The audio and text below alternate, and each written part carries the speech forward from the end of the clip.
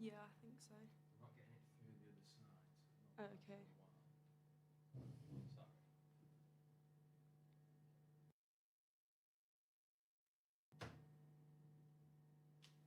Do you want to just start speaking into the mic? Yeah, That's okay. that's fine.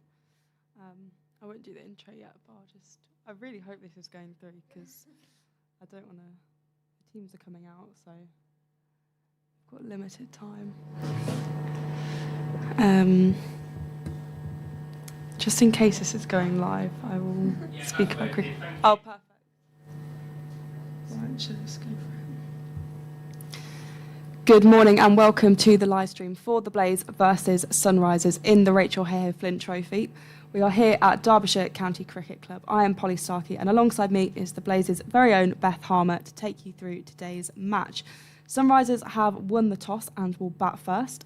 Here are today's lineup, starting with the home side, the Blaze. Tammy Beaumont and Sarah Bryce will open the batting, followed by Catherine Bryce, Marie Kelly, Orla Prendergast, Ella Claridge, Lucy Hyam, Kirsty Gordon, Josie Groves, Cassidy McCarthy and Grace Ballinger.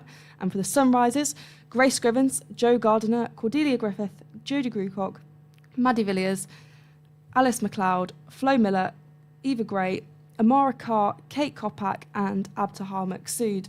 The competition is very much alive with all teams able to qualify for the semi-finals. Sunrisers sit on 30 points, giving them a 91% chance of qualifying, while the Blaze are on 23 points ahead of today's game, with a 25% chance of reaching the semi-finals. We'll start here with Grace Ballinger opening the bowling for the Blaze from the racecourse end. The teams are out in the middle and the umpires are ready to start play. We've got Grace Scrivens, who will face the first ball of the day with Jo Gardiner at the other end.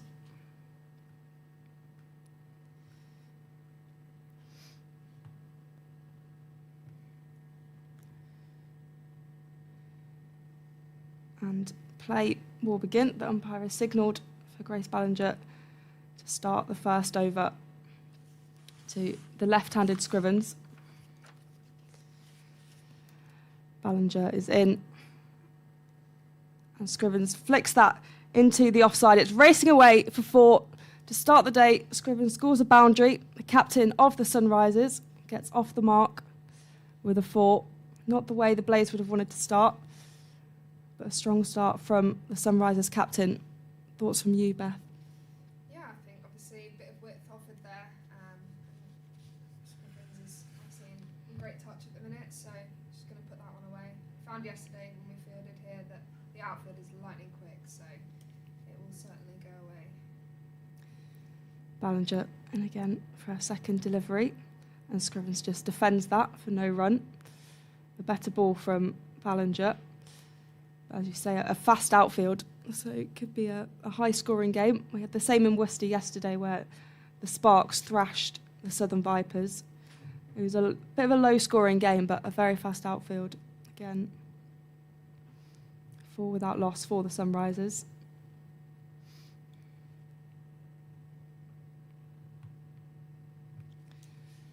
Ballinger to Scrivens. That's defended for no run. 2 dot balls from Ballinger. And Much better line from Grace there, I think. A bit straighter, not giving Scrivens any width. Can play out that ball. We've got a gully in, a deep third and a backward square. So just looking to entice her to play out that little bit wider one, and hopefully Ella Claridge can take a good catch at gully. Ballinger steaming in. Scrivens the left-hander, and that's just flicked off the pads into the leg side. It's racing away to the boundary and will get there just about. A diving fielder in pursuit, but it's the second boundary of the day for Scrivens. A well-timed shot and the fast outfield just taking it over the boundary for 4. Brilliant effort from Josie Groves out there. Did a lot of leg work from backward square, but just couldn't stop it. Part of the boundary slightly out of our view at Derbyshire County Cricket Ground. Ballinger in again. Scrivens poised. That's flicked into the offside. fielding done within the ring. Be a dot ball. As we mentioned, it's an exciting game today because Blaze can keep their qualification hopes alive, and Sunrisers look likely to head through to the semi-finals. But Blaze can cause a net upset and get into that top 4. Ballinger charging in, and that's gently guided into the offside by Scrivens. And that's the end of the first over. The Sunrisers are 8 without loss, thanks to those 2 boundaries from Grace Scrivens. It's been a good start for the Sunrisers, but there were a couple of good balls from Grace Ballinger, those dot ones in the middle. Yeah, definitely. I think Grace looks to target the stumps, naturally swings it into the right-handed batter, so with that one going away from Scrivens, she is just looking to get that little edge. Start from Sunrisers here. We're going to see Catherine Bryce from the City end, just putting her fielders in the places she wants. Catherine Bryce, who will be leading her Scottish side to the World Cup in the UAE in a couple of weeks, which is very exciting. Scotland qualifying for their first ever World Cup. And will also face England on the 13th of October, which is very, very exciting, a great matchup. Of course, there's a strong Scottish contingent in the game to date, with Kirsty Gordon, Catherine Bryce, Sarah Bryce and Abtar Maqsood, who will all feature today for the Blaze and the Sunrisers. Apologies. Catherine Bryce into bowl. That one's just worked off the legs by Jo Gardner down to Grace Ballinger at fine leg. Easy single to start with. Field, we've got for the right-handed Jo Gardner is a deep fine leg and a deep mid-wicket. That will change for Scrivens. 9 without loss for the Sunrisers. Right-hand, left-hand combo to start with is always always long as a fielding group. So changes have been made. Still got that deep third. Seems to be the only fielder I can see out at the minute. Could be one hiding somewhere that we can't see. Could be one hiding down below us, but we've got a bit of a restricted view up here, so. Still just working out the field. Grace Scrivens having a little look around. Bryce into ball. That is a wide ball. Top edge will go down to third man. Don't think the Blaze will mind that. Scrivens gets through for a single, but as we've seen for both Ballinger and Bryce, that gully is in place. So clearly a little bit of homework has been done. Maybe that's where Scrivens may get out a lot of the time early on. So done their homework. Bryce into bowl, fuller delivery, almost a Yorker. Well dug out though from Jo Gardner. That was a really nice delivery.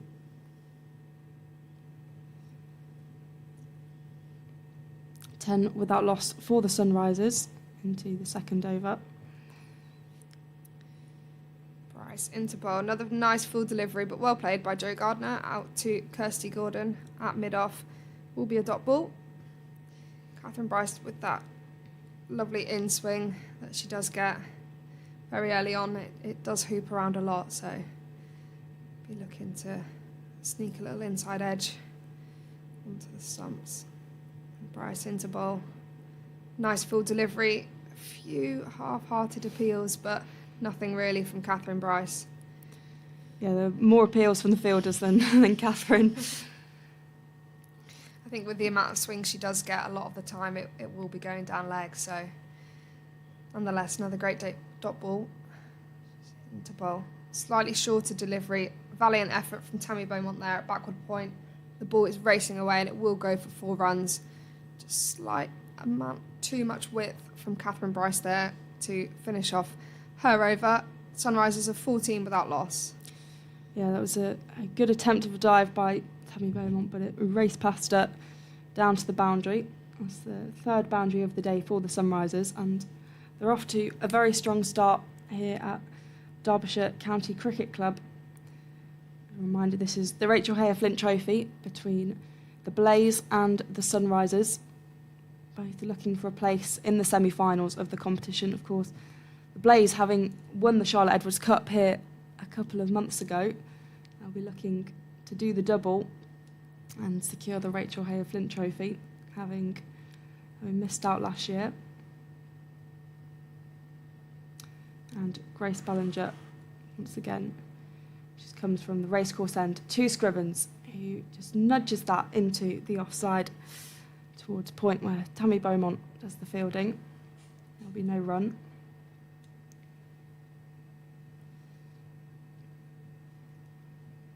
Boundaries are pretty big here, I'd say. But obviously with the outfield racing, it's never a bad thing, especially as a bowler, I'd say. Scrivens just looking around, seeing where the fielders are being placed. We mentioned that left-hand, right-hand combination for the Sunrisers openers. Ballinger steaming in from the racecourse end. Scrivens has a swipe at that, but it goes through to Sarah Bryce. So a couple of hands on heads, thinking there may have been an edge. It just dropped a little bit short anyway. 14 without loss.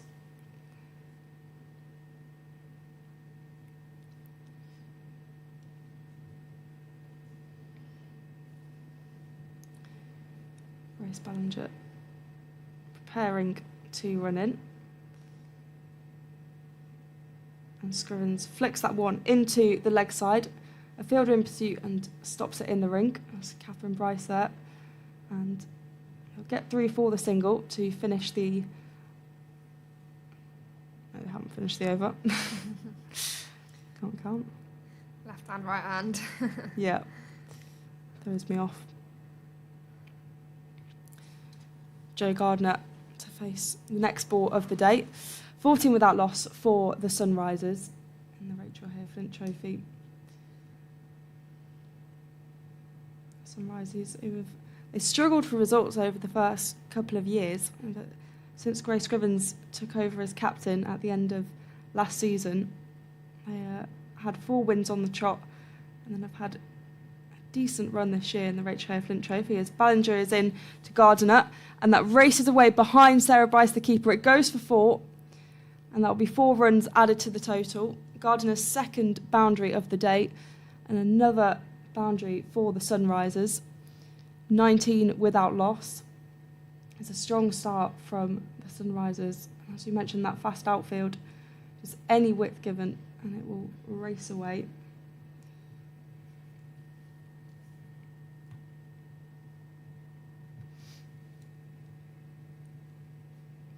Ballinger, who conceded 8 from the first over.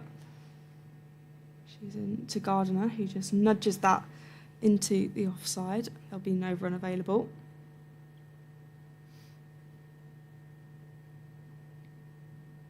Yeah, better line there from Grace Ballinger, just allowing that ball to tail in last minute to the right-handed batter, but well played from Joe Gardner on this occasion. Gardner poised as Ballinger comes in past the umpire. Once again nudged into the offside for no run. And that brings the end of the over. Score 19 without loss at the end of the third. The Blaze, of course, needing a win here. They have a 25% chance of reaching the semi-finals. And that is courtesy of the Cricket Her Weekly and their magic machine, which can figure out all the percentages of qualification and probability. And I think it will be Catherine Bryce from the City end to bowl the next over.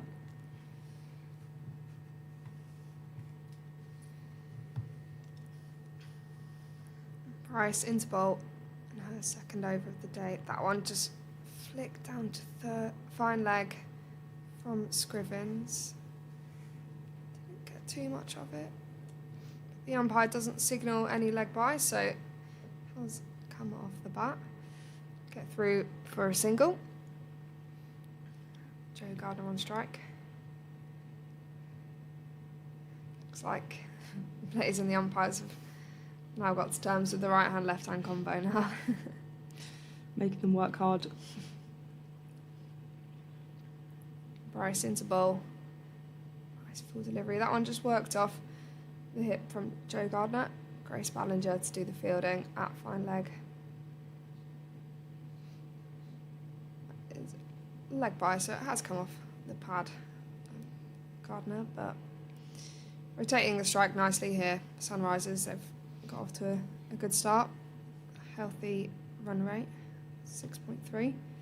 I'll look to just continue to do this. Bryce into bowl. Much better line there from Catherine. Fielding done by Josie Groves. Will be a dot ball.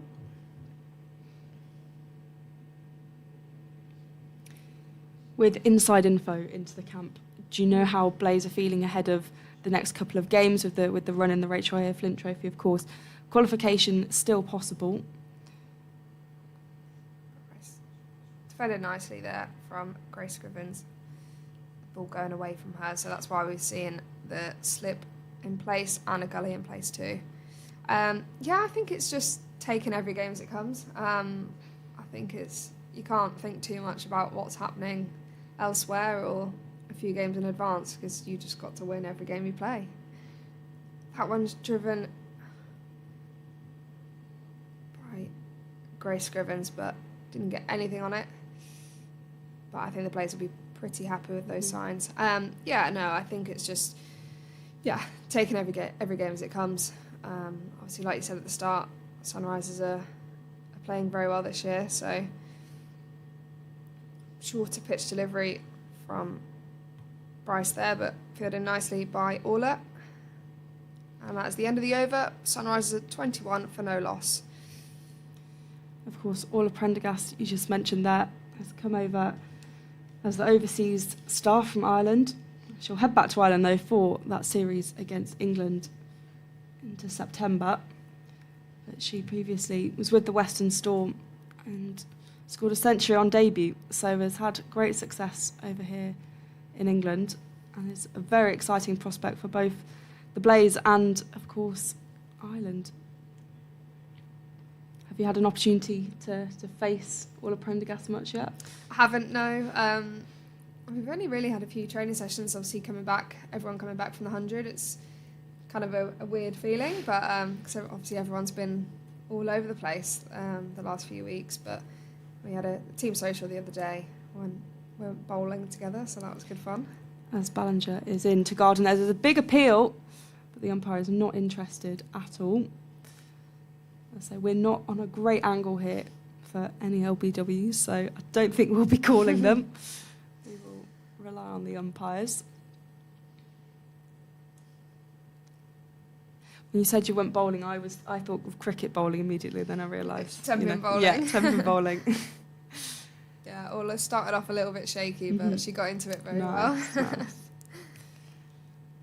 it'd be Grace Ballinger from the racecourse end here at Derbyshire County Cricket Club.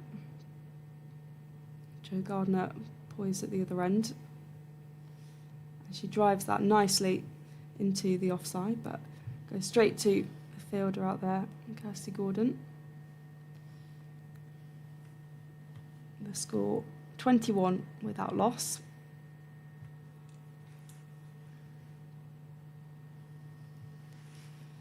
It's deceptively cold today. We've got quite nice, there's a bit of cloud around, but some blue skies peeking through, but there's a bit of a breeze and it is quite chilly. As you can tell, September's around the corner as Ballinger is racing in, and that's defended into the pitch. No run available.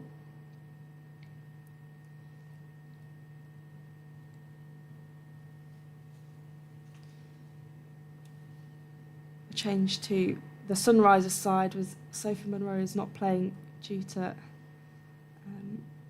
against her former team.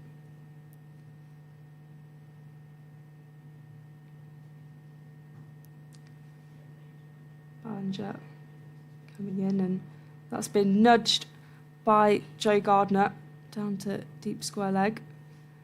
They'll take the single.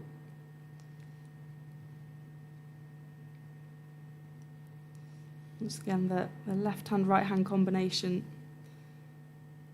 making the fielders and umpires all over the place. 22 without loss.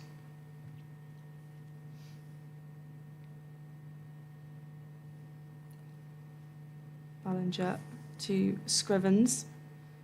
That goes straight through to Sarah Bryce. Has a waft at it, but doesn't get anything on it. It's a better over from Ballinger.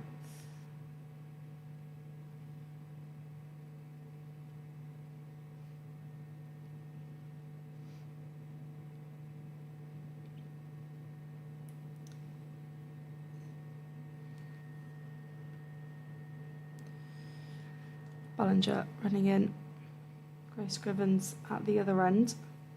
That's been flicked. It beats the fielder on the offside. But there's a fielder out there in the deep.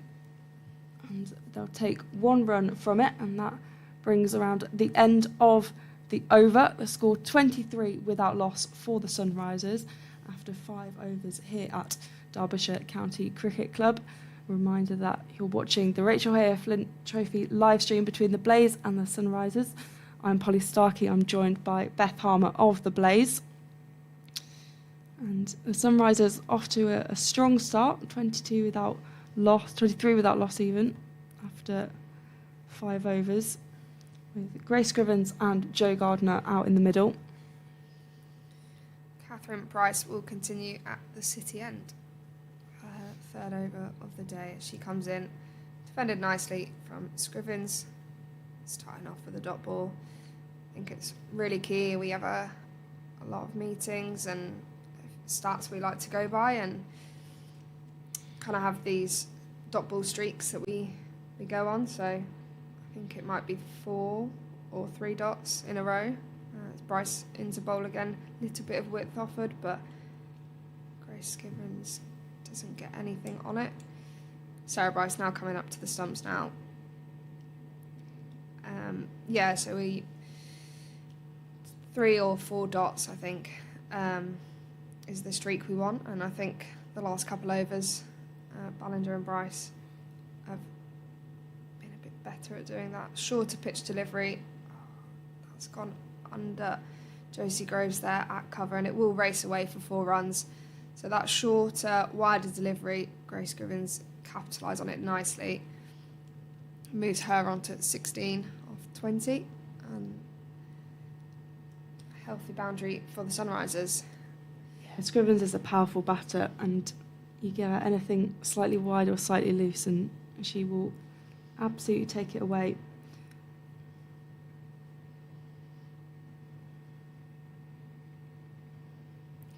Bryce into bolt, fuller pitch delivery, well fielded there from Cassidy McCarthy at extra cover. It's obviously quite handy. We've had quite a few games here this year, obviously with the final and semi-final, and training on it yesterday, but it's very hard outfield. I think there was a few that we fielded yesterday and they bounced over our heads. So it's always good to get a pre-match prep in and figure out not only what the pitch is going to do, but the outfield as well. So field change, Tammy Beaumont comes out of slip region and goes into another cover. Bryce into bolt, shorter delivery again. Scriven looks to cut the ball but doesn't get a touch on it. It's very handy having Sarah Bryce with the gloves behind the stumps. She stand up to pretty much anybody, so just stops the batter from moving about in the crease a bit. Bryce into bowl, shorter delivery, work to square leg in the ring, but all Prendergast does the fielding. Will be a dot ball to finish that over. Sunrisers are 27 for no loss. 4 runs from the over, just that boundary from the third delivery from Catherine Bryce. Grace Scrivens, she actually made her list A century against the Blaze about this time last year. So clearly is the time she likes to score runs. And of course she slightly controversially didn't get called up to either of those England sides for the Island series. She may have been offered it and may have turned it down, but we don't know if that's the case. But captained England under-19 at that inaugural Women's Under-19 World Cup 18 months ago, as Ballinger is in to Gardiner and signalled a wide by the umpire.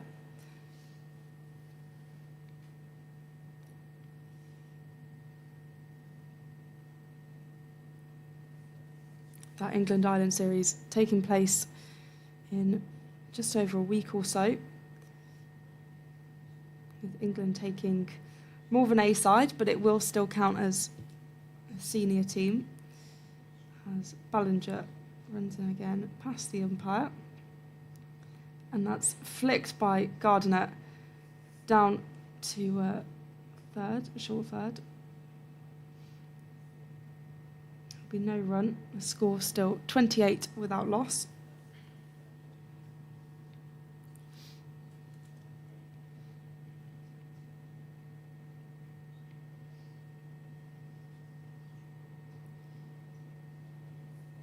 Grace Ballinger, you can see the wind from everyone's hair flying in the wind. It's probably quite chilly out there as Ballinger charges in.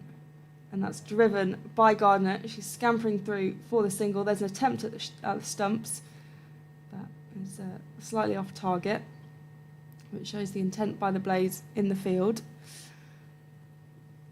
29 without loss. Yeah, just having those dot balls to finish the back end of Bryce's over and the start of Ballinger's just applies that little bit of pressure.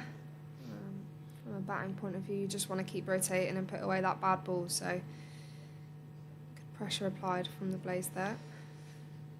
Ballinger to Scrivens. Scrivens just has a shy at that, but it goes through to Sarah Bryce, who mentioned a very reliable wicket-keeper behind the stumps, also playing for Scotland and will be heading to that World Cup in the UAE.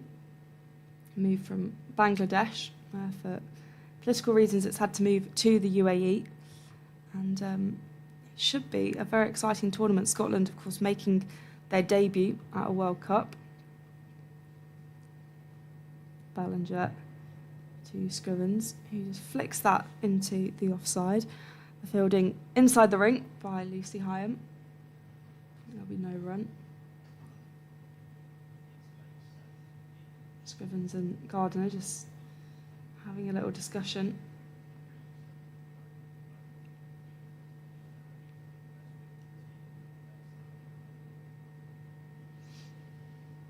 Ballinger heading back to the top of her mark.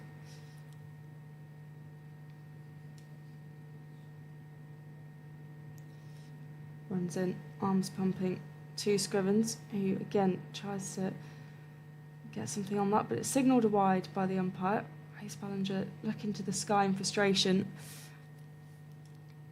20-30 without loss. Even.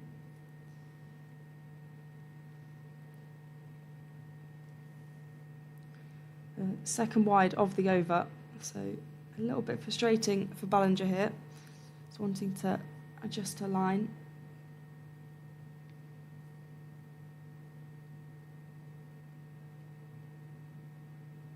Ballinger to Scrivens, and she edges that behind her, and it's racing away to the boundary. That fast outfield doing its work, and that's gone for 4. It went down to the boundary at third, and Ballinger can't quite believe it. She's a little bit frustrated. I think she might be laughing, which is a good sign. I think it's always the case when you probably should say it herself, doesn't want to be conceding those wides at the start and then bowls a decent ball to get an inside edge and it races away for 4. I'm sure it's probably the most frustrating thing as a bowler. Yeah, okay, so you have to laugh or cry. I guess laughter's probably a bit better. As Ballinger is ready for the comeback to Scrivens. He just edges that into the offside. There'll be no run. So a good way to finish her over. The score 34 without loss. So 7 conceded from the over. I think that's what's great though about Grace is she shows that emotion, but I think it's always good to see someone that cares and wants to do the best job they can for a team. She's a great person to have around camp, so she'll be looking to try and get that breakthrough in the power play. Bryce will continue at the City end.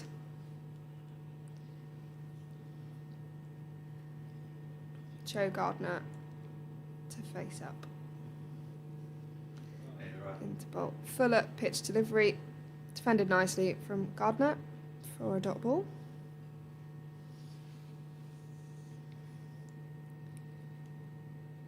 Joe Gardner, who's been at the Sunrisers from the very start. So I think it will be strange for a lot of the players to say goodbye to these regions. They've existed for about 5 years or so.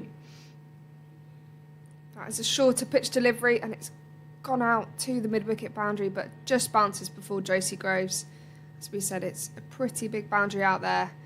Was in the air for a while but does bounce short of Josie Groves. Just be the one run. Grace Scrivens on strike. Bryce into bolt.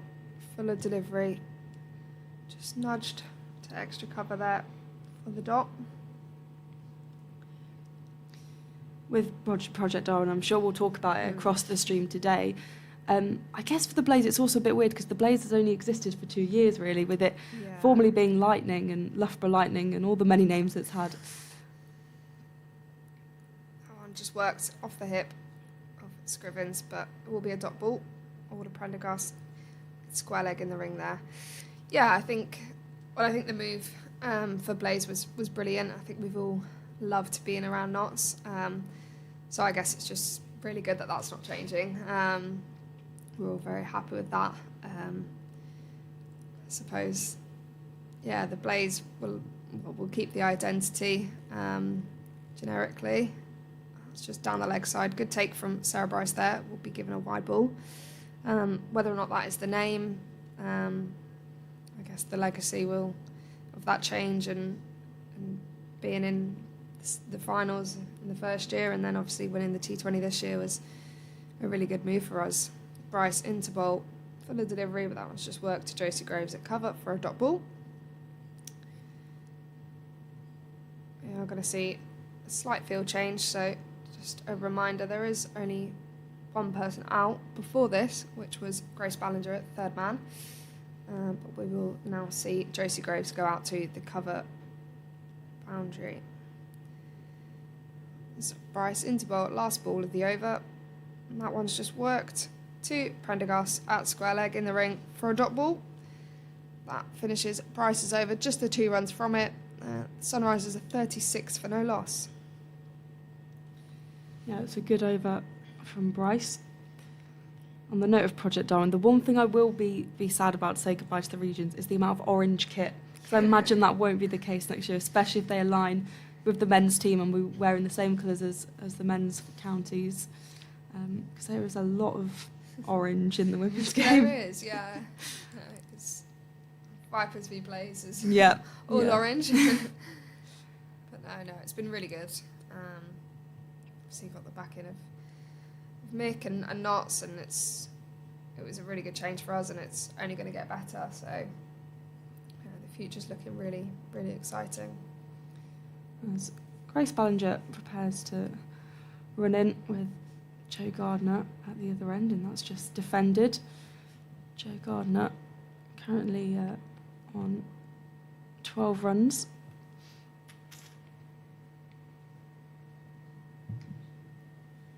I suppose the regional system as well has marked that transition into professionalism, and now that's going to continue with Tier 1 and somewhat with Tier 2. It's really developed the women's game in the last 5 years or so, as Ballinger is steaming in. And once again, just defended it slightly aerial. But there'll be no run available for Jo Gardner. Score 36 without loss. Yeah, Ballinger won't mind that, I think. With the in-swing she gets, see Gardner just slightly inside edge that, so a bit of late swing from Ballinger. She'll be looking to get a bit more and get between the bat and pad. Ballinger to Gardner, who drives that down the ground into the offside. There'll be no run. It's a better over from Ballinger here. 3 dot balls on the trot. 37 without loss.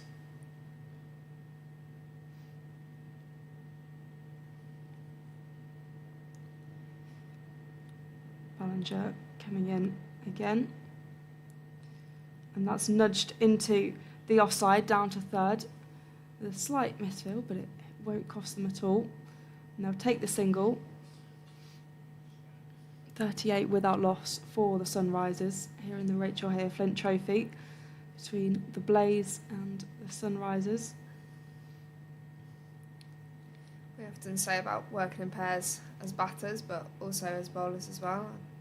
I think it's just the 3 runs conceded off the last 10 balls, so Grace will be looking to finish these last 2 balls well. Ballinger from the racecourse end to Scrivens, who nudges that into the leg side. Catherine Bryce quick with the fielding.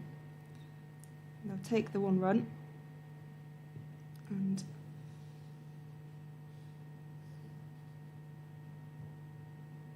time again, the left and right hand.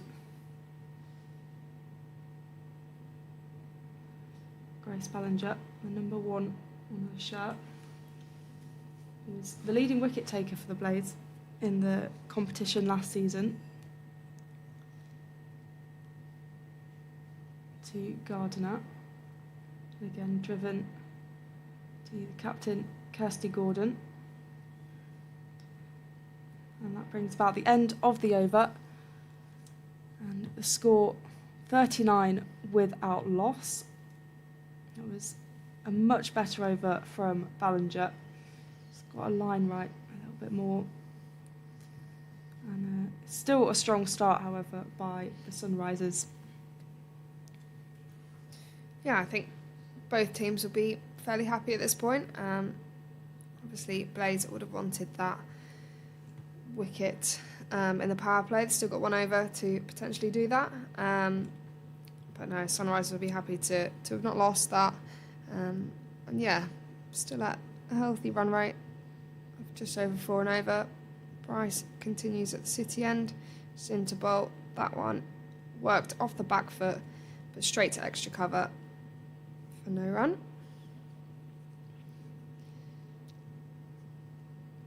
It's just the 4 runs from the last 2 overs, which has really helped the Blaze just slow it down a little bit. Oh, and that's caught and bowled. A top edge, leading edge from Grace Scrivens there, and well held from Catherine Bryce. And that is the wicket in the power play that the Blaze would have wanted. That pressure of just the 4 runs coming from the last 2 overs. Scriven looks to work that one on the leg side, and it's straight back to Catherine Bryce. That's a really crucial wicket. Grace Scrivens, the captain, having to head back. She just kind of shadow batting with a shot she wanted to play.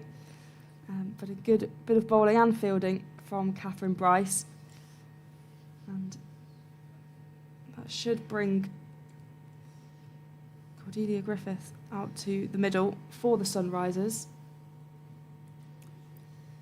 I think that's that working in pairs, going very nicely. We're just seeing it on the replay now. Yeah, Scrivens just looking to work that to mid-wicket. Just gets that leading edge. Relatively simple catch for Catherine Bryce there. Always hard to judge though when it comes back at you. Nice little jump. Yeah, Cordelia Griffiths joins the crease. 2 right-handed batters, which is always pleasant as a fielding unit, and I'm sure for the umpires as well.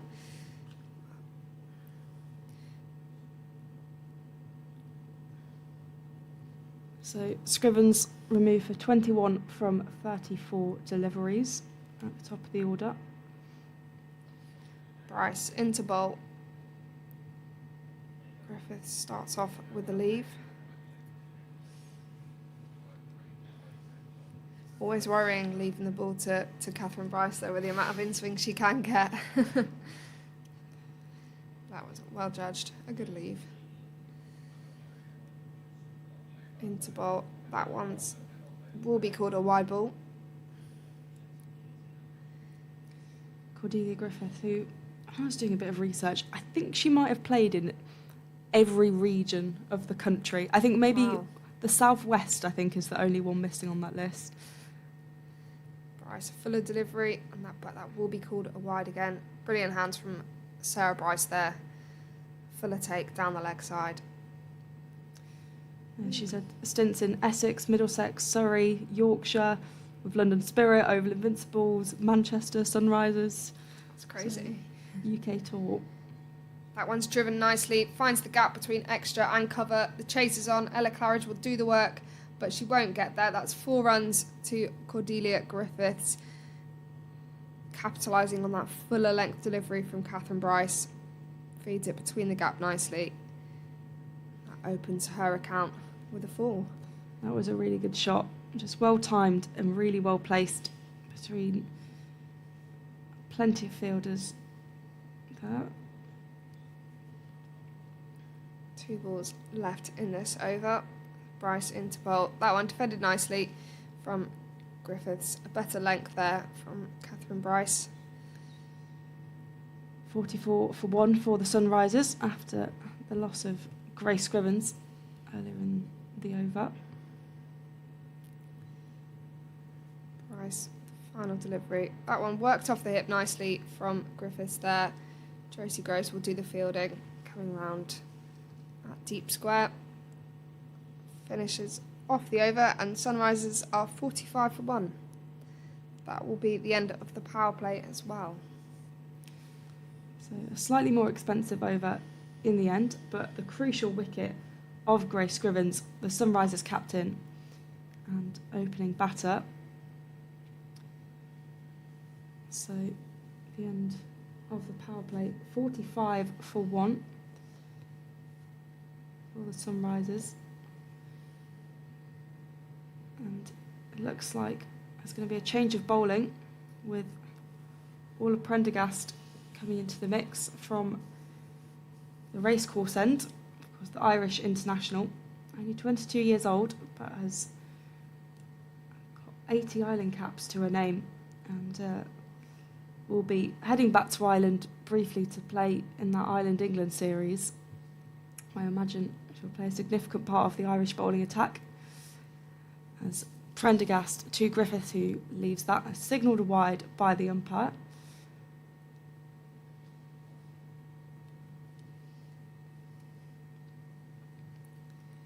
Prendergast, who is a very good all-rounder, made a first ODI century recently in Belfast against Sri Lanka. Prendergast in to Griffiths, who drives that, doesn't manage to get past the ring, and there won't be a run. The score 46 for 1. Nice looking shot there from Griffiths. I don't think she'll be too unhappy with that. Looking to time that ball nicely. Still got that gully in place. Deep third and a deep square leg. Prendergast to Griffiths, who swipes at it, but it goes straight through to Sarah Bryce behind the stumps. Prendergast, who unusually is teammates with the Bryces for once, often found playing against them in Ireland-Scotland matches. Of course, Ireland didn't qualify for the World Cup, with Scotland beating them qualifier. Prendergast, number 84 on a shirt, and there's an appeal from Sarah Bryce and Grace Ballinger, but the umpire's not interested. Orla wasn't very interested either. It's Which always is usually good a sign. Yeah, always a good sign if the bowler doesn't appeal. Prendergast just making her way back to a mark. 46 for 1 here in Derby. Prendergast elbows pumping as Griffiths defends that one down the pitch.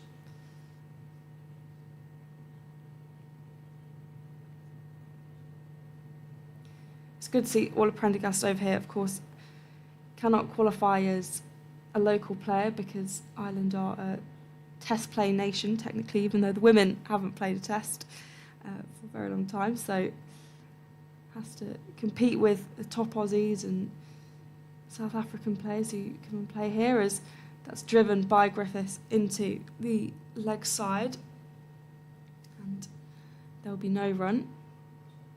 So other than the wider, a very good over from Prendergast.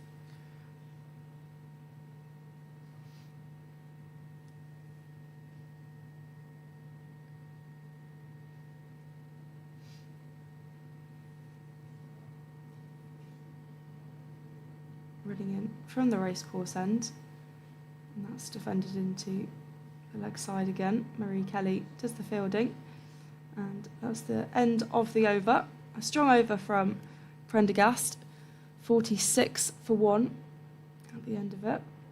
And we'll bring you scores from elsewhere because Western Storm are playing the South East Stars and are currently 56 for 2 after 12 overs. Sophia Smale out for 3, Emma Corney out for a duck, but Sophie Luff currently 20 not out and Fran Wilson 23 not out. So a little partnership being built there.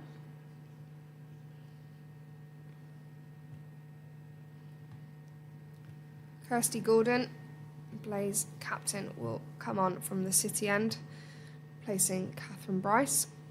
See, she was the breakthrough with that first wicket. See a deep square leg in front and a deep cover. Gordon into bowl, played off the back foot, straight back to Tamia, extra cover for a dot ball.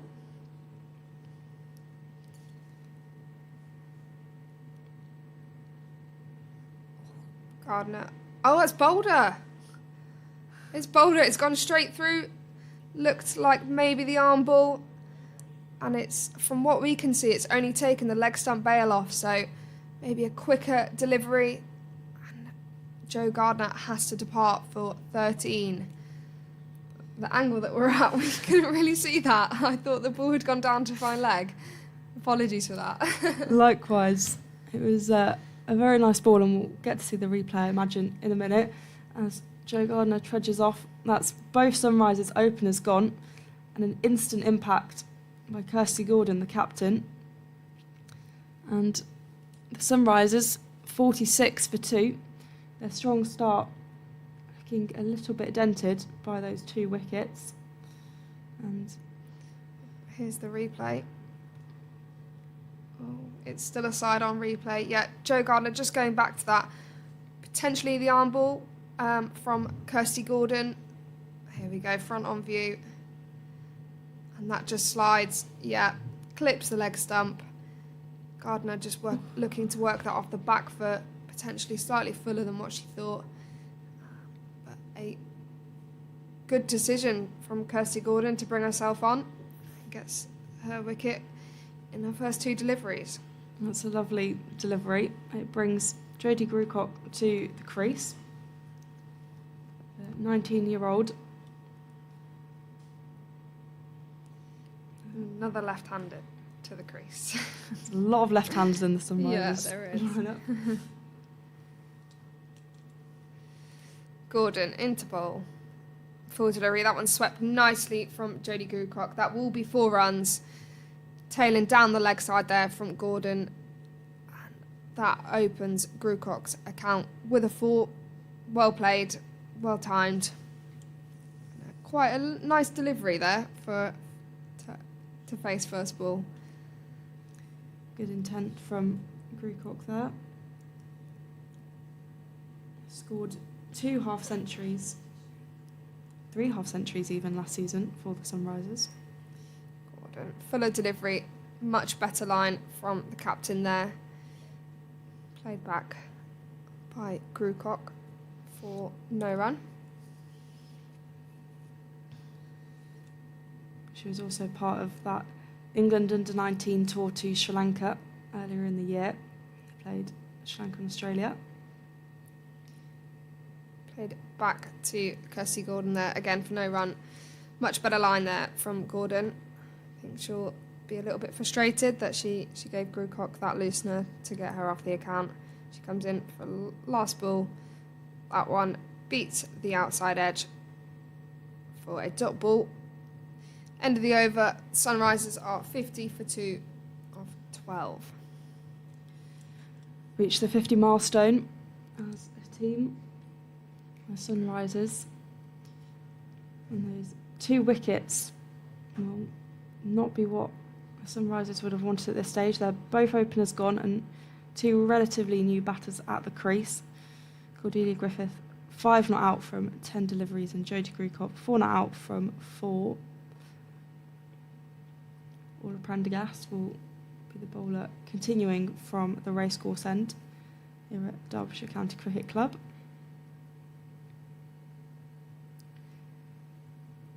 Prendergast to Griffiths, who just nudges that into the offside. There'll be no run.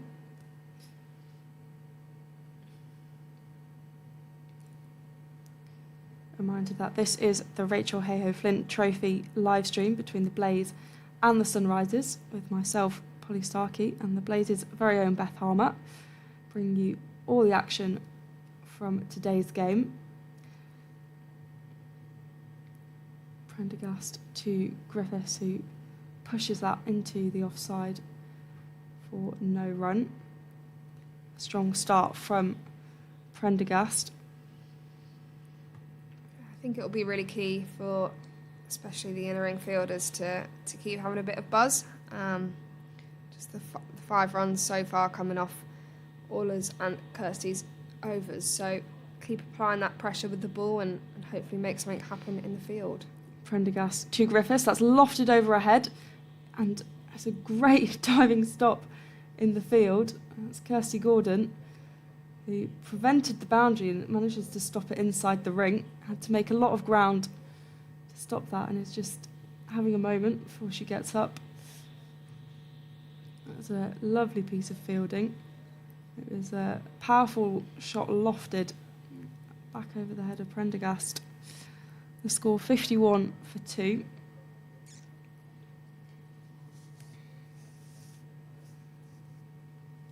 The field just adjusting for the left-hander Jodie Grewcock.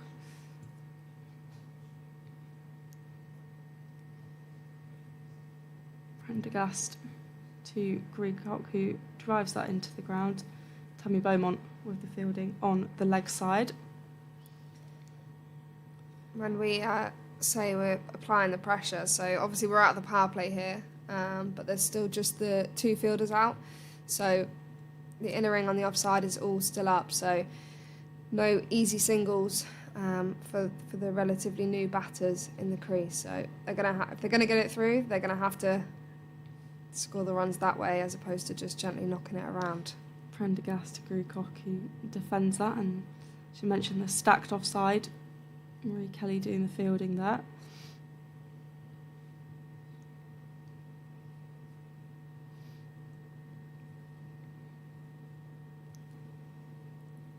(51 for 2). Prendergast only conceding 1 from this over so far. Prendergast to Grewcock, who flicks that past the ring. It races away to the boundary, a deep backward point, and that will go for 4. That was a good, strong shot from Jodie Grewcock and just pierces the field, missing all those fielders on the inside the ring. And that signals the end of the over. 55 for 2 for the Sunrisers. Yeah, played nicely there by Grucock. Potentially a little bit too much width. Allows her to just free her hands at the ball. And well in control to place that between the packed offside field. Gordon will continue at the City end. Still applying that pressure with the offside ring.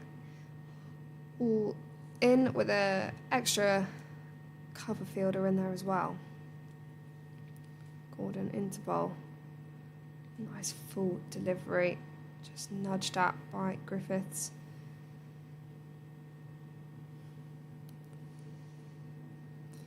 The word from outside is that it's incredibly windy. And it's coming from our end, the media centre. 2 good balls to start with from Gordon there. Bringing Griffiths out of the crease. Try and find a way to hit that front pad or sneak one through there. And again from Gordon, hands on the head. Do you feel like something is coming here? Whether that be a release shot or a wicket for the Blaze. Yeah, the pressure is building, and that field is rather intimidating. Gordon signals to... That's just straight down the leg side. I'm not sure if Griffiths has got a touch to it. Grace Ballinger will do the work, and they will come back for a comfortable 2. Just seeing whether it will be given as runs. We see Gordon signalling to mid-on and mid-off just before that ball was bowled. She felt like the release shot was coming. She said to them, sit on the ring. So, Gordon in. Much better delivery. Pushing Griffiths out of the crease, but just nudging it to finish off the over nicely. Gordo pushes Catherine Bryce out at cover boundary. That one's just defended nicely by Griffiths for a dot ball, and that finishes the 14th over for the Sunrisers, and they are 57 for 2. Rapid over from Gordon, getting through deliveries quickly. The Sunrisers, those 2 wickets down. The loss of Grace Scrivens to start with. The caught bowled by Catherine Bryce and Kirsty Gordon having instant impact, removing Jo Gardner. But now Cordelia Griffiths and Jodie Grucock both on 8 out in the middle, and Orla Prendergast will continue once again from the racecourse end.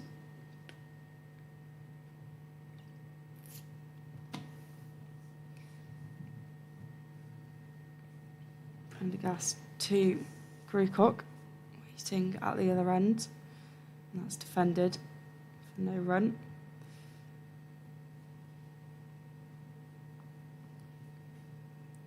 Imagine it's long going from the 100 to then these players being out there for 50 overs. Yeah, I can A lot to imagine. adjust to. And suddenly there aren't pyrotechnics and 10,000 people watching. All the music as well. Yeah. And, yeah. Prendergast in, and is defended into the offside by Grucock. Orla Prendergast effective so far in slowing that run rate, but she'll be looking for wickets.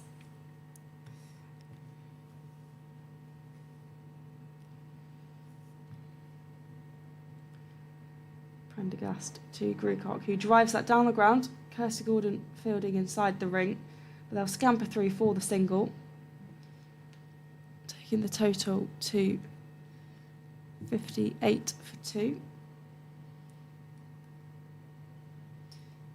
Yeah, one thing I said at the start is we've done a bit of fielding on this ground that was just bobbled right in front of Kirsty Gordon there, so it didn't go in the hand cleanly.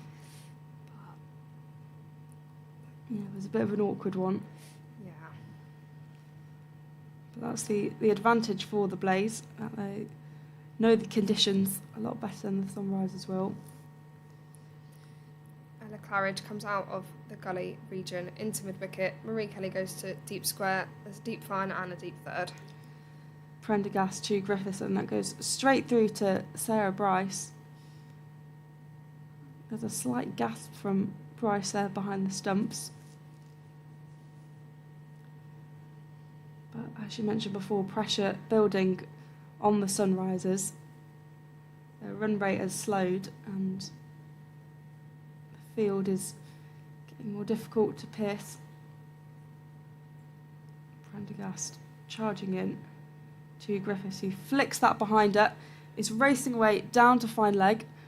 The fielder there to stop the boundary, but they managed to take the one run from it. 59 for 2.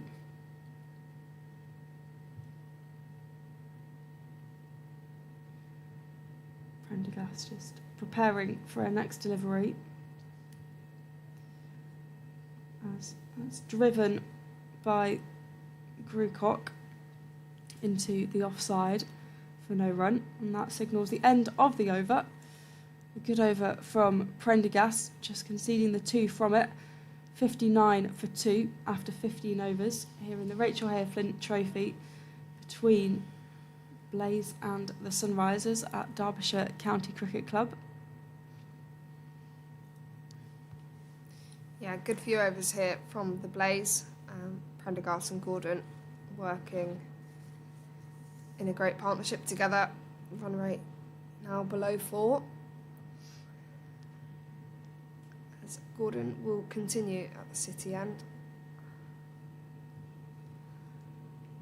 Full delivery. That one worked off the legs by Griffiths for a single. Out to deep square leg.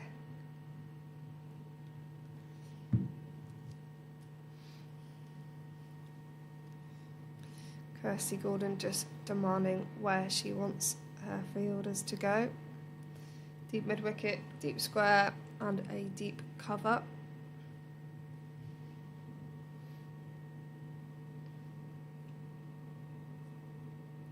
Fuller pitch delivery, that one hit straight back to Gordon for a dot ball. You can see the Derbyshire flag in the distance, quite indicative of how windy it is out there. Played nicely there from Grucock. 2 good dots there from Gordon. Be looking to keep applying that pressure. Gordon in. That one swept nicely again from Grucock, but there is a fielder there, Catherine Bryce, to do the work at deep square. Get through comfortably for a single. Kirsty Gordon, who interestingly turned down the decision to go to Ireland to play in the England series in order to captain the Blaze. Griffiths down the track, hit firmly, and that will be 4 runs. Using her feet well, quickly to the ball. Goes through that shot nicely. 4 runs to her. Seeing it on the replay now. Just floated up nicely, but gets to the pitch the ball well and strikes it very well indeed. Sunrisers move to 65 for 2. Gordon in again. A sweep shot from Griffiths. Josie Groves doing the work out there and does very good work to restrict that just to a single. As we said, pretty big boundary out there. Good foot movement to get to that ball nice and quickly. Griffiths moves on to 15 off 24 balls, and the Sunrisers are 66 for 2 off 16. A decent over from Gordon, other than that boundary there from Griffiths, which was a neatly played shot and powerful. The Sunrisers slightly finding their groove a little bit again. Orla Prendergast will want to continue the pressure she started building earlier on and find that breakthrough. Prendergast to Griffiths, who flicks that off the pads and down to square leg, just behind the umpire. Catherine Bryce passing it back to Sarah Bryce.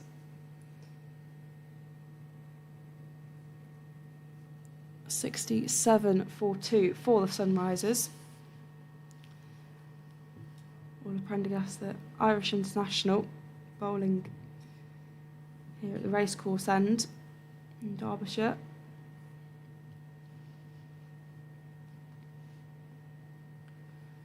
Prendergast to the left-handed Grewcock, who nudges that into the offside.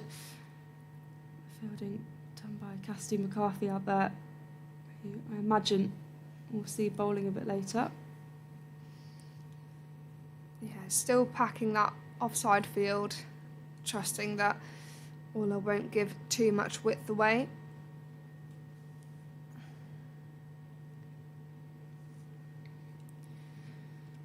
Prendergast in, and that's defended, the pose held by Jodie Grewcock. Be a dot ball.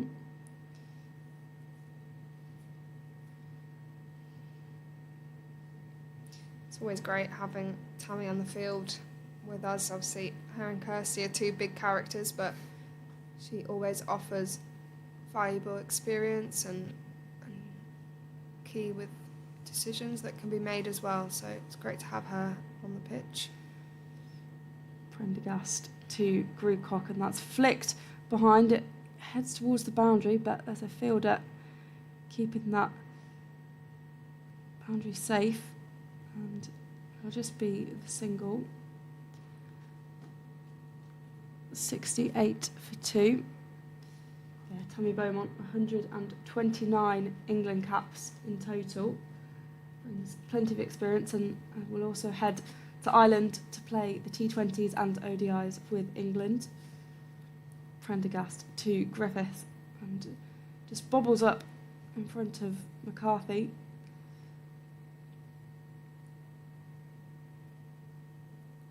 .68 for 2, the score remains.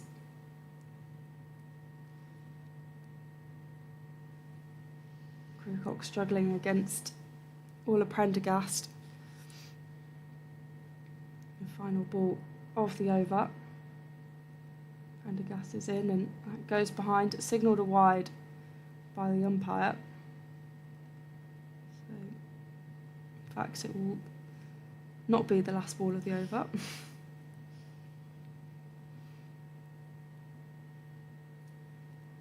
Prendergast just taking a moment to think about where she's going to place it. Runs in to Griffiths, who flicks that up in the air. It's heading out to the boundary at deep mid-wicket, but Catherine Bryce is out there to prevent that. The 1 run to finish the over. So 70 for 2 for the Sunrisers after 17 overs. Yeah, I think the boundary fielders are going to be doing a lot of yards today. But really good work from Catherine Bryce in that over, and Josie Groves now out on the deep mid-wicket boundary. So Gordon will continue. Griffiths to face. That is a sweep shot. Worked fine. There is no deep square out. It's going to race away, and it will just reach over the boundary for 4 runs. Griffiths capitalising on that leg side delivery, slightly shorter pitched, and worked away nicely. I think Gordon will be frustrated to allow the 4s at the start of the over. Just allows the Sunrisers to get into the over nicely. So that one's just nudged to Ella Claridge at point. Luckily, Catherine Bryce was right behind her as she did miss the ball. It happens. It does happen. We see Catherine Bryce going out to the deep cover boundary now. As Gordon is in. Fuller delivery. Almost sneaks through there. Better delivery from Kirsty Gordon there. 74 for 2 for the Sunrisers.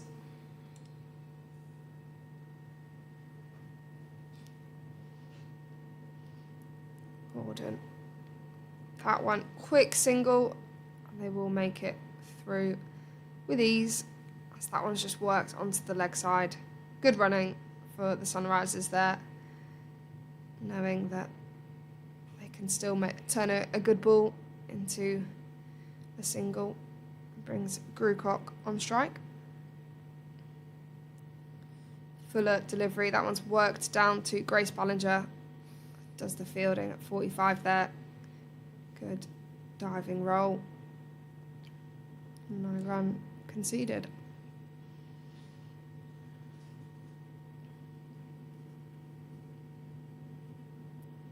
Gordon down the leg side again. Grucock hits that nicely. Good stop from Catherine Bryce there. What you said earlier on, the field was a bit unpredictable, and that certainly was. It sent Catherine Bryce the wrong way. But a good bit of fielding from her. Sunrisers move on to 76 for 2 off 18 overs. Scores elsewhere, and keep you updated on Western Storm versus the South East Stars down in Beckenham. Western Storm are 86 for 2. Sophie Luff and Fran Wilson building a nice partnership, both 33 not out and 35 not out respectively. So having a solid start there with Tilly Courtine-Coleman taking the wicket of Emma Corney early on, and a run out by Paige Schofield to dismiss Sophia Smale at the top of the order. Back to here in Derby, 76 for 2 after 18 overs, and it'll be Cassidy McCarthy to bowl her first over of the day, with Jodie Grucock at the other end. McCarthy to Grucock, and that goes behind Sarah Bryce, and she misses it, and that races away for 4. It's signalled a 4 by the umpire. Might be a slight inside edge there. That looked very close.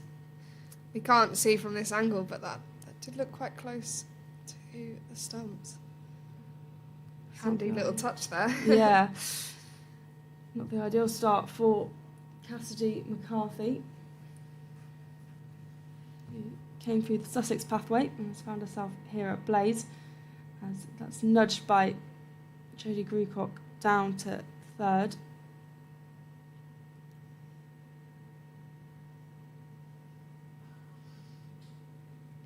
Cass has good pace. She's been given opportunities this year. She's taken them. Good pace allows her to bowl that bouncer. She's got quite a few wickets from doing that this year. Gets good movement on the ball as well. McCarthy, number 6 on her back to Griffiths, who swipes at that, but it goes through to Sarah Bryce. Better recovery after the 4 to start her over. Played 2 matches last season and has become a bit more of a mainstay this season in the Blazers side. McCarthy to Griffiths, who flicks that into the leg side. That's a quick throw at the stumps, but safely scamper through for the single. The score 82 for 2.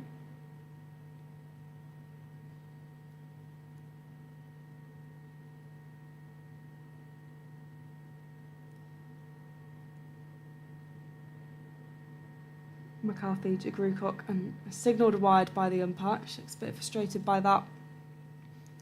There was a play and a miss from the Grucock at the other end.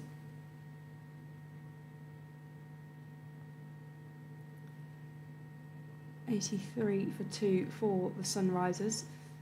They're steadily approaching that 100 milestone. McCarthy to Grucock, who gets an edge on that and stays inside the ring. There won't be a run available. Just at a point.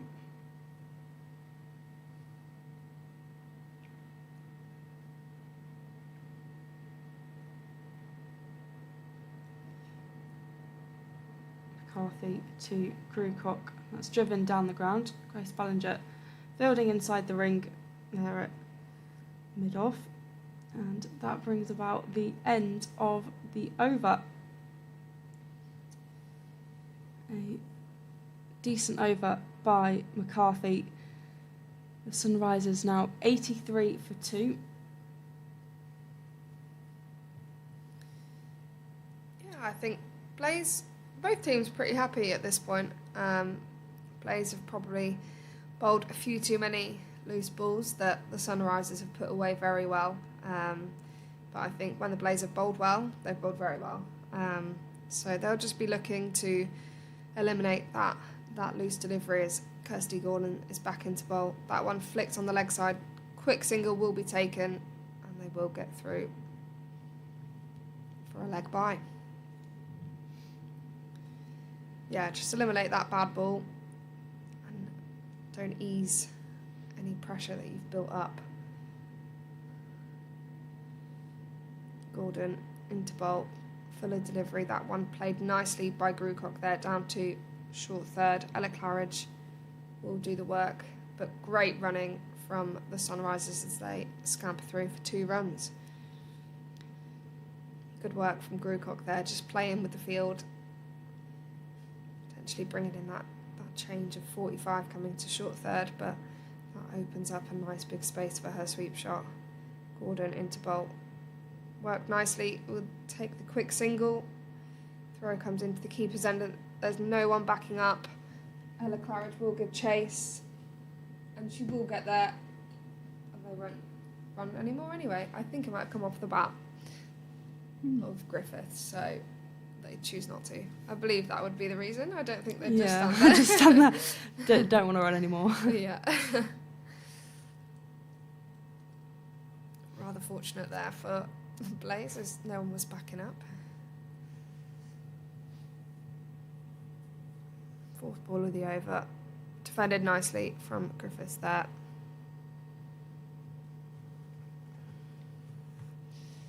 Marie Kelly sent out to the long on boundary.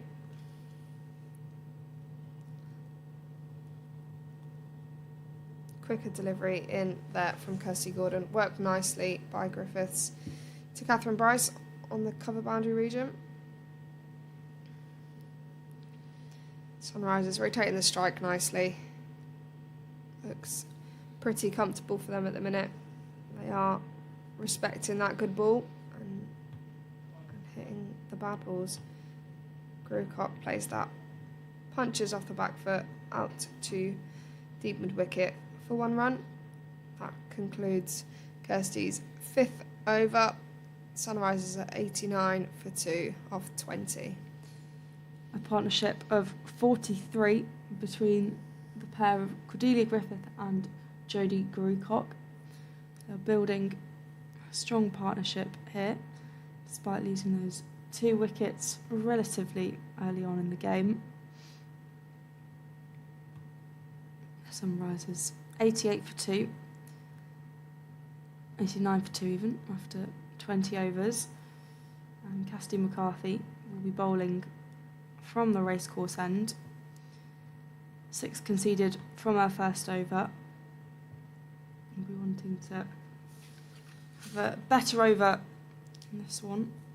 Just having a discussion with the captain, Kirsty Gordon, perhaps adjusting a field.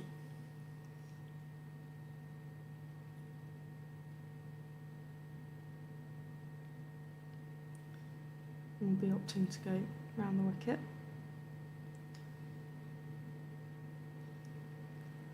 Bowling to the left-hander of Jodie Grewcock.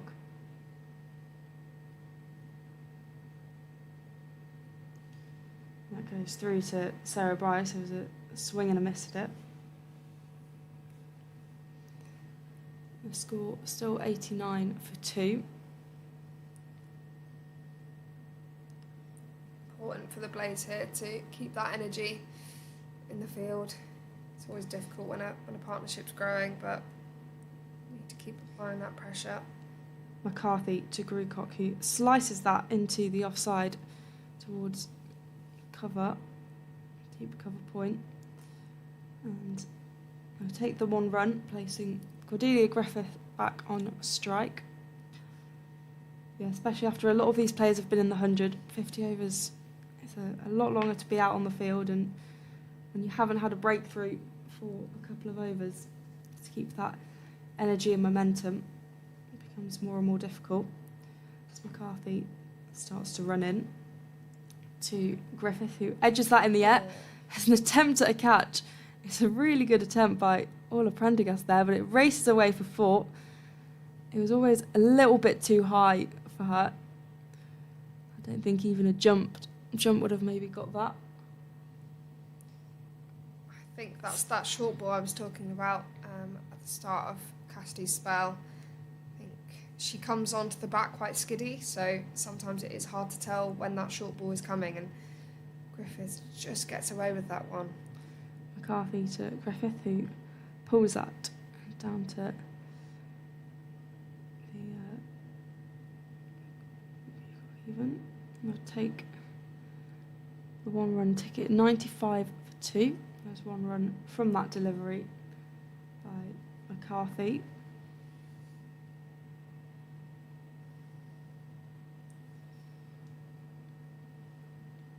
Grewcock back on strike. She pushes that into the leg side. Kirsty Gordon collecting that and preventing too much damage. The 1 run, 96 for 2, edging towards the 100 milestone. 50 partnership as well. Great work. Cassidy McCarthy, as that one just goes behind to Sarah Bryce there. There won't be a run, and that's the end of the over. 21 overs gone, and the Sunrisers are 96 for 2. Cordelia Griffith on 28 and Jodie Grewcock on 25. As Beth mentioned, that 50 partnership coming up.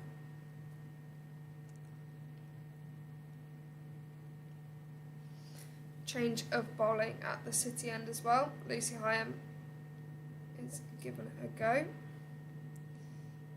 with her right arm off spin. Can't say whether there's been any turn here today because we can't see from this angle. But if there's anyone that is going to turn it, it will be Lucy Hyam. Took 13 wickets in the competition last season. Had a good outing with the ball. Of course, eventually in a losing cause for the Blaze. Interval. First delivery just slightly short, and that's well punished from Jodie Grewcock, hitting that to a straight mid-wicket region. Punished first ball. I think it will be interesting to see how many boundaries have been hit off the first ball of every over. I think that's probably one downpour that the Blaze have had so far. Just that loosener to start off with, and it just releases so much pressure as a batter. Hyam comes into bowl again. That one worked nicely by Grewcock. Some intent with the running on that first run, but well fielded there from Orla. Yeah, it just eases that pressure. Already 5 off the over and still got 4 balls left, so it just means you don't have to do anything silly. Yeah, I think that's the 4th over where it started with the 4, and on other occasions there have been wides to start the over. Yeah. So an area to improve for the Blaze. But past that 100 milestone, 101 for 2 for the Sunrisers. Hyam into bowl. And there is that spin that we see, just turning down the leg side, called a wide. So that will be rebowled.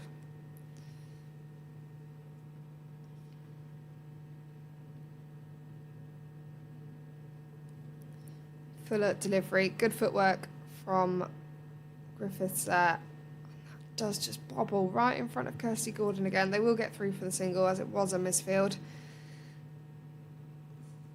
Unpredictable outfield here at Derby. Always makes it more interesting though.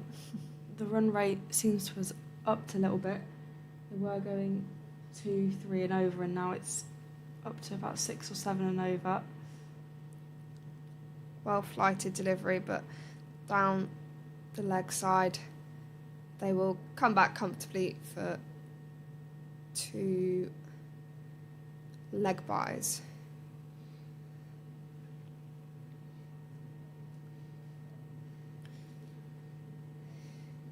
Yeah, it's important for the blaze to try and tighten up the line and length to apply that pressure again and make the batters do something silly. That one, good footwork by Grewcock, but well fielded by Cassidy McCarthy at extra cover. There's a scattering of fans here in Derbyshire. You can see a blaze flag in the distance. I imagine that might belong to Anita Groves. It does, yeah. Great guess. Heyhoe in for her final delivery. Grace Ballinger puts in a lovely dive at short third. They will get through comfortably for a single. That finishes Lucy Heyhoe's first over. She's gone for 8 runs.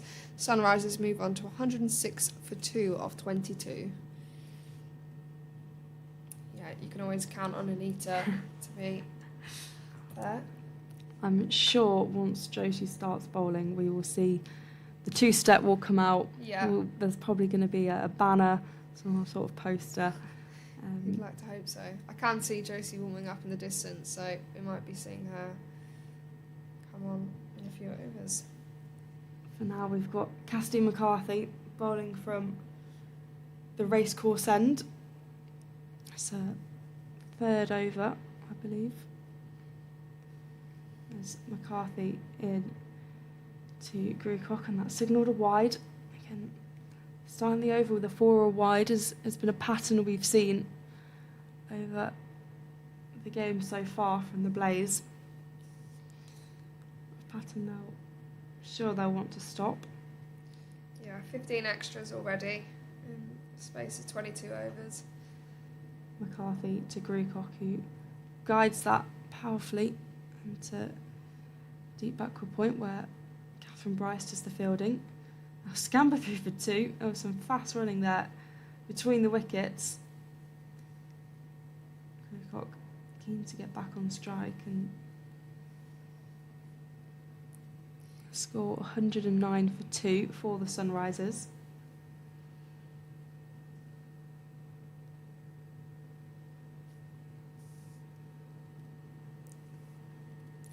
I reckon we could be seeing a short ball here. Could be completely wrong. No. Short ball it was, but not short enough to trouble Grewcock. Not quite executed as she would have wanted.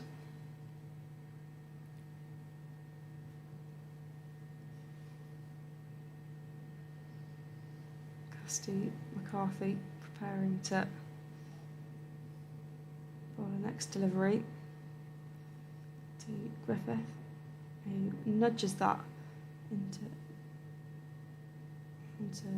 square. The score 110 for 2. Cordelia Griffith on 29 and Jodie Grewcock on 32.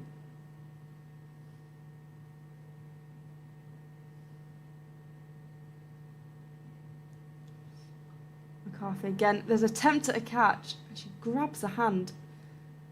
That looks nasty. Just caught the edge of her finger. Well, committed to the cause. That looks like that's going to hurt. Nasty one. Bouncer time. All the Prendergast at mid-wicket has been told to sit on the edge of the ring. McCarthy to Griffith, who leaves that outside the off stump. There'll be no run available, so score 110 for 2.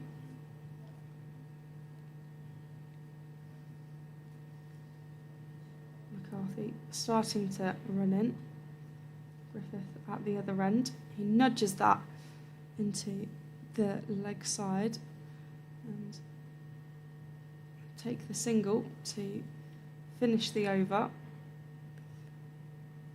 It was score 111 for 2, so 5 conceded from the over. The wide at the start playing a part in that. Lucy Heyhoe will continue from the City Road end for 8 runs off her first over. Obviously that first ball going for 4.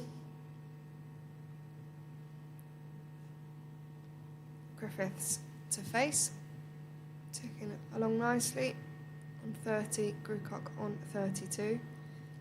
Partnership building nicely, 65 off 70. The Sunrisers will be happy with the way they're going. Heyhoe into bolt, good delivery to start with. Dot ball.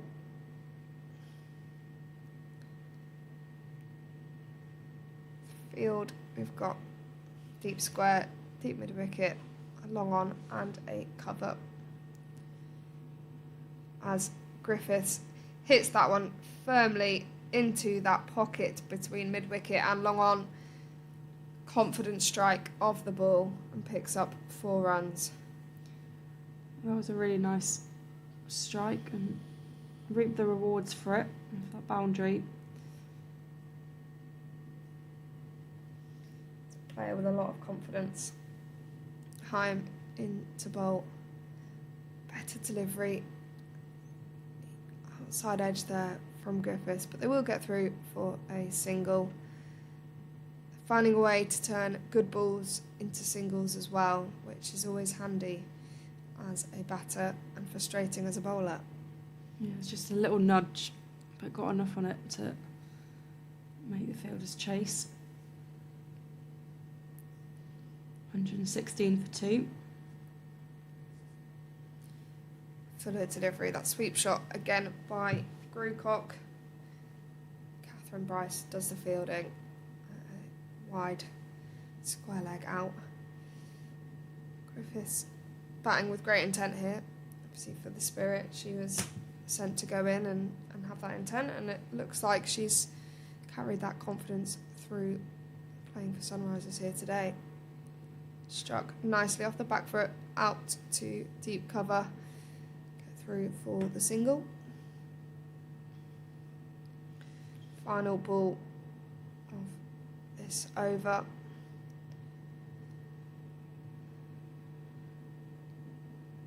Heyhoe into bolt. That one struck nicely back to her for no run. That concludes Lucy Heyhoe's second over. The Sunrisers 118 for 2 of 24. Griffith on 36 and Jodie Grucock on 33. So their partnership building nicely. Got a partnership of 72 runs between them.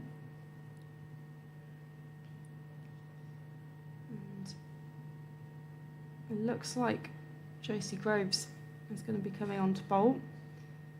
Just having a discussion with Kirsty Gordon,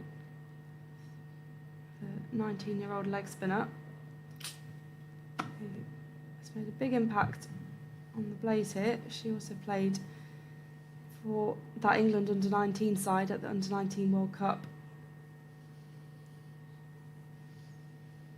So it will be Josie Groves from the racecourse end.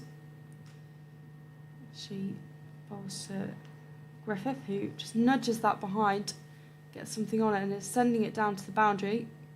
But fielder in pursuit, that's Grace Ballinger down there, and take the 2 runs.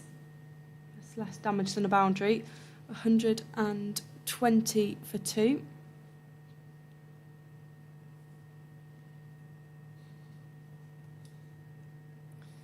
Groves again, and that's just defended by Griffith. Holds the pose. Just protects her wicket.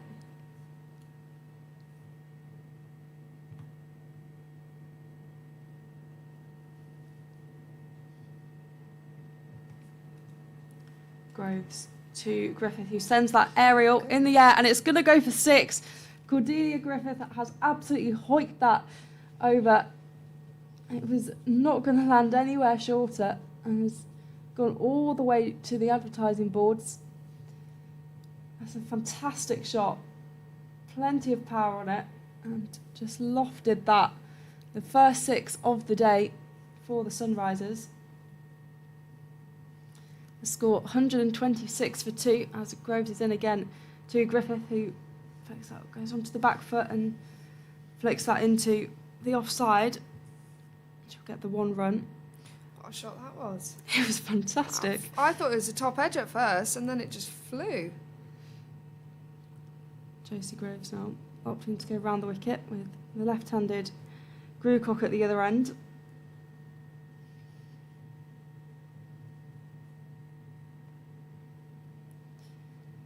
Groves in, and that's nudged into the leg side. I'll take the single. 128 for 2. Scoreboard ticking over. Groves in again, and that's swept behind. It's racing away to the boundary. Ballinger in pursuit, but it was always going to go for 4, and that's another boundary for the Sunrisers, moving the total to 132 for 2.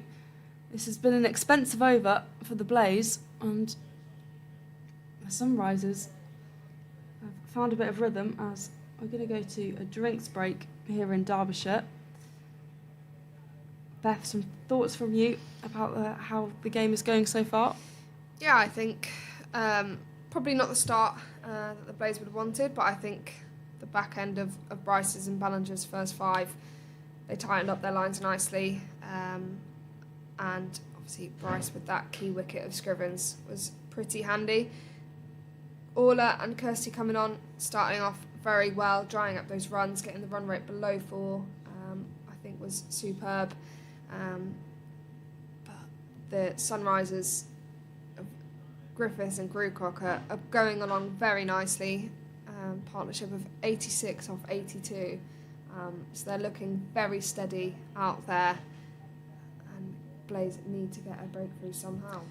Yeah, Blaze will need a breakthrough because that partnership is building very well, and they could very much take the game away.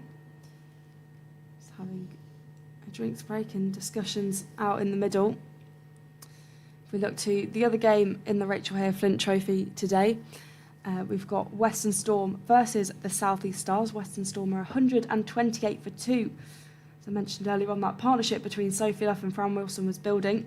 Now Sophie Luff 51 not out and Fran Wilson 56 not out. They've both reached the milestone of those half centuries and have got a partnership of 124. So despite 2 very early wickets, Western Storm at the halfway stage are building a nice innings here at Derby County Cricket Club. At the halfway stage, 132 for 2. I do have to mention the Jenkins theory, which is coined by commentator Claire Jenkins, who is also a former Derbyshire player, is that in the women's game, if at the halfway stage you multiply the score by 2 and add 20, that should be the target score. Anything above is above par, anything below is below par. So that would mean 284 even for the Sunrisers. So that's the score in the back of my mind now. And we've got Cordelia Griffith on 49, of course, 1 run away from a half century, and Jodie Grewcock on 34. So their partnership, as I mentioned, of a total, they've got 86 partnership together. If they can keep that going, it'll place the Sunrisers in good stead.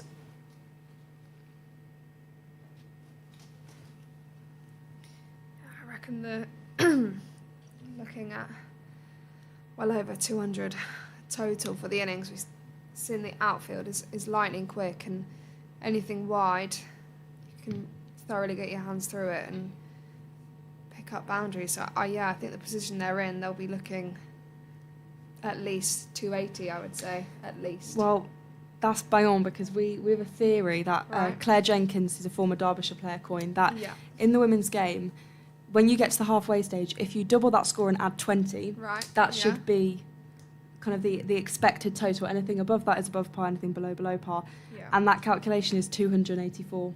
So Yeah. that will be a very good total for the Sunrisers, and will be quite a defendable total. So they can continue the way they have done so far. They'll be set on for that. Yeah, I think especially with the batting they've got left to come as well. If Grewcock and Griffiths can stay in for a while. Obviously got Lissy McLeod to come in, who hard hitter of the ball. Maddie Villiers can certainly hit the ball hard, so they'll be feeling pretty confident right now. Lucy Hyam continues at the City end. Grewcock to face. Full delivery. Claridge gets round from backward point to field that, conceding no run.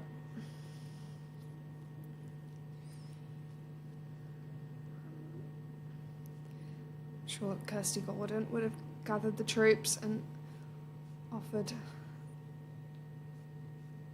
some valuable advice on maybe what the bowlers could be looking to do. 2 dots from Lucy Hyam to start her third over. She'll be pleased with this.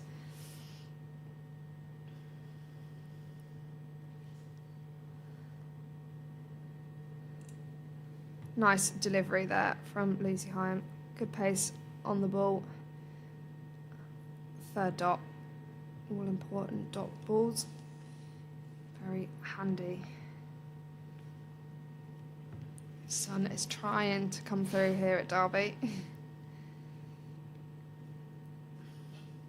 Inside edge there from Grewcock. So that's that streak I was talking about at the start of the day. That's 4 dots. Probably very few that have probably happened today for the Blaze. I think that could. I think we've had one in an over before, which is Right. all a Prendergast. Hyam in. Very well bowled again. Goes straight to Grace Ballinger. A second backward point there. So Lucy Hyam's final ball of the third over. Should be looking to finish strong here and not concede a boundary.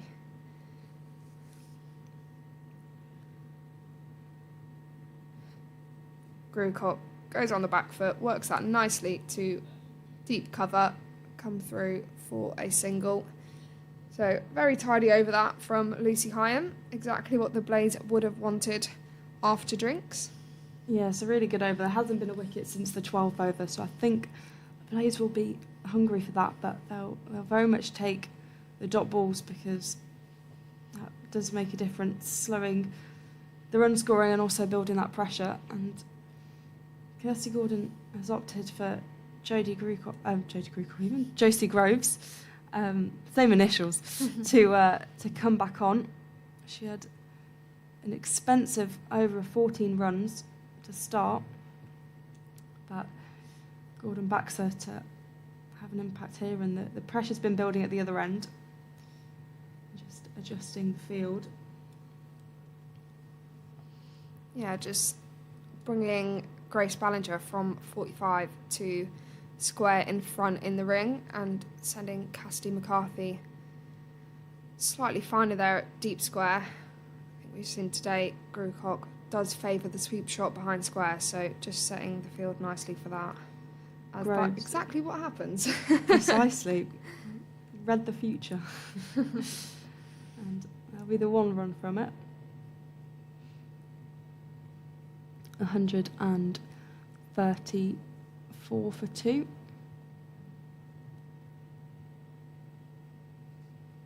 Start of a better over for Josie Groves, as the sun shines down on the pitch here in Derby, and that's just defended by Griffiths. Couldn't get much on it.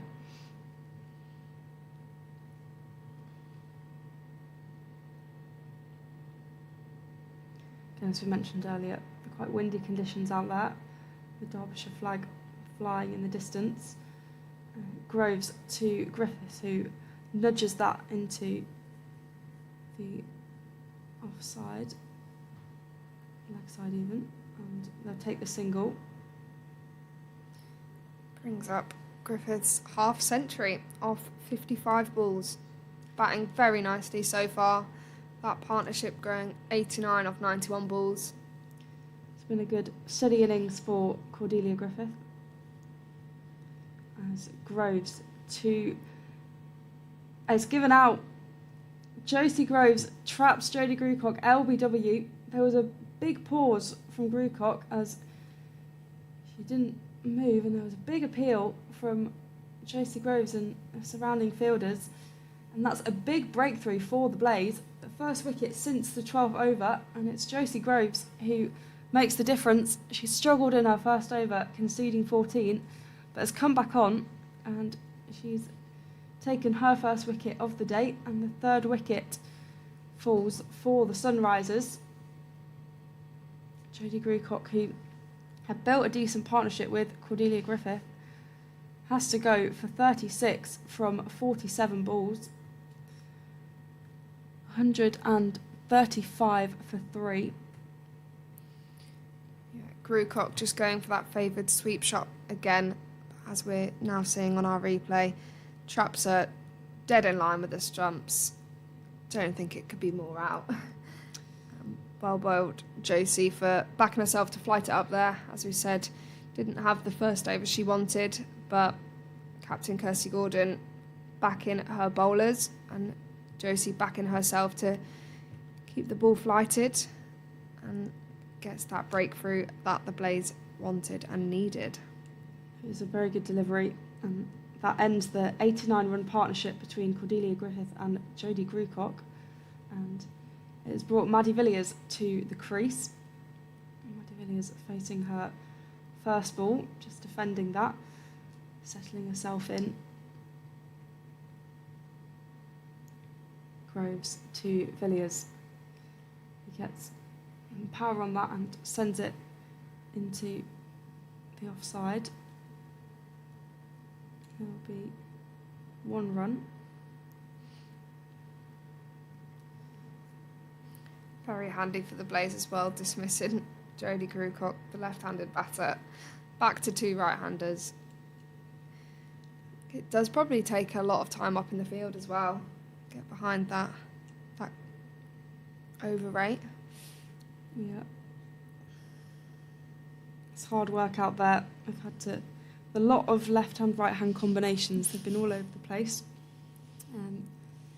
Now, Maddie Villiers out there in the middle, who has been called up for England for the Ireland series, as many players across the regional system have. The main England squad heading out to the UAE to prepare for the World Cup, which starts in September. Lucy Heyhoe into bowl. Defended nicely from Maddie Villiers there. Heyhoe and Groves will be looking to build this bowling partnership together with that breakthrough. So Lucy is in. That is played nicely to Tammy at extra cover, but fielded nicely for a dot ball. And so Josie, I believe, just going for the 3 runs off that previous over, picking up that wicket as well. So that one just played out nicely to the cover region for 1 run. Brings Griffith back on strike. So we see the field spread slightly more for her as opposed to Maddie. We've already seen today that Griffith is pretty confident against spin and backs her options. So Lucy Heyhoe comes into bowl. Griffith plays that lovely down to Marie Kelly at long on, comes through for a single.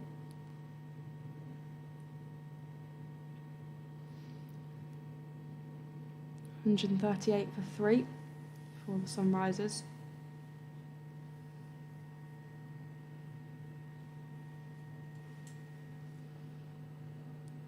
Oh, and that is hit firmly straight back to Lucy Heyhoe. I'm not sure she gets a hand on it or if it does just hit her. Nonetheless, some good work from her and from Kirsty Gordon on the rebound to not let any runs go. A good dot ball from a Blaze point of view.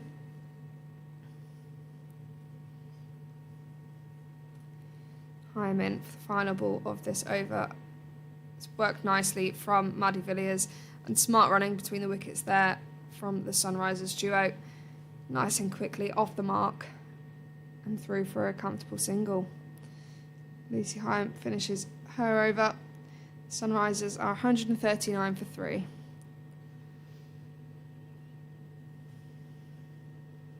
Just 3 conceded from that over. So good from a Blaze perspective. With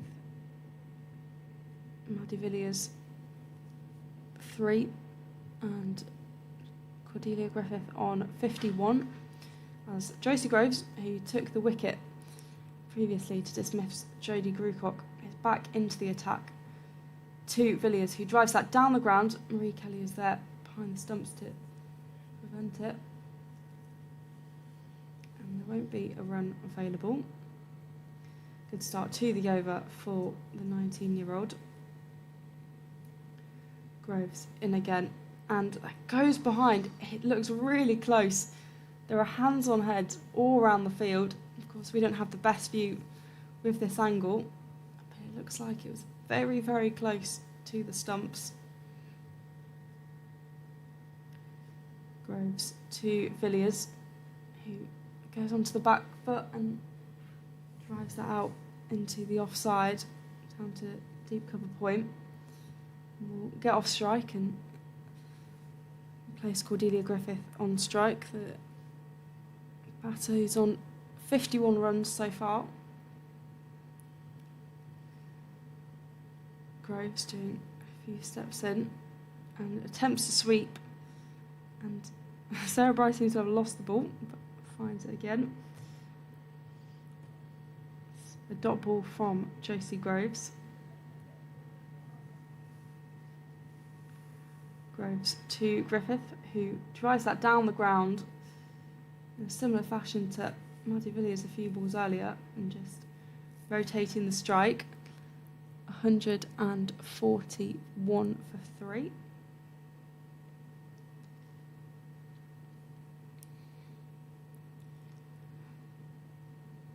Groves to Villiers, who tries to dig that one out, but gets a little bit stuck with that, and that'll be a dot ball to finish Josie Groves' over. 141 for 3, only 2 conceded from it. A much better over from Groves, building the pressure from this end. Yeah, I think Josie, good over there. The fuller it is, the more challenging it may be.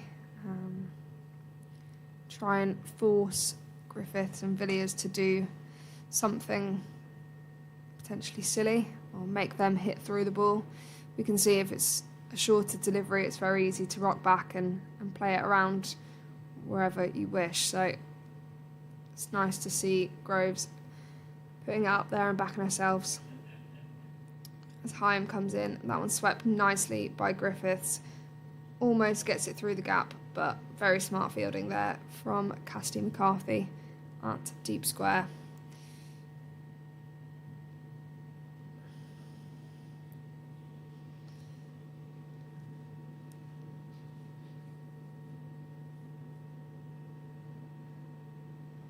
Hyam into bowl. Villiers rocks back, plays that one nicely out to deep cover.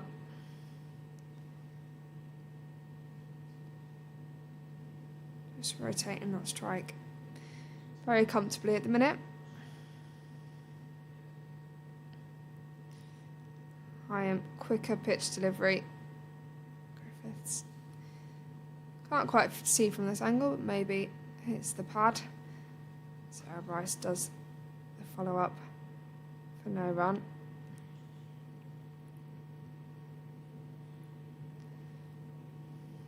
Shorter pitch delivery, and that one's worked well behind backward square from Griffiths, and that will bring up 4 runs for her and the Sunrisers. Slight drag down from Lucy Hyam there, straying down leg side, and the form that Griffith is in, she's not going to miss out on that kind of delivery. Griffiths is having a bit of a day out today. Currently on 57, not out. She just works that one nicely down to Marie Kelly, doing the fielding at long on. It's always great cricket when you hit a boundary and then follow it up with a single. Get off strike. Final delivery of this over then. And that is work straight to mid-wicket. Ella Claridge does the fielding. Doesn't get too much power behind that throw. They scamper through for a quick single. The Sunrisers are 149 for 3 off 30 overs. I must say, Sunrisers have ran very well today. I think boundaries have been obviously a bit bigger probably than what we're used to, but it's never a bad thing, and they've really capitalised well on that.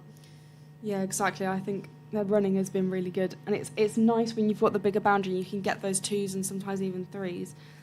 It just makes the game a little bit more interesting, and you're not just purely reliant on finding the gaps and getting a 4. You have to kind of tactically think a little bit more about the game, as Josie Grove is going to continue from the racecourse end here to Villiers, who pushes that to Tammy Beaumont, who's waiting at cover. 149 for 3, edging towards the 150 milestone. Groves to Villiers, who chips that one up in the air. It should be taken. Marie Kelly is under it, and that's out. Maddie Villiers is gone. It's a second wicket for Josie Groves. It was skied right in the air. It's perhaps a shot she wasn't attempting to play, and safely taken by Marie Kelly down at mid-on. And it's the 4th wicket for the Sunrisers falling.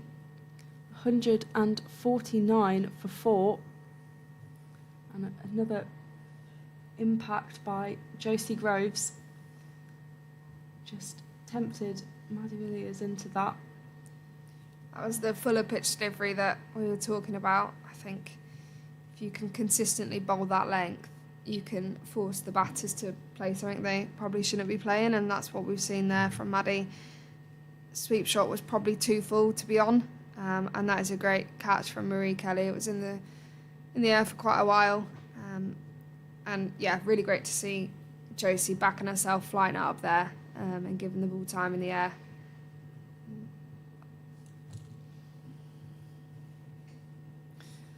So Lizzie McLeod now comes to the crease.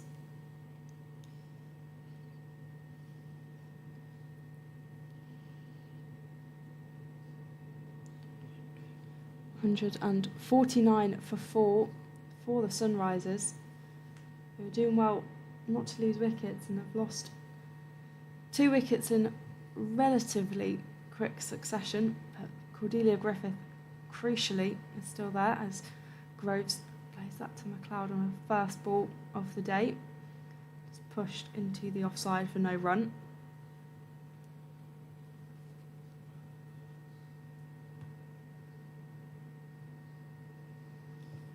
Groves in again. That's nudged to the offside this time. They'll take the single, rotating the strike.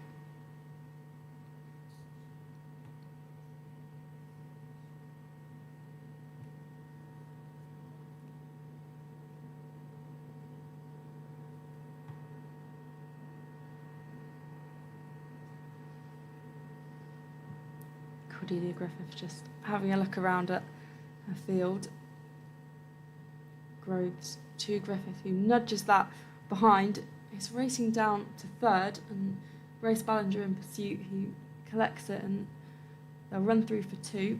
As we mentioned, some riders have been good at running between the wickets and getting those extra runs through that. 152 for 4.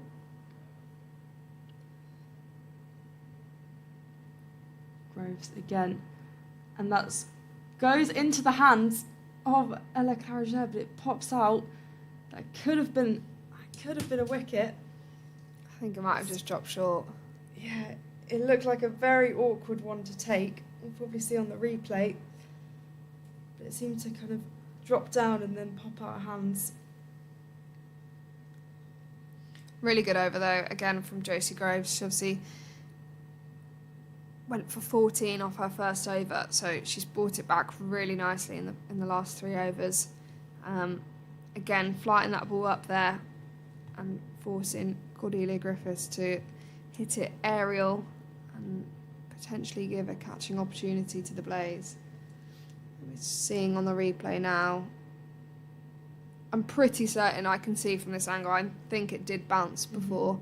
But nonetheless, good stop. If there had been a catch, it would have been an absolute screamer. It would have been, yeah. You can drop those ones, so it's not as bad.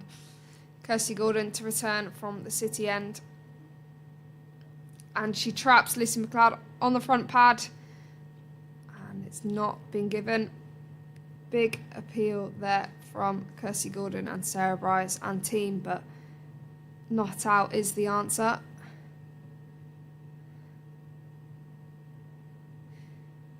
Good start from Drinks. We said about before, the first ball of the overs going for a wide or a 4.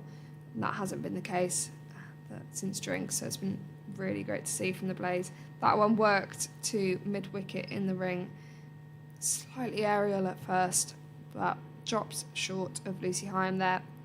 2 dots to start with in the return of Kirsty Gordon.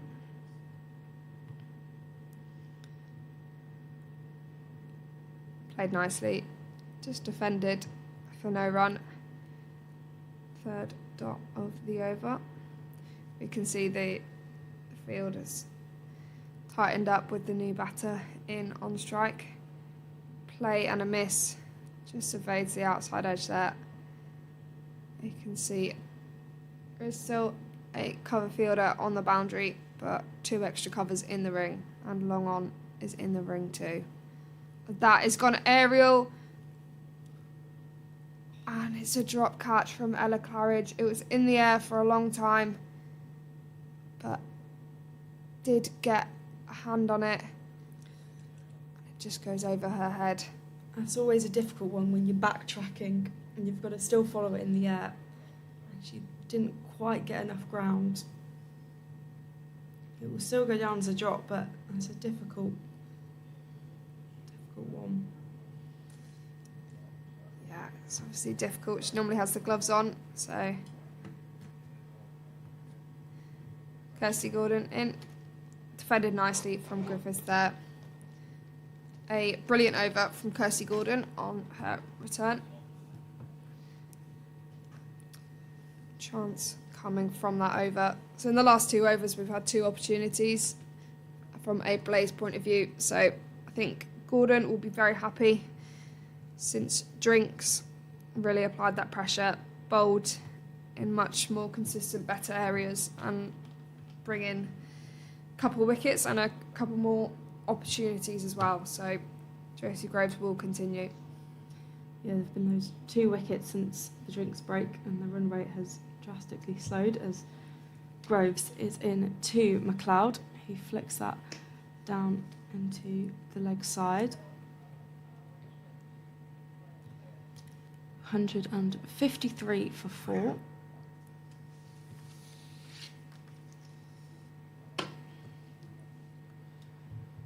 Groves to McLeod, who defends that. There's a big appeal by Groves. The umpire is not interested.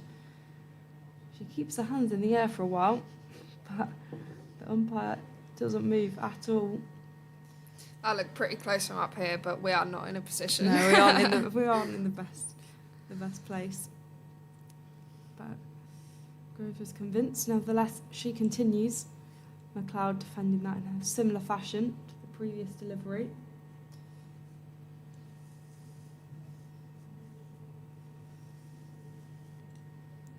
McLeod having come through the Berkshire pathway like Heather Knight, Lauren Belt, who defends that again. The small county has produced some very good cricketing talent. and was an injury replacement recently in the 100 for the Birmingham Phoenix. As Groves is in again, she pushes that into the offside. There'll be no run available. 153 for 4 remains the score.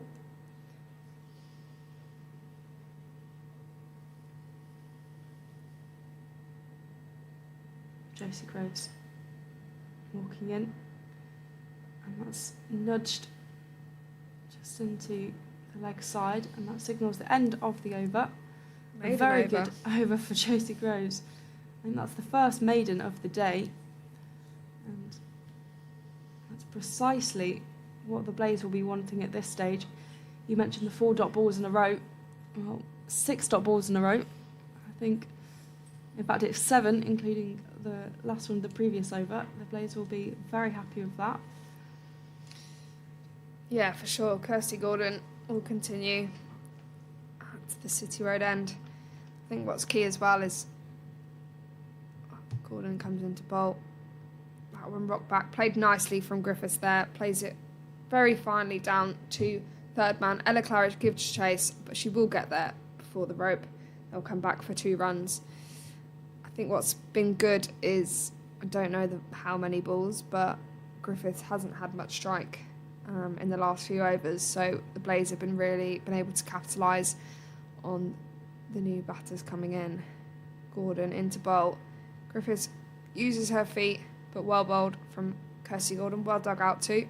They'll scamper through for a single, and then we see again the field, the inner ring is packed once again with those 2 extra covers in.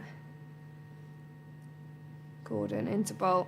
That one flicked nicely off the legs of McLeod. McCarthy does the fielding there at backward square. Could be a close run out, and it's been given. Coming back for the second run. Excellent fielding there from Cassidy McCarthy with a great throw. Cleanly taken from Sarah Bryce. Great pressure from the Blaze. McLeod dismissed 2 of 13 deliveries. McLeod was lucky to still be there at that point. There are a couple of decisions that perhaps swayed in her favour, but a good bit of fielding there, good communication, and that sees the end of McLeod. That's the 5th wicket fallen for the Sunrisers, and it should be Flo Miller. He will come to the crease next.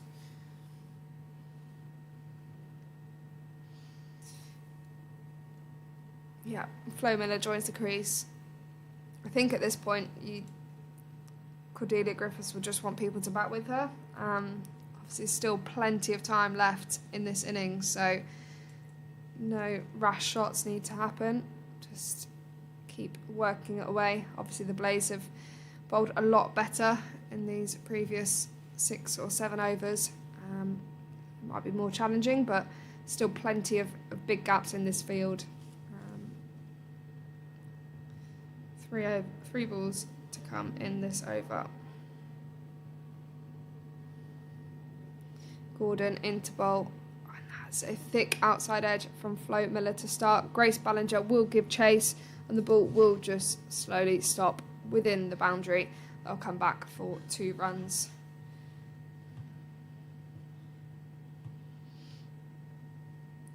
Top bowling this from Kirsty Gordon. Blaze will be happy since drinks. She's in again.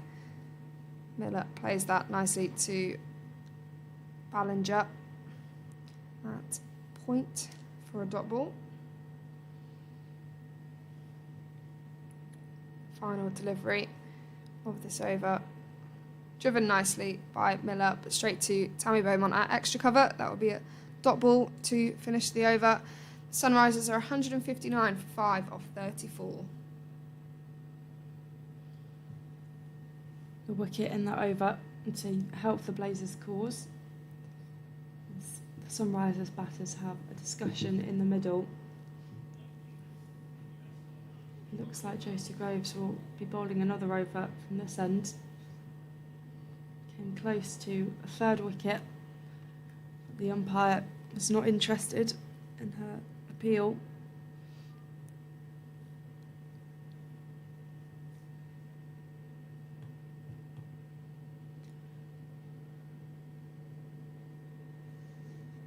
The positive I will say with the Blazers bowling is last time we spoke about it, they were on 15 extras and they still are on 15 extras. So haven't added any to that tally as Groves is in to Griffiths, who nudges that into the offside. She'll take the single. Don't think Blaze will mind that too much, getting Griffith off strike. It's just a 1 run. The Sunrisers will be going for that, so brings Flo Miller back on strike. Sunrisers 160 for 5. Just some adjustments in the field.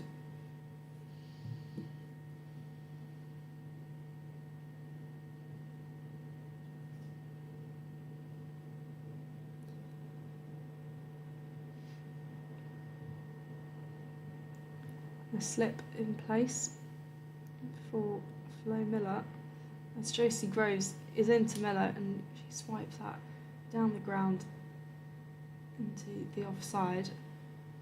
We'll get the single. The slip not effective on this occasion. Griffiths, who is on 64, facing Josie Groves. That's just been defended back down the pitch to the bowler for no run.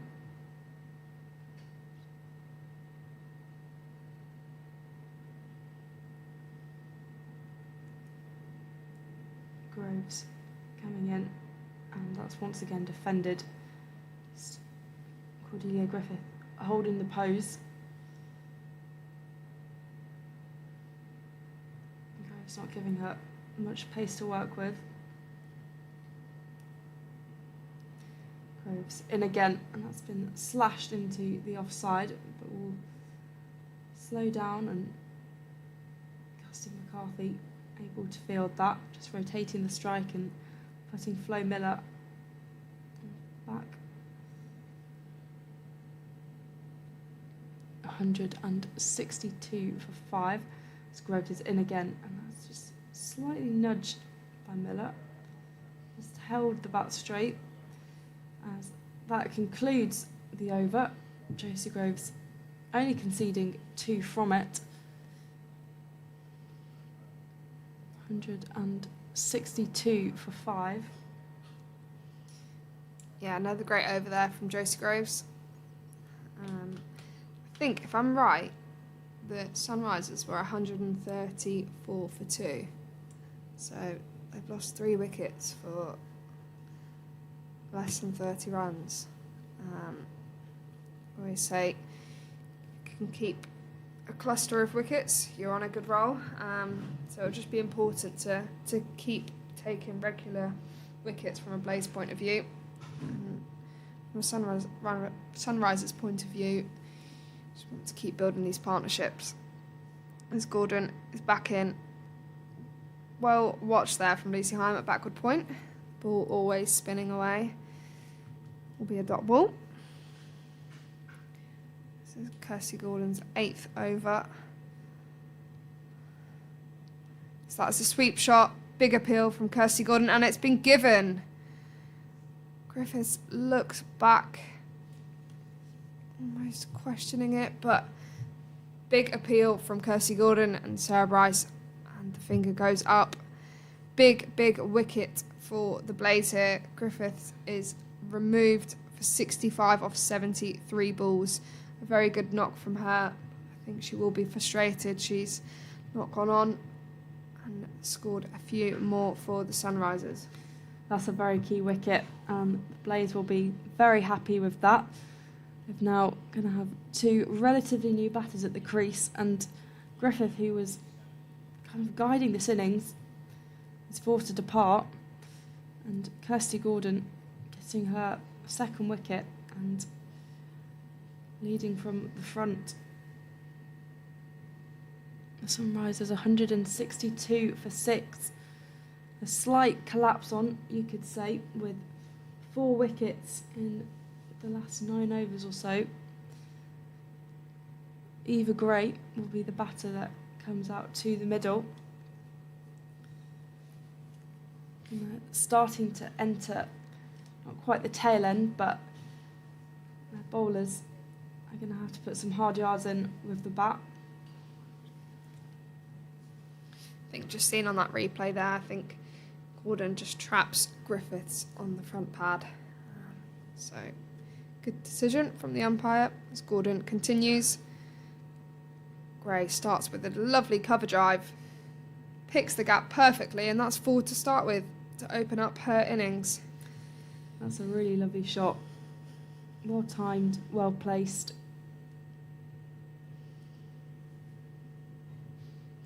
She can certainly bat though. I don't know what game it was, but I think she batted a while for the Spirit. I don't know what game it was, but yeah.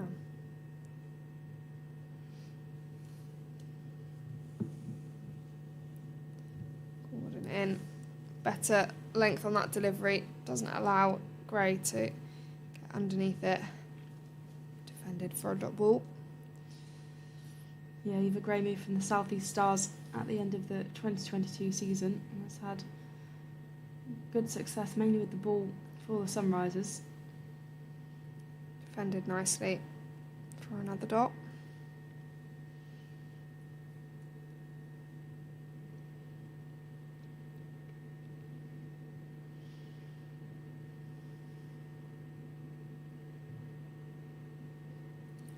Gordon into bowl, but that will be given a wide ball. Just drifts down the leg side.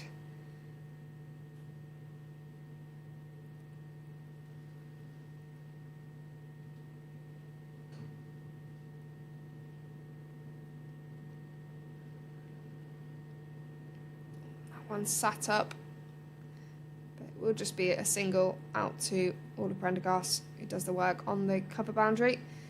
Get through for a single. The Sunrisers are 168 for 6 off 36 overs. So 14 overs remaining. Still plenty of time.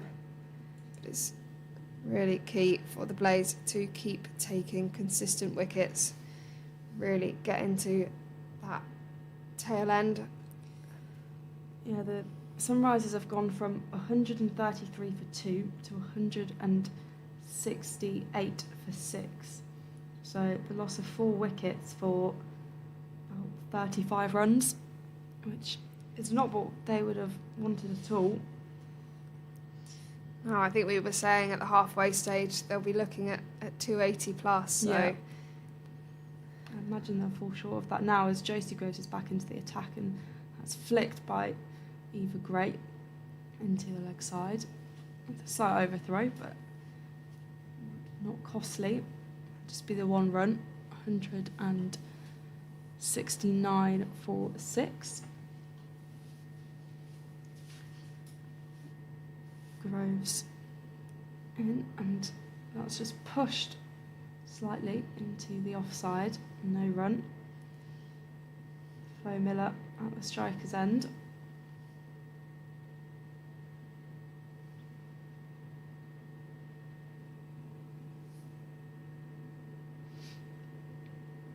Josie Groves plays that to Miller, who drives that. There's a misfield and they'll capitalise. They'll take the single just inside the ring.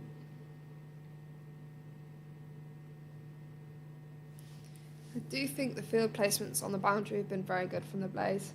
I think there's been quite a few opportunities where Sunrisers would have wanted a couple runs, but really good groundwork. Groves to Gray, who pushes that into the leg side. There's a slight pursuit, and they'll get 1 run from it. Yeah, I just saw that uncharacteristic misfield from Lucy Hyam there, but Kirsty McCarthy was right round and it was only for the 1 run. Groves to Miller, who pushes that into the offside. It's racing away to the boundary. There's a fielder out there, Kirsty McCarthy. He's made great ground and prevents that. Josie Groves in her 7th over. Taken 2 wickets so far, and also bowled a maiden. Groves to Miller, who pushes that back to the bowler for no run. 173 for 6. And that's the end of the over. There's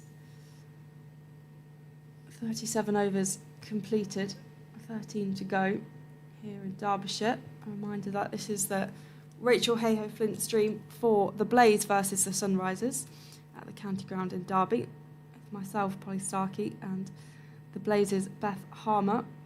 And we'll take you through the game today.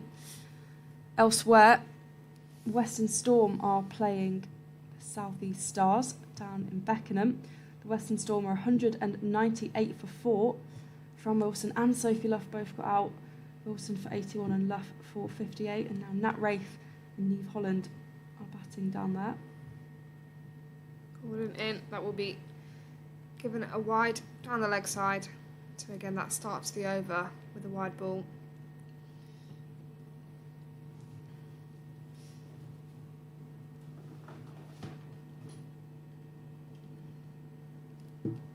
Much better line from Gordon.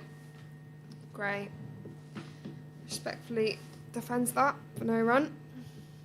17 extras now for the Blaze. It's not what they would have been hoping for at the start of the day, as that one's just worked nicely off the legs of Eva Gray for 1 run.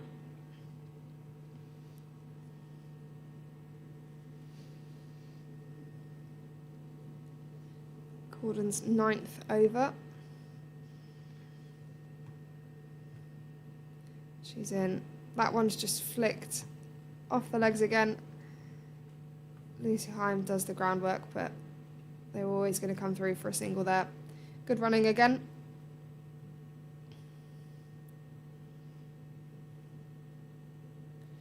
Looks as though Gordon will potentially bowl herself out in these next few overs. She's in. Lucy Heim quick in on that one.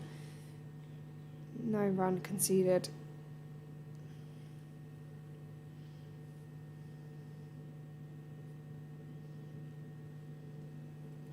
Gordon into bowl. Quick at delivery.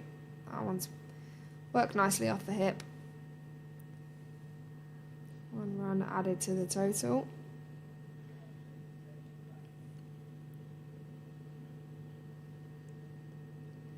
Final delivery in this over. Defended for no run. Completes Kirsty Gordon's 9th over.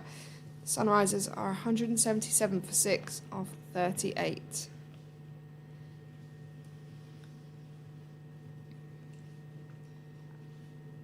Decent over from Kirsty Gordon there, and yeah, whether she completely exhausts herself.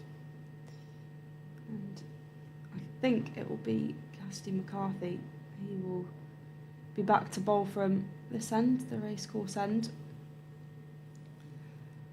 So far, having bowled 3 overs, gone for 18 runs.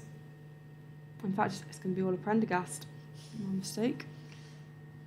She's bowled 4 overs, gone for 12 runs, so a bit more economical.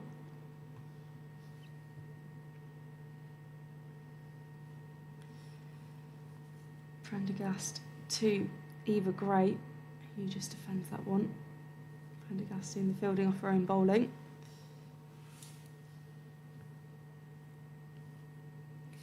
Yeah, I think a great time for her to come back on. She's, as you said, been very economical, so hopefully she will build up a few dot balls and apply a little bit more pressure on the Sunrisers batters. Prendergast to Gray, who walks down the pitch and defends that one.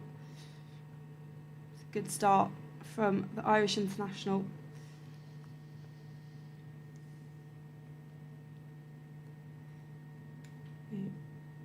Who will unfortunately miss a couple of Blaze games through international duty, and if the Blaze get through to the semi-finals, she will miss them, but if the Blaze were to progress to the final, she could be back to play for them there, as she's in and has pushed by Eva Gray into the offside 2 point, and nothing will come from it. 177 for 6 as we start today.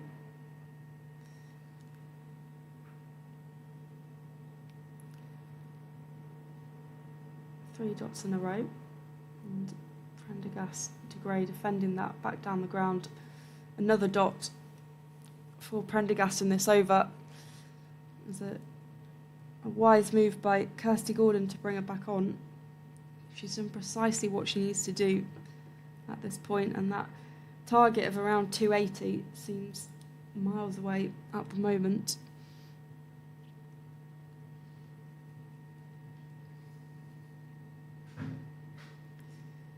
Prendergast to Gray. He will manage to get a run, as that's been placed into the leg side. It'll only be the one run, but it just eases the pressure for the Sunrisers. A good start to the over from Prendergast with the 3 dots.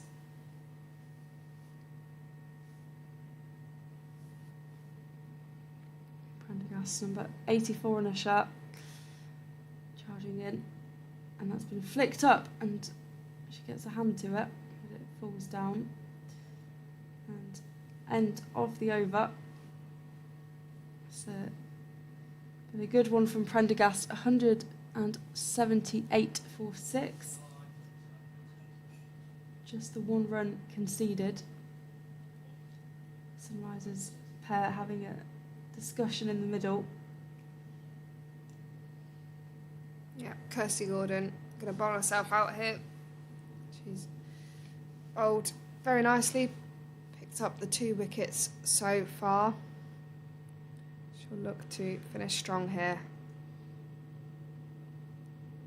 A great over from all of that. Gordon into bowl. That one worked nicely. Yes is the call. Quick single, but they will scamper through. Just applying that pressure. Sunrisers pair taking that risk, but it paid off in the end. A good bit of running again, as we've seen from the Sunrisers today. Gordon into bowl. Miller slashes at that one, but doesn't get anything on it.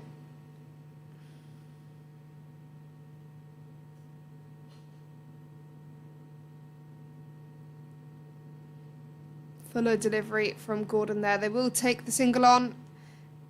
Almost a direct hit from Catherine Bryce there. I reckon if that was slightly more accurate, I think it could have just done it. It would have been tight. I think the Blaze will be pretty happy though. Only conceding singles at this stage. Gordon in again. That's a leading edge, and it does just drop short of Kirsty Gordon. Gray just looking to work that one to the leg side. Turn from Gordon. A dot ball. Yeah, I think that Blaze will be happy with just conceding singles at this stage from the position the Sunrisers were in. So that one hits the pad. Sarah Bryce goes for the run. Pretty wayward throw from her. The Sunrisers pair will get through for a leg bite. Final ball of Gordon's spell. An over allocation. Full delivery. That one's worked out to cover. Good intent with the run in. They will come back for a second. And they will get in well. Flo Miller with the full stretch dive. And I think it was needed. So good running from her and Eva Gray. Kirsty Gordon then, 10 overs, done 45 runs coming from those and picking up the 2 wickets. Getting the crucial wicket of Cordelia Griffith, of course, as well as bowling Jo Gardner with The second ball of the day. So a good spell from the captain.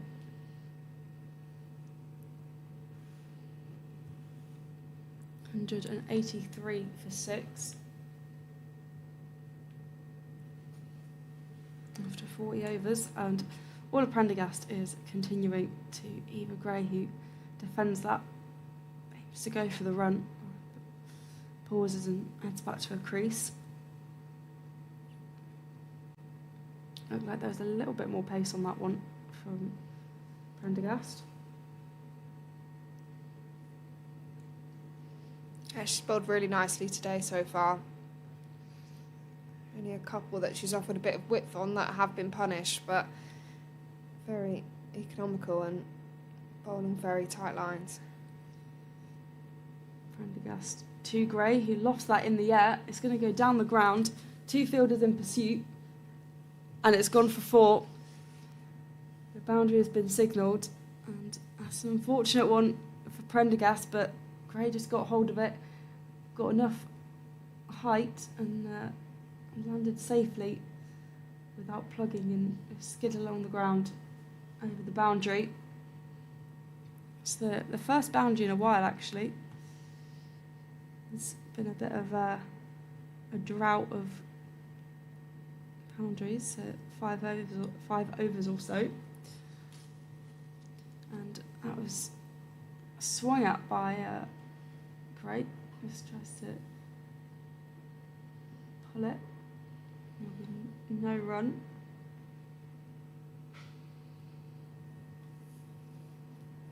Prendergast heading back to her mark.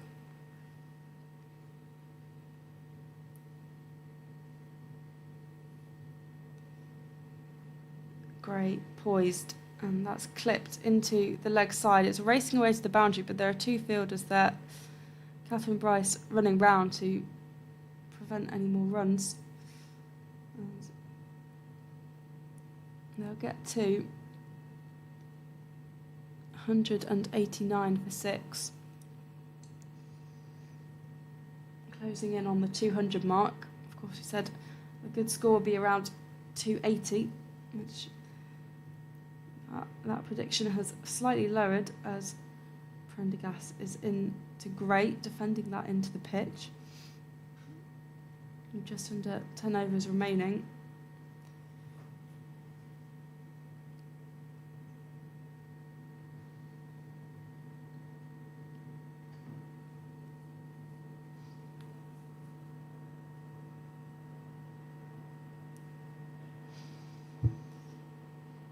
Prendergast elbows pumping as she runs in to Gray, who sends that down towards fine leg, kind of a deep backward square leg position, and that's the end of the over.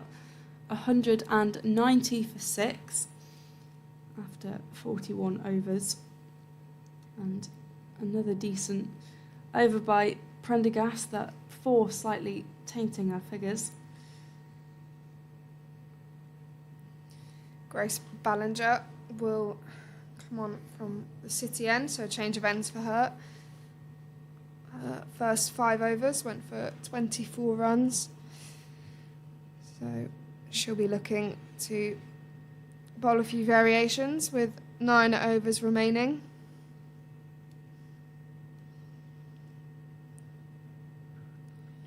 Eva Gray 18 off 24, Flo Minute 10 off 15.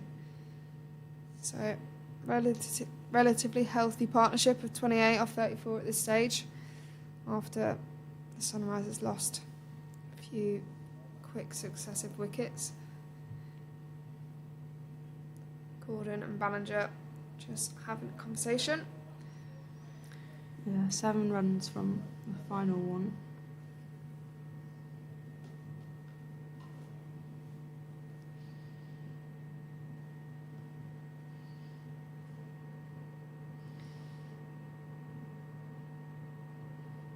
There's a deep cover, deep mid wicket, deep square and a deep fine. There's Grace Ballinger in to bowl her 6th over of the day. Starts off Nice delivery outside the off stump, played, driven nicely by Eva Great for a dot ball. It's a good start from Grace Ballinger, bowling from the other end this time.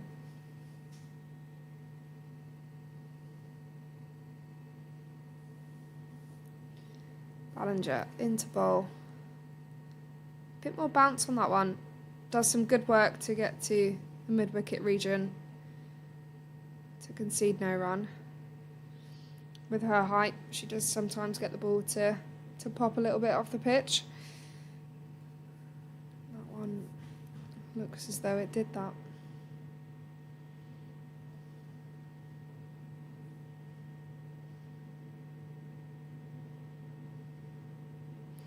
Ballinger into bowl. That one worked to pretty much the exact same area, but good running. For the Sunrisers there, they'll get through for a single. Eva Gray moves on to 19.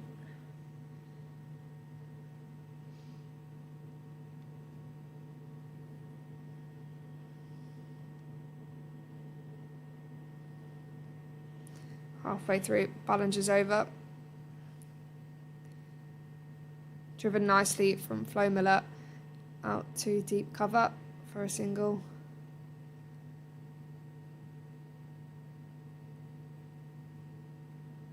Some good backing up from the fielders on the leg side.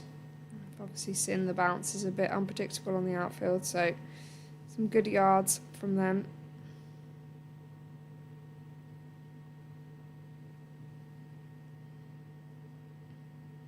Shorter pitch delivery, and it's gone aerial, but it will drop short of the fielder. Cassidy McCarthy out there. Shorter delivery from Grace Ballinger, but again, just the one run conceded. 193 for 6.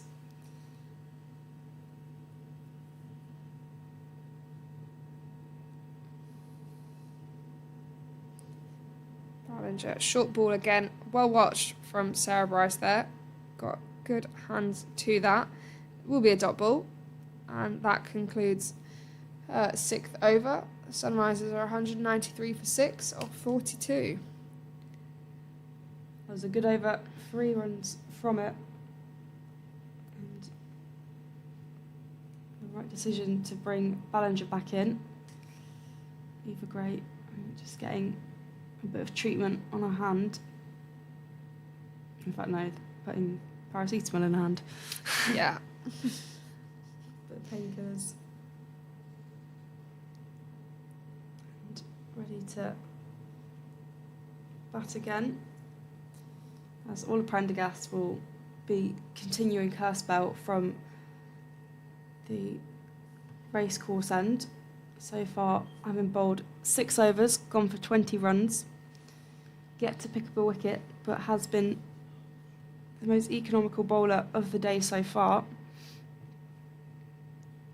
Prendergast to Gray, who attempts at that, but it goes through to Sarah Bryce behind the stumps.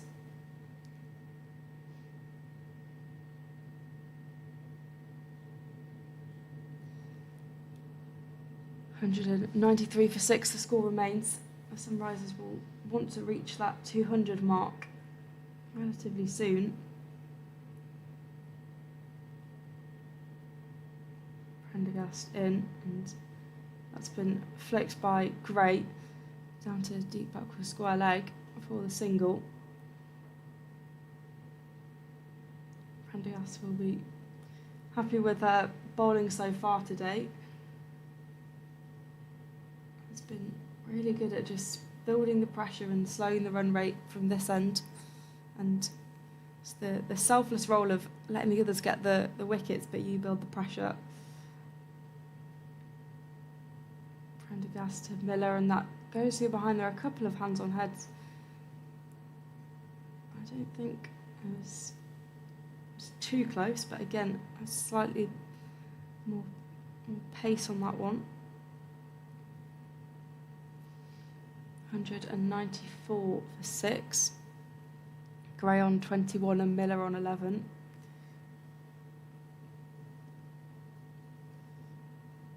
Through to Miller, and that's been taken all the way to the boundary down here at deep mid-wicket. And they just took hold of that and a couple of bounces, but it raced away for 4. And that's the first boundary in a little while. Prendergast will be a bit frustrated by that one, but a much needed boundary for the Sunrisers, who are having a bit of a slow patch in the last couple of overs.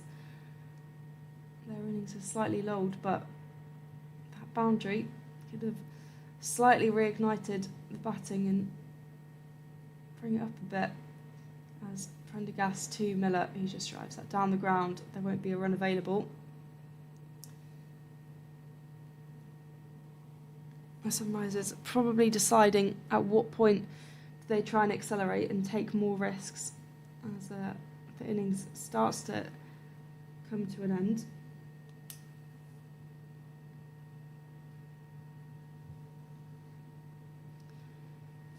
Prendergast in, Miller pushing that into the offside.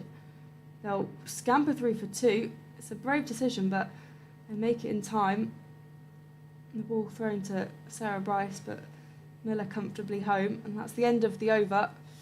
200 up for the Sunrisers, 200 for 6. Eva Gray on 21 and Flo Miller on 17.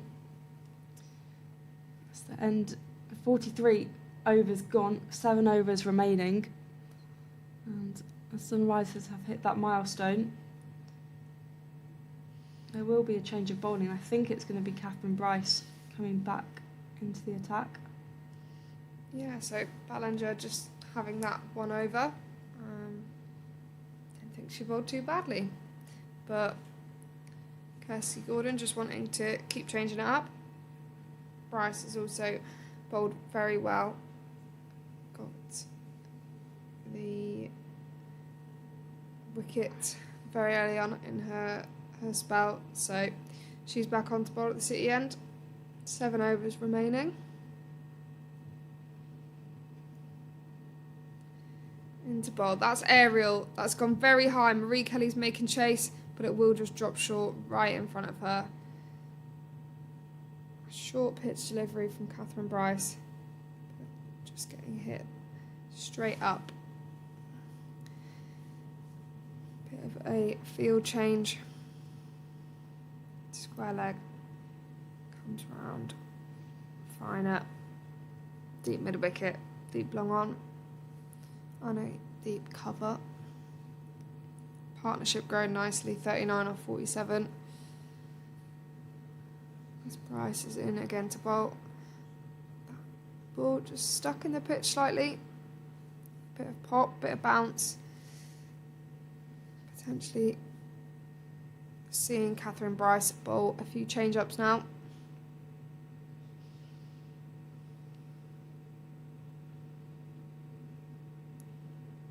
Bryce into bowl. Driven nicely by Miller. Down to long on for a single. Bryce will be happy with this. She's bowling well. The right decision to kind of switch up the bowling from the City end and vary the players.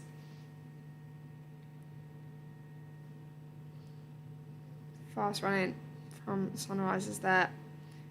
Scamper through for a leg bite. Yeah, slight hesitation there by Eva Gray, but scampers 3 nonetheless and gets the leg bite added on. 203 for 6. Bryce into bowl. Full delivery. Thick outside edge. Well fielded there from Lucy Hyam at backward point. Will get through for that single. Yeah, good work from the Blades here. I think not many boundaries have been conceded in the last few overs as Eva Gray drills that one down to Marie Kelly at long on. Just come through for a single. Catherine Bryce finishes her over. Just the 4 coming from it, I believe. Sunrisers are 205 for 6. with 6 overs remaining.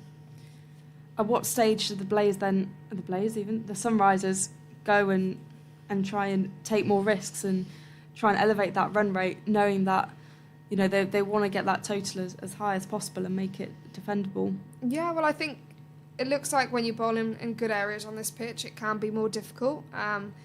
But that's where we've seen that actually if you're more aggressive with your running, you can pick up a few more runs that way. But yeah, 6 overs left. Still got Amara Carr to come in, who can definitely hit a ball. So it's just that balance between still picking up the runs. I suppose if you run hard between the wickets, you pick up 2 every ball, you're still at a healthy run rate anyway. So I suppose it's not always about hitting those boundaries, especially on a big outfield like this. Ballinger in, and that's struck strongly down the ground to Kirsty Gordon. Ballinger back bowling from the racecourse end after a 1 over from the city end. 206 for 6.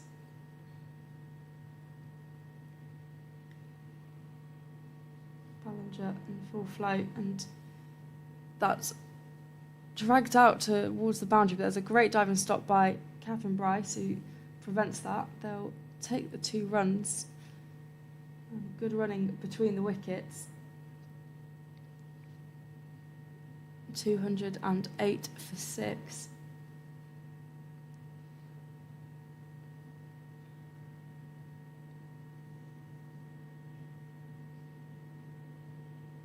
Ballinger steaming in to Flo Miller, who chips that up in the air. This could be out. Catherine Bryce is under it, and it's dropped. She got both hands to it, and it just pops out. That's one of many drop catches by the Blaze today. That would have been a decent catch. She was under it. She made all the ground, and it just popped out of her hands. Grace Ballinger looks a little bit frustrated by that. And it's lucky for the Sunrisers. I don't know if it did just go in the sun, but experience of Catherine Bryce, she'll be angry at herself for doing that. Ballinger bounces that one into the ground, and that races away for 4. That's a strong shot, and it just manipulated the field and went through, raced away for 4 before anyone could be in pursuit of it. So 2 not great balls for the Blaze. A drop catch and then 4 runs. The score 213 even for 6. Ballinger in to redeem herself, and that's been pushed into the offside to point, and it won't be a run. Yeah, that must be quite frustrating as a bowler. A drop catch off your own bowling and then punished with a 4 immediately after. Ballinger too great. And there's a big swipe at it, but it just falls behind. And that's the end of Ballinger's over. One she won't be entirely happy with, but the score 213 for 6. And there are 5 overs remaining here in Derby. Reminder that this is a Blaze versus the Sunrisers in the Rachael Heyhoe Flint Trophy with myself, Polly Starkey, and the Blazers' very own Beth Harmer. And in fact, I will give an update on the Western Storm score. They are 264 for 6 after 45 overs. And it's Katie Jones and Alex Griffiths out there batting. Nat Wraith made 68. Bryce into bowl, slower delivery. Well weighted by Flo Miller, but no run conceded.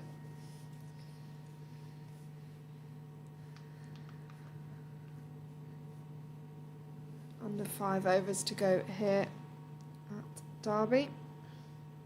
Bryce into bowl, another slower delivery. Played to long on, get through for 1 run. That is their 50 partnership as well. 52 runs now off 60 balls.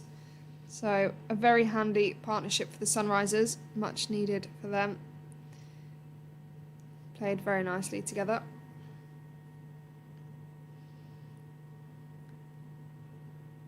Another slower delivery by Catherine, proving difficult to get away to the boundary.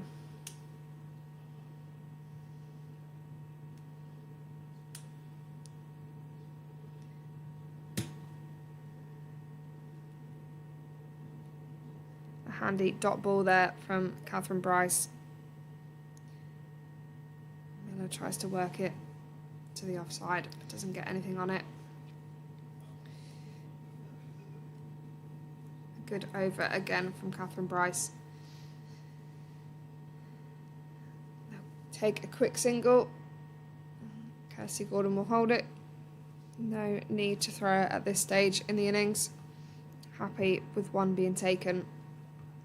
Good over so far from Catherine Bryce. Should be looking to finish off strong with his final delivery.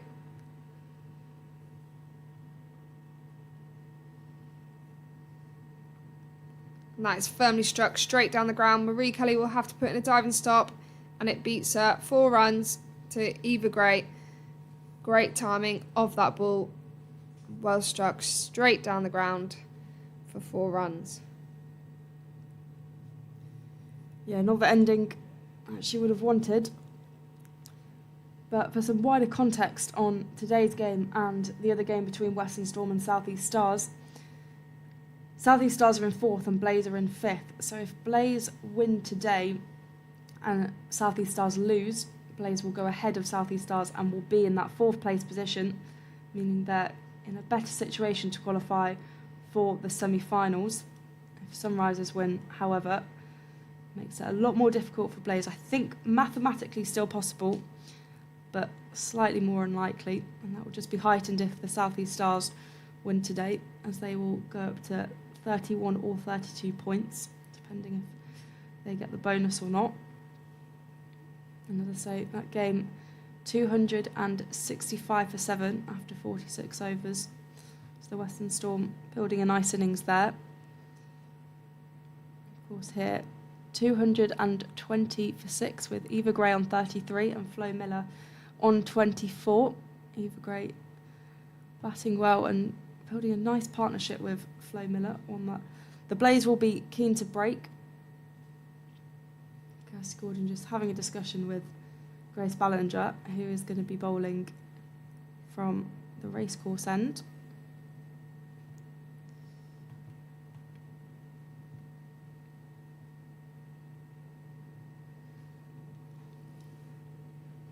Ballinger to Miller, and that's struck back down towards the bowler. Grace Ballinger into her 8th over. Conceded 35 runs so far, yet to take a wicket.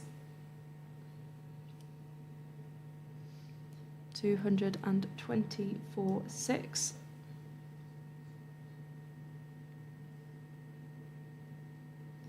Miller waiting. She struck that down the ground over the bowler's head, but Marie Kelly is there to do the fielding, and so they'll scamper through for 2.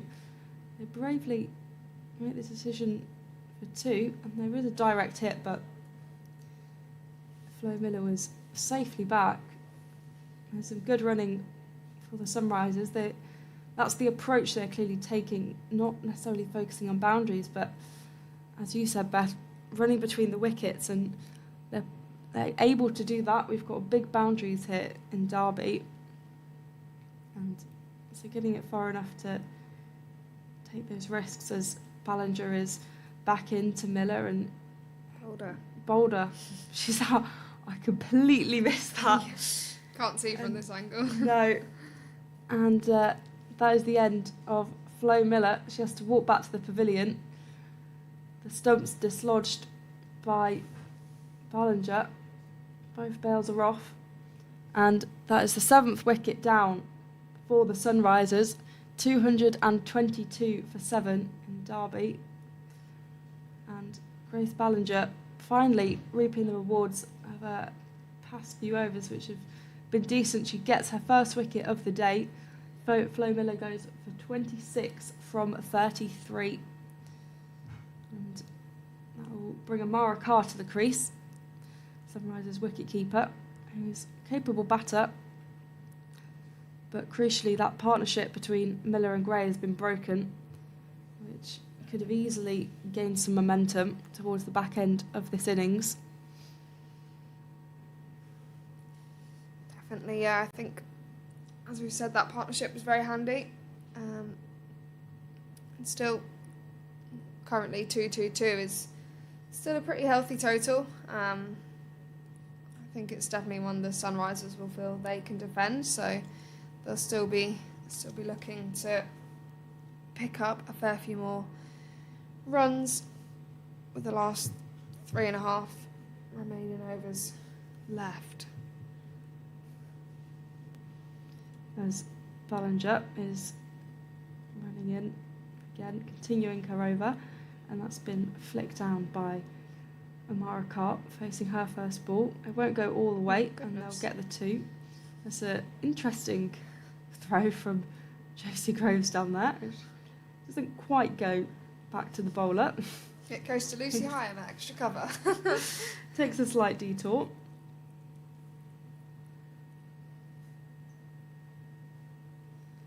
Ballinger racing in again to Carr. Started her innings well, and she flicks that one into the leg side.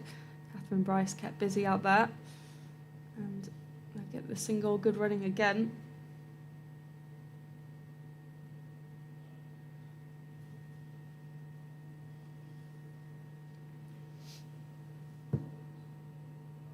Score 225 for 7. Ballinger, number 1 on her shirt, and the umpire just stops her. Eva Gray, they're readjusting the stumps. Seems that I don't think one of the stumps was put back properly, and so it moved and the bails came off. Perhaps caused by the wind. Apparently it's very chilly and windy out there, so glad to be indoors. Yeah. Despite the deceptive sun and some blue skies peeking through the clouds. As Ballinger is in again, and the ramp is on, and it doesn't quite work, but it races away down, and that's stopped out there in the field by Josie Groves, I think. And that's a good bit of fielding. The shot wasn't quite executed. The score 226 for 7, so just the single from that ball. But it's a display of intent from the Sunrisers about how they plan on playing these next few overs to see out the innings. Yeah, definitely. Catherine Bryce going to continue at the City end. Bowled very nicely these last couple overs, only conceding 1 boundary. So Blaze happy to just concede in singles.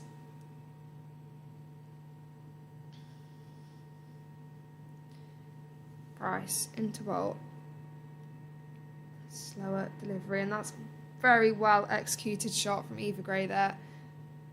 A lovely cover drive, splitting the gap between mid-off and extra cover. An excellent cricket shot. Yeah, it's a really nice shot, and again, just a sign of how Sunrisers are going to play the next couple of overs to try and get that score as high. They're currently on 130. We said a good score would be 284. And Bryce back into bowl. Eva Gray goes for the big shot, and that's it's well taken in the end by Marie Kelly, I think on the 3rd attempt. Eva Gray just going for that big shot down to long on, and well held in the end by Marie Kelly. I think everyone held their breath for a second as we weren't quite sure whether it had been taken, but that was a good catch in the end. But at the same time, the sort of shot that Eva Gray had to play, she wanted to play those risky shots, and sometimes it pays off and sometimes it doesn't. At this stage, I think the Sunrisers can kind of just about afford that. So the Sunrisers 7 wickets down, and it will be Kate Kopak. He will come to the middle. Eva Gray with a decent innings, scoring 37 from it. Looks like Marie caught that on the second attempt in her stomach, so a catch nonetheless. A catch is a catch, doesn't matter where you catch it. Bryce and Gordon having the chat at the top of the mark.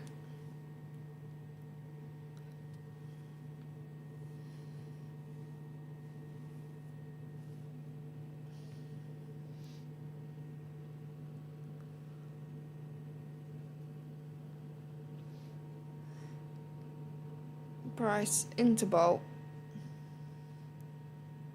That one's dug out nicely from Kopak there.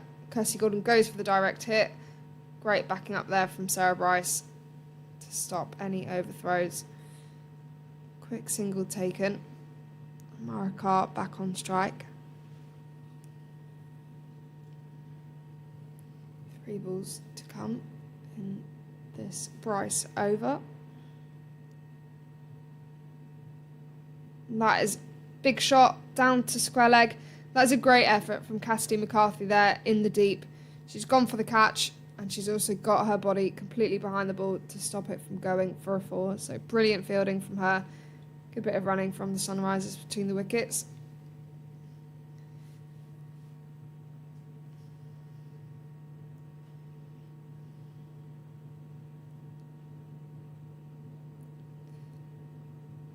Slow delivery from Catherine Bryce there.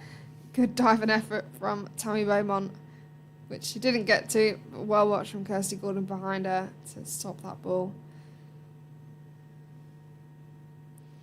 Final ball in Bryce's 8th over.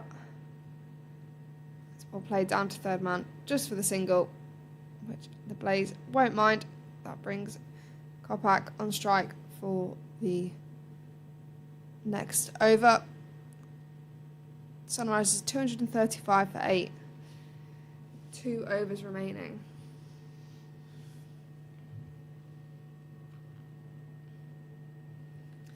Yeah, they'll look to accelerate now.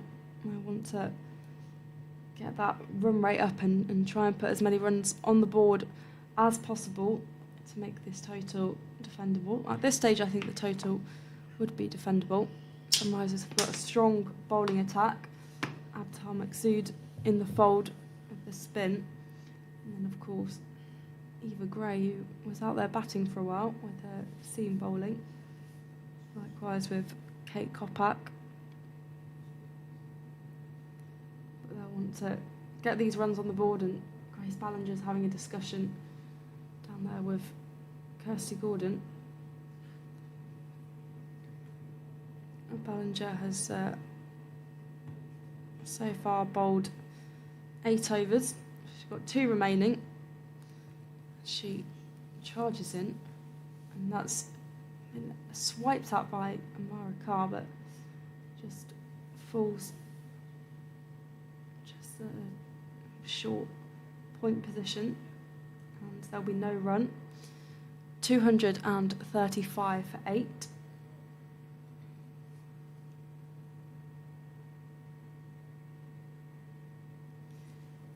Ballinger in again, and that's been driven down, and they'll take the single.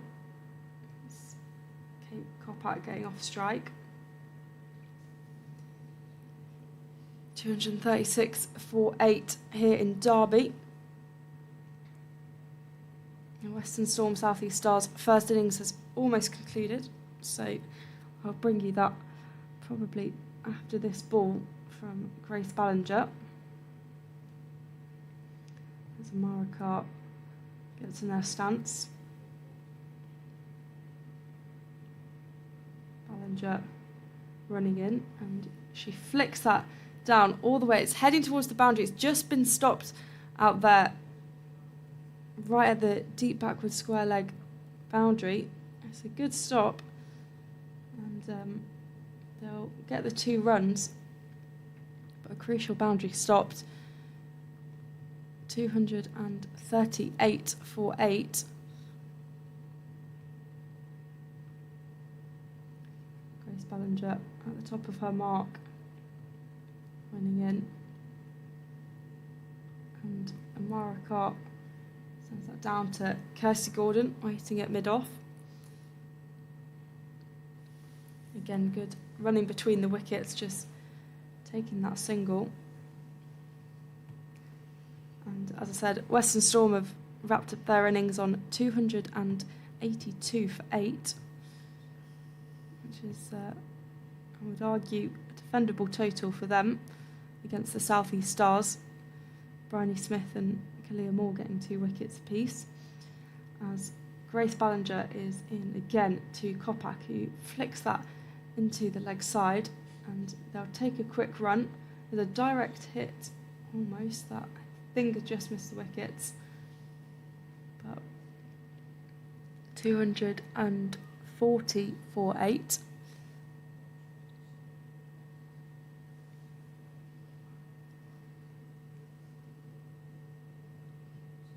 Just the 3 runs coming off it so far, isn't it? Good over from Grace Ballinger. Ballinger in, and that's been driven down. It's going to race away for 4 to the boundary. Previously it was just 3 from the over, but that's added 4 on. The ball finding the long on boundary here, and that's a good 4 from the Sunrisers, moving to 244 for 8 at the end of that over. Yeah, 1 over remaining. We said that 284 was a good score, courtesy of the Jenkins method, coined by former Derbyshire player Claire Jenkins, and about 40 short of that at the moment.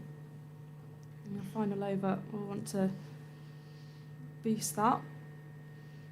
Yeah, I think they'll be looking to get above 250 at this point. The latter end of 250. Vice versa, the Blaze will be looking to restrict them below 250. I think from the position they were in at the halfway stage, the Blaze would be relatively happy. As Bryce comes into bowl. And that one's hit firmly down to Marie Kelly again at long on, and it's a brilliant catch. Well held, well taken. And Kopak is dismissed for 4 runs.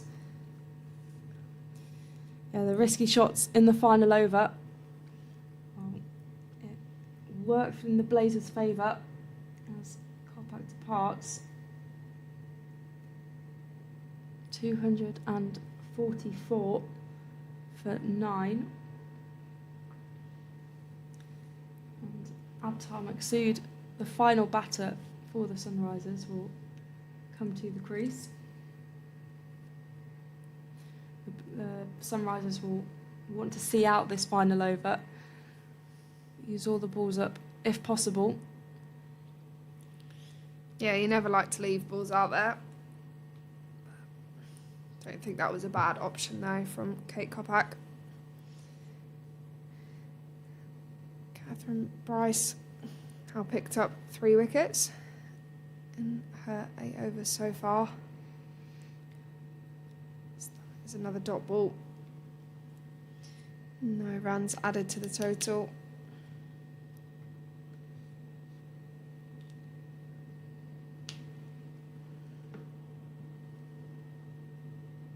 Good change-ups from Bryce in her last 4 overs or so. That one is hit to Tammy Beaumont. Oh, Abta's fallen over. I don't know if she's hurt.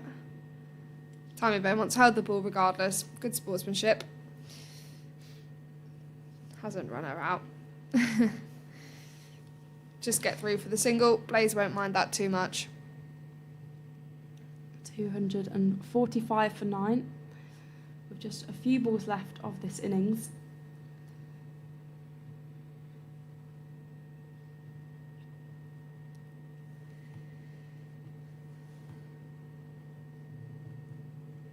Bryce into bowl. That has gone very aerial. Ella Claridge is underneath it, and it's a great catch taken.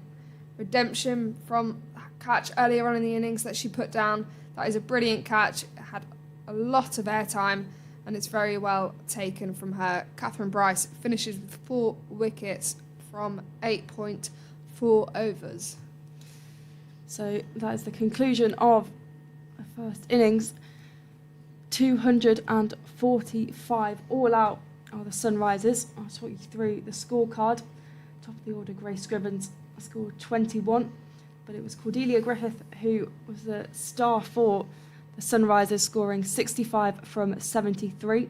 Jodie Grucock contributed 36, while Eva Gray had a good 37 towards the back end of the innings.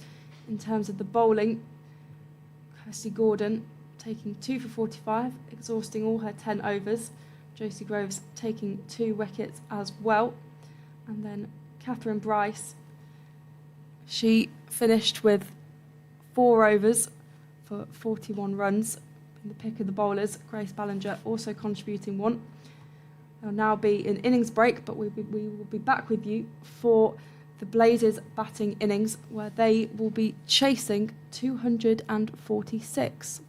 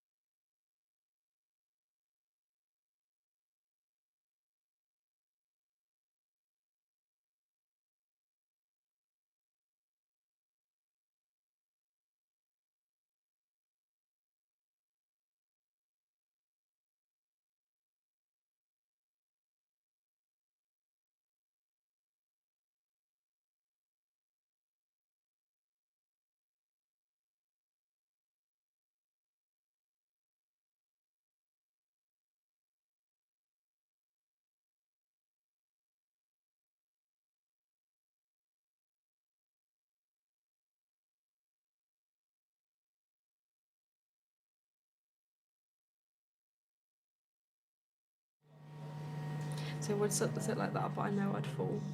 And that's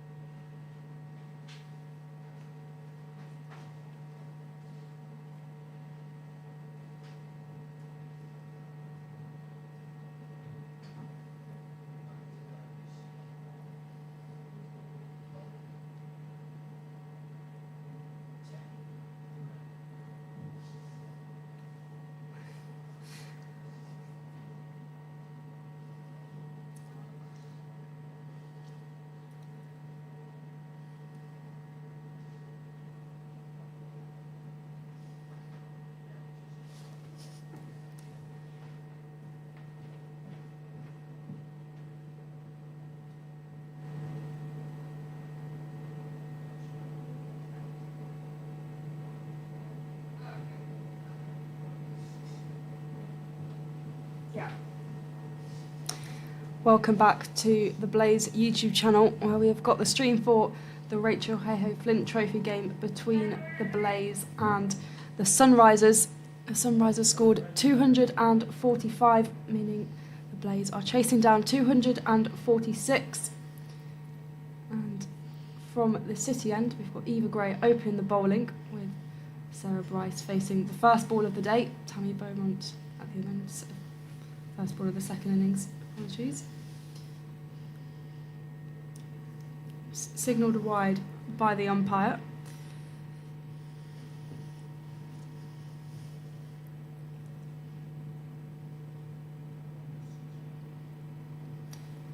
Eva Gray from the City end to Bryce, who flicks that into the offside and will get off the mark with a single.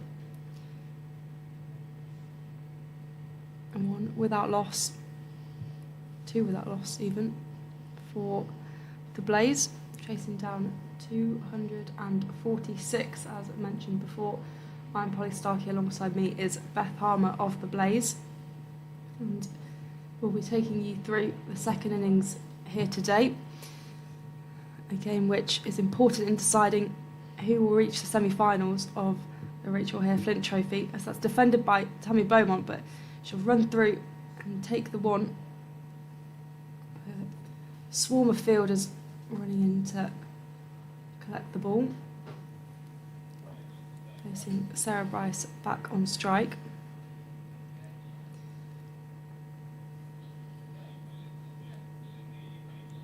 Elsewhere, we've got Western Storm against the South East Stars going on, and in reply to 282, as Eva Gray bowls this to Bryce, who nudges it into the leg side for no run. South East Stars have replied with 9 not out from their first over. Bryony Smith and Chloe Hill opening the batting there. That's available on the South East Stars YouTube. But over here, we've got the Blaze against the Sunrisers. Eva Gray, who scored 37 earlier, and that's defended by Bryce, but a nice drive down. Abtar Maqsood, a Scotland teammate, doing the fielding. 3 without loss.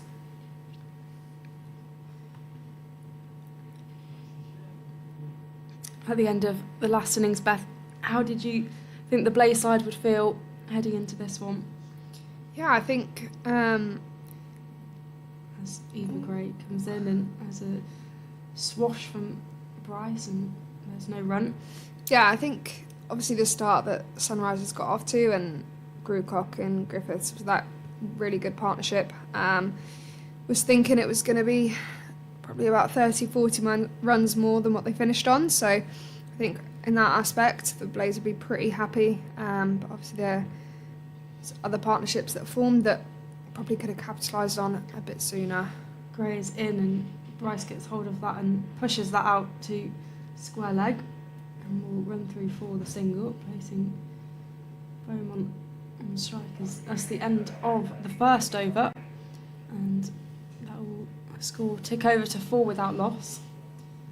And yeah, what do you think some of kind of the key areas that Blaze need to focus on in their batting innings?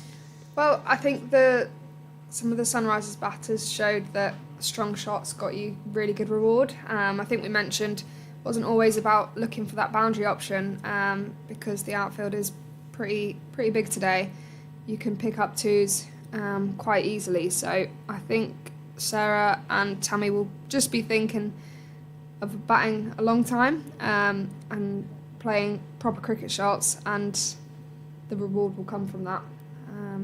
As Kate Kopak will be opening the bowling from this end. Sunrisers opt in for just the 2 seamers today, I believe, and that is herself and Eva Gray included. Kopak into bowl, and her first delivery worked brilliantly from Sarah Bryce out to Jo Gardner on the cover boundary for 1 run. I presume with a Sunrise attack that Maddie Villiers will play a big part in that. She did well in their recent game and took 4 for 36, and of course has been called up for England in the T20s and ODIs against Ireland.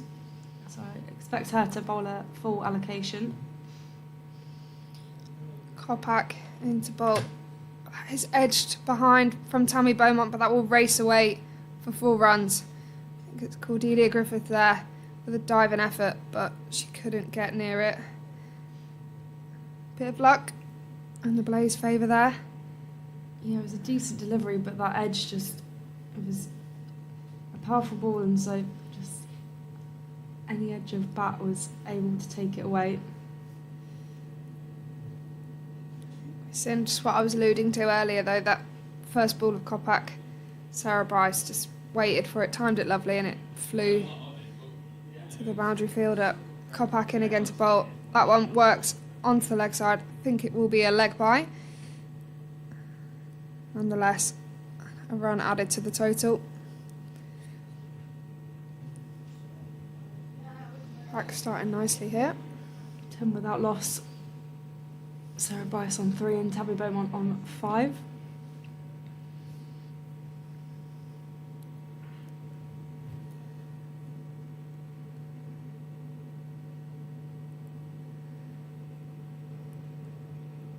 Back into bowl. Defended back to extra cover from Sarah Bryce for no run. Yeah, it'll be interesting to see the Sunrisers attack. We saw a little bit of spin in the Blaze innings. Certainly, the fuller it was, the harder it was to make something happen of it. So I'm sure the Sunrisers spinners will be looking forward to having a bowl. Kopak into bowl. Sarah Bryce just works that away off her legs down to the fielder, who comes around from deep fine and restricts it to just the 1 run.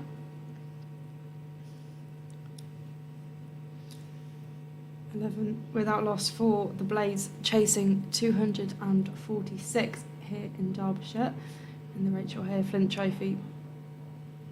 You're listening to the Blaze YouTube channel with myself, Polly Starkey, and the Blaze's Beth Harmer alongside me. Just evades the outside edge there of Tammy Beaumont. Good finish to the over from Kopak there. Blaze 11 for no loss off 2 overs.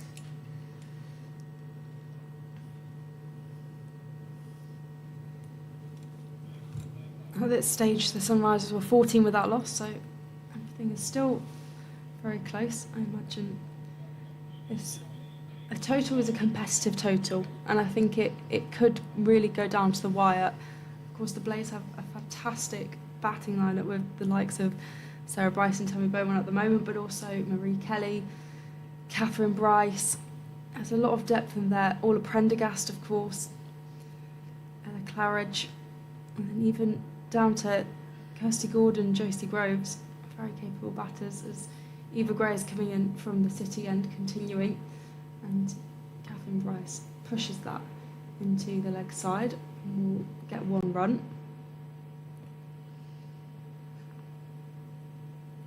I think what would be really key as well is the Blaze would have seen Sunrise's batters running very well between the wickets, so it's really important that they take that into their innings and kind of learn off that as well.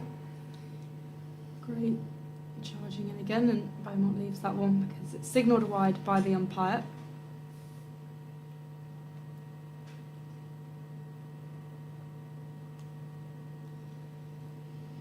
There's 13 without loss.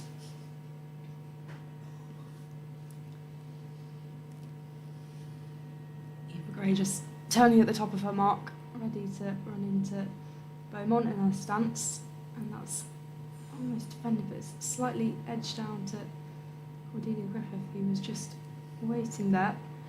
And I think Sunrise are hoping that that sort of a shot would carry if it was slightly higher, and would fall right into the hands of Griffith there.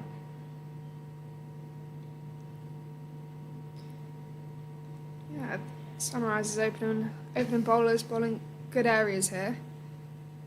They've drawn a few outside edges already, and they'll be hoping that one does go to hand. Great, and again, and there's a big swish by Tommy Beaumont, a big swipe at that, but nothing comes of it, just straight through to Mara Carr, the wicket keeper.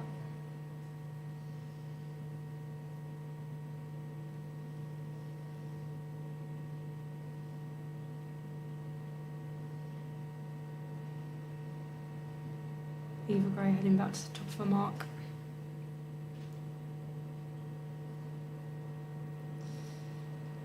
Great, running in, Beaumont facing, and she pushes that into the leg side and will take the 1, taking the score over to 14 without loss.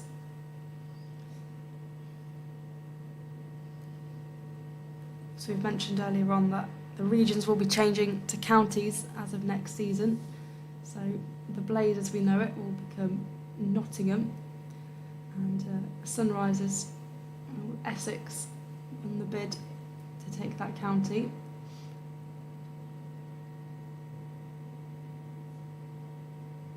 Eva Gray preparing to run in, and Sarah Bryce drives that really nicely, but it finds the fielder in the ring. Grace Scrivens, the captain there, between the fieldings. There's no run off it.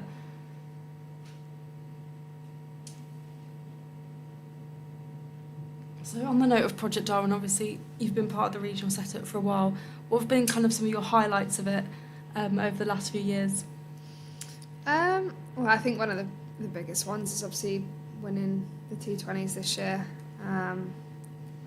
Eva Gray, and again, and Sarah Bryce has pulled that, and that could have been a catch. Maddie Villiers, who one of the most reliable fielders, gets both hands to that just on the edge of the ring, and she throws her head back in frustration because that could have been an early wicket for the Sunrisers, but it goes past her, and the score ticks over to 15 without loss. They managed to get a run from that, and that's the end of the over. Yeah, if there's anyone I thought on that pitch to certainly take that catch, I'd be putting my money on Maddie, but these things do happen, I guess. It's mid-wicket is always one of the places that's quite hard to judge. You don't know if the batter's absolutely nailed it or not. But yeah, she'll be frustrated with that. But yeah, just going back to your question, I think, yeah, one of the key highlights for me was just obviously winning the T20s here at Derby. Although didn't play a game of T20 this year, just being around the squad was exceptional, and made it obviously to both finals last year. So to win T20 this year, Sarah Bryce just works that across her legs, but it'll be no run. Was just really great to be around. But the game is going in such great direction, so it's quite an exciting time.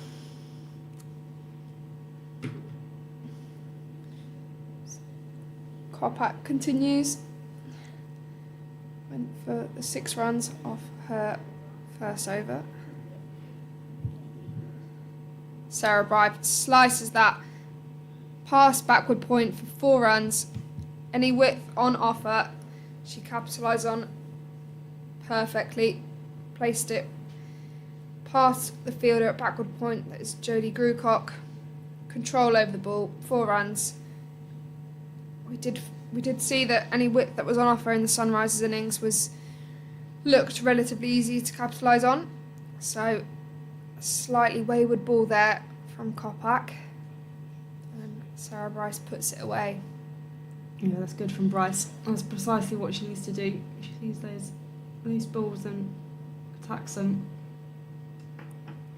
Kopak into bowl. Better line from her, but Sarah Bryce rocks onto the back foot nicely. Plays that into the offside and they'll get through for a single.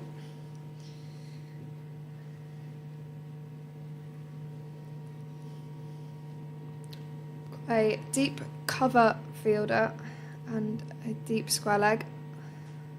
First slip and a third slip just goes out into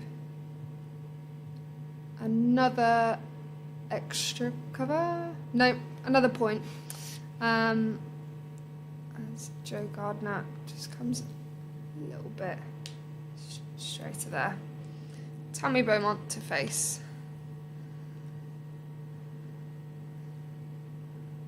Worked nicely into the offside. Slight fumble, hesitation between Tammy and Sarah, but they opt for no run. Grace Scrivens with the ball there, captain of the side, only 20 years old, but a very assured captain, and has already led England under 19 at the under 19 World Cup, so there's plenty of experience. Kopak into bowl. And that one's looks like it's kept quite low from Kopak there. Dot ball nonetheless. Pitch has looked played pretty nice today, I'd say. Yeah, it's been very good. It's hopefully going to make for a very competitive game as well. Final delivery in this over. Kopak into bowl. Tammy rocks onto the back foot nicely. No run, fielding by Grace Scrivens. At mid-off, that's the end of the over. The Blaze are 20 for no loss off 4 overs. 5 from that over, and the Blaze staying very even with the Sunrisers in terms of where they were at the same point. I imagine Sarah Bryce and Tammy Beaumont, 2 very experienced batters, will just want to keep that strike rotating, build a nice partnership and build a platform really for the rest of the innings.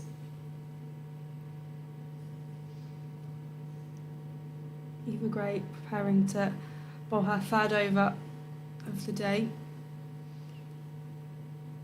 doing the opening spell alongside Kate Kopak.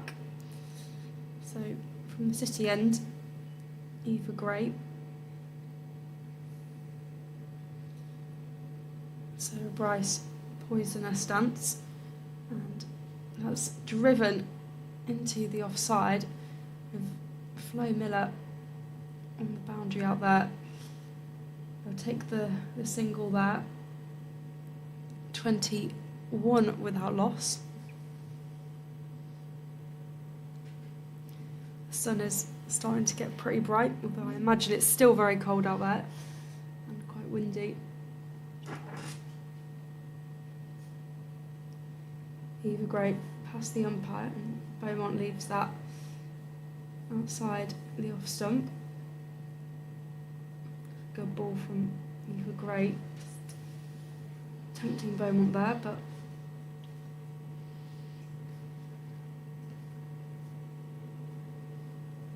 still 21 without loss.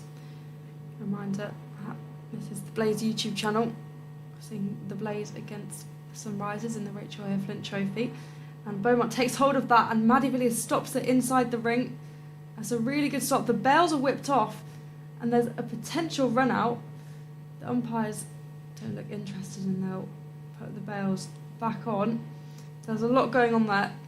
With a really good strike by Beaumont, but a fantastic and even better stop by Maddie Villiers inside the ring. That, with the fast outfield, I suspect would have raced away for 4.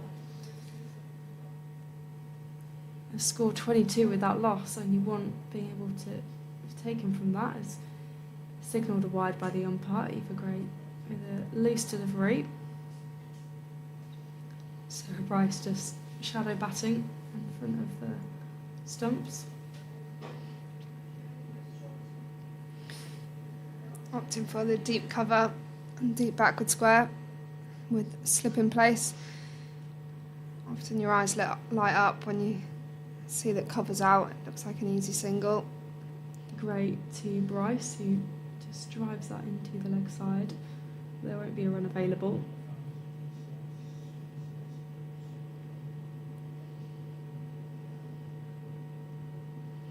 Yeah, you often think, well, you can get off strike quickly, but obviously with that ball nipping around early on, you can often get a little bit carried away, and that's why you see the slip in place. Great, running in, and that's defended by Bryce. She can't get much on that, and it'll be a dot ball. Other than the wide, this is a better over for Gray.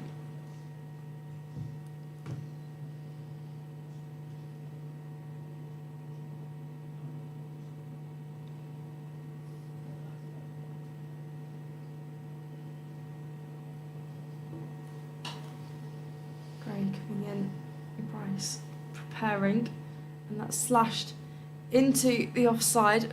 There's the fielder Flo Miller out there to prevent it. Deep cover point, and that's the end of the over.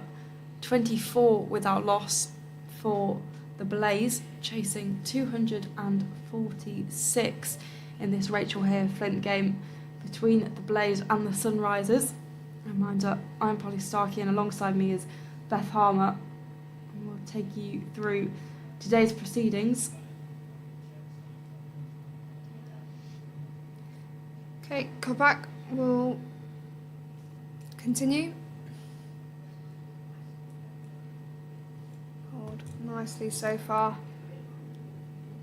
Gone for a couple boundaries, but one of those was an outside edge. It's the third man.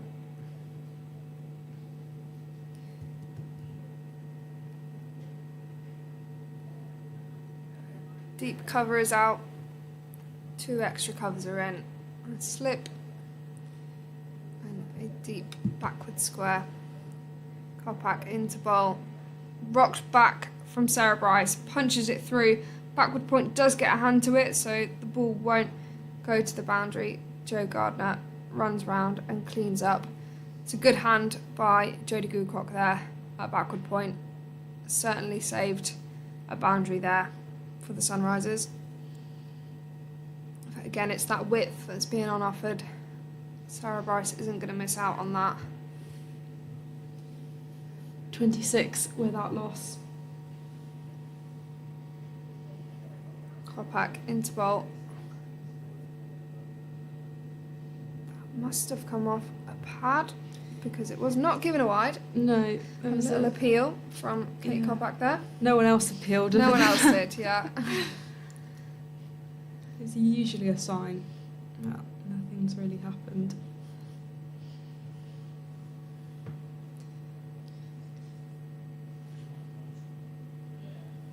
Sarah Bryce on 15 so far. Kopak into bowl. That's a top edge, but just falls short of Maddie Villiers as she comes in for the catch, and it does go past her. Up to her. Maksud backs it up. They'll just go through for the one. Maybe just proving that this pitch is doing a little bit early on, as we saw Grace Scrivens try to work it to the leg side and draw an edge as well. So the ball is moving about a bit. Tammy Beaumont on strike. She's currently 7 of 12. Kopak into bowl. Defended nicely from Tammy there. for no run. Yeah, it was good delivery and good shot as well. The players will just want to be continuing building a partnership. They're on the run rate, they won't be worrying about that. Just look at building a partnership. It's currently 27 off 34. Ticking along nicely as Kopak's in. Tammy Beaumont works that away off her legs. 4 runs, flies to the boundary. Great timing from Tammy Beaumont there. That was a beautiful shot. That's why she plays for England. That is so well timed, so well guided, and just raced away across the boundary. A fantastic piece of cricket from Tammy Beaumont. Like we said at the start, it's just those proper cricket shots, nothing agricultural. You time the ball well, it will fly away on here. As Kopak's in again. Tammy Beaumont strikes that firmly, but straight to Eva Gray at extra cover. Be no run, well fielded. Yeah, good timing on the ball. That was a solid shot. It would hurt as a fielder to get that directly at you. Yeah. Final ball of this over. Kopak into bowl. Driven nicely from Tammy Beaumont there. Goes straight to Gray at extra cover for no run.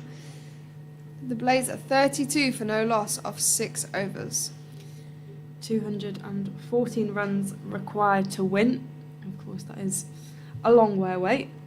But I will also take you through the score at the other game happening in the Rachael Heyhoe Flint today, which is Western Storm against the South East Stars, with Western Storm posting 282 for 8, and then the South East Stars in response are 42 for 1. Sophia Smale bowled Bryony Smith early on, so it's Chloe Hill and Paige Schofield out in the middle at the moment after 8.3 overs. But here in Derby, we've got the Blaze against the Sunrisers as Eva Gray is continuing to Sarah Bryce even. It's signalled a wide. That's one of quite a few wides to date from both sides. It's the 4th wide for the Sunrisers.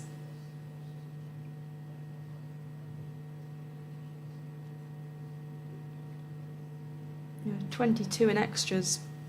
Blaze caused as Gray is in again. And there's a big swipe. There's an appeal from Slip, the wicketkeeper, and Eva Gray, but the umpire isn't interested in that either. I think there becomes a point where you just appeal for everything, you get frustrated and you really want a wicket. Yeah. So you'll go for anything, which is fair enough. Gray is running in from the city end. Sarah Bryce nudges that into the leg side. That's a nice shot, but finds a fielder out there, Kate Kopak, who's been bowling at the other end. The score 34 without loss. Tammy Beaumont just assessing her options, having a look at where the gaps in the field are. As we mentioned, this is a good pitch to be running the 2s and 3s. The boundaries are far out, and we saw a lot of that from the Sunrisers as Gray is charging in, and that's been defended by Beaumont. Cordelia Griffith with the fielding. Cordelia, who top scored for the Sunrisers in the first innings, and scored 65 from 73 before Kirsty Gordon chapped her LBW. It was a crucial innings for the Sunrisers and built a good partnership with Jodie Grecock.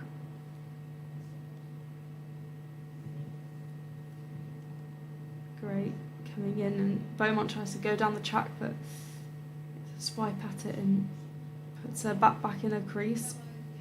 There's no run.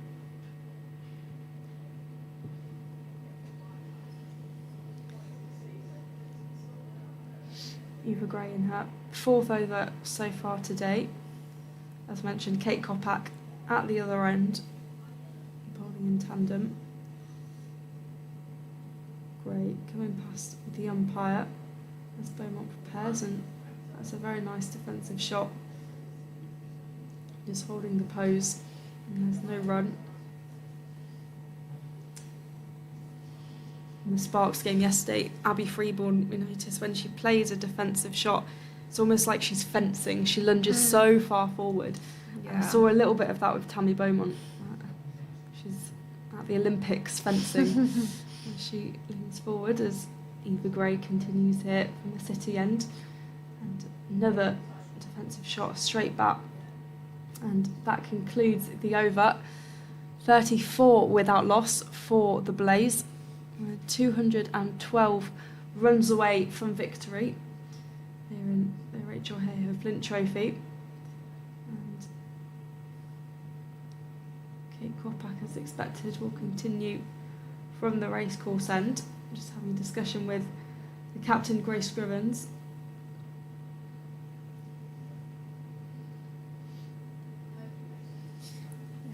Kopak to continue. Bowled pretty nicely so far, only a couple of looseners that have been punished by Sarah Bryce. She's in again. Sarah Bryce favouring that backward point area. They will come back for 2 runs. Great fielding by Jo Gardner out there, but Sarah Bryce is very quick and out of the block straight away. Just guiding it nicely down there, past the backward point fielder.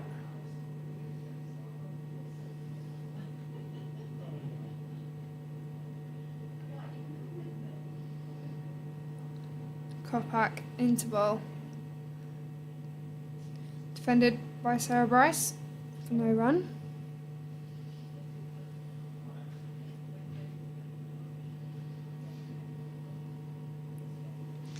Sarah Bryce and Tammy Beaumont starting to build a good platform here for the Blaze.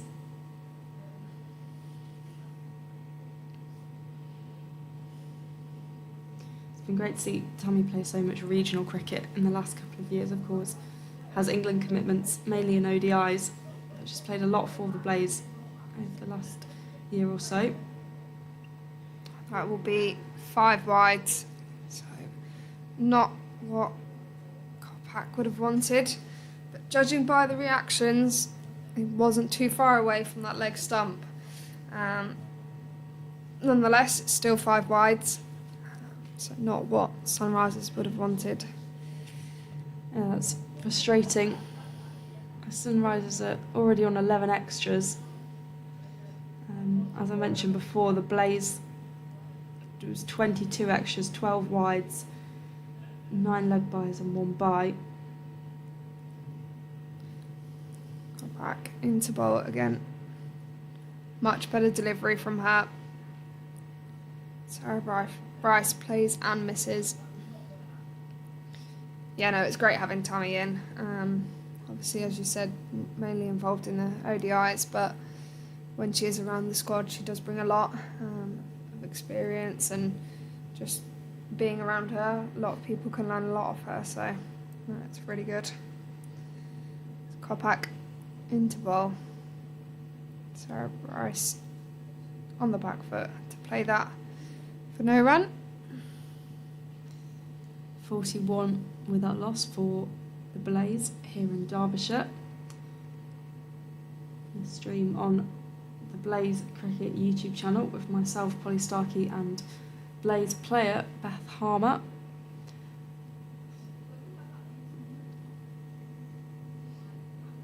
Kopak defended by Sarah Bryce.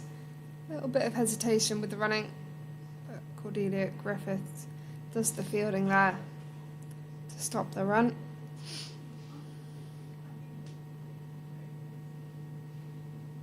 Other than the wide, it's been a good over so far. It has. It's been a very good over from Kate Kopak.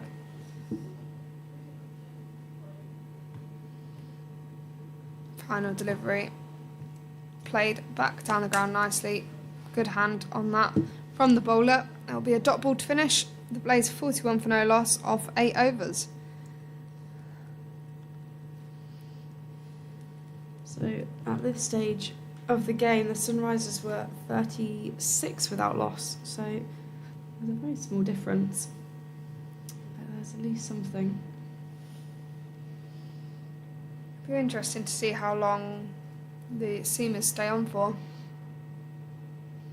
Yeah, it'll be an interesting decision because, as you say, they've got those 2 seamers and then it's spin everywhere. So it's when they opt to make that switch. But I mean, I'd argue that their spin options are very, very good. So bringing the likes of Abtahar or Maddie Villiers relatively early, I don't think would be a bad decision, as Eva Gray comes in from the city end and Tammy Beaumont tries to attack that but ends up just playing it back down the track.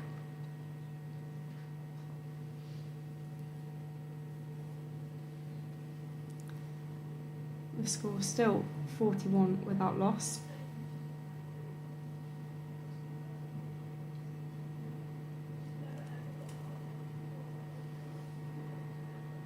Eva Gray running in, and that was chipped up in the air over the bowler's head. It's a great attempt by Abtahar Maksud to stop it, and she slows the momentum of the ball, and Grace Scrivens wraps it up to prevent the boundary. And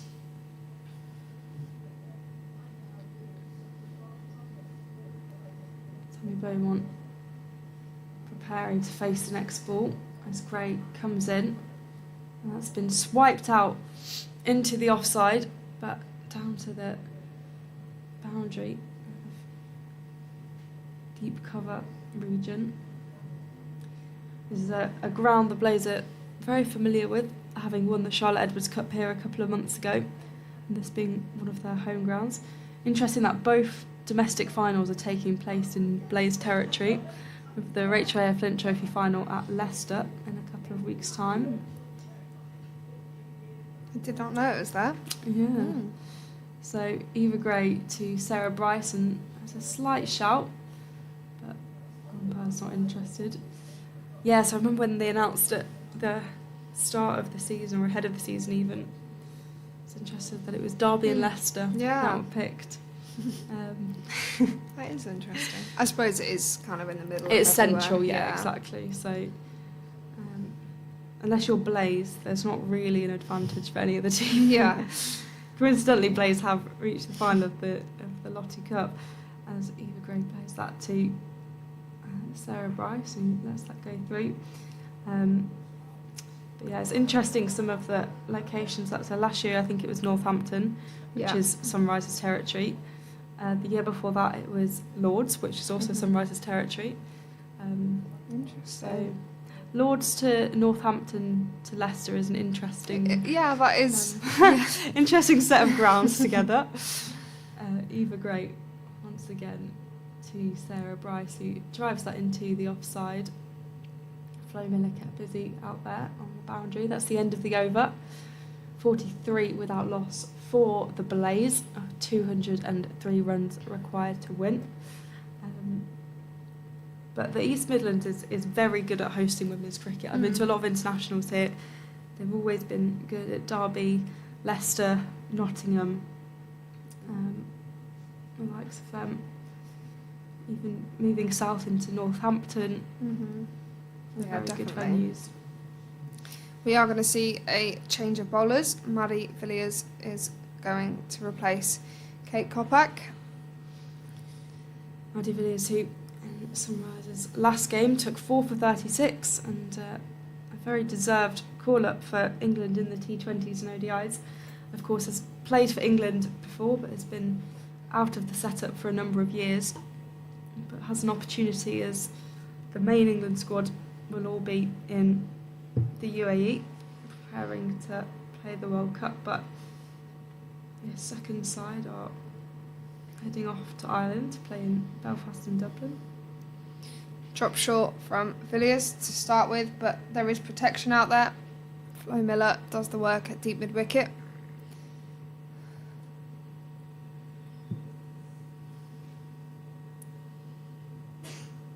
Tammy Beaumont will face up next.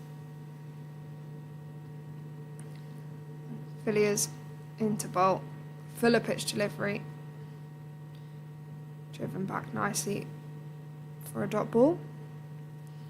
Tammy is 12 off 24, but that won't alarm her at all as she plays a little ramp shot. I think that hits the cue end of the bat. Goes in front of square.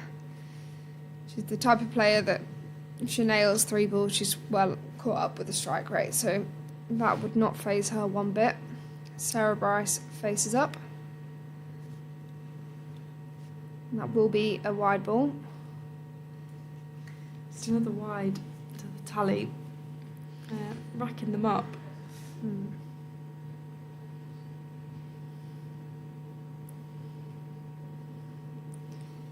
Well flighted delivery and hit down to third man. They will come back for 2 runs. Well ran by the Blaze opening pair. Their partnership, they move on to 48 as a partnership. 2 balls remain in the power play. Villiers slows that delivery down, but well driven, well waited for by Sarah Bryce. Griffiths does the work at deep cover.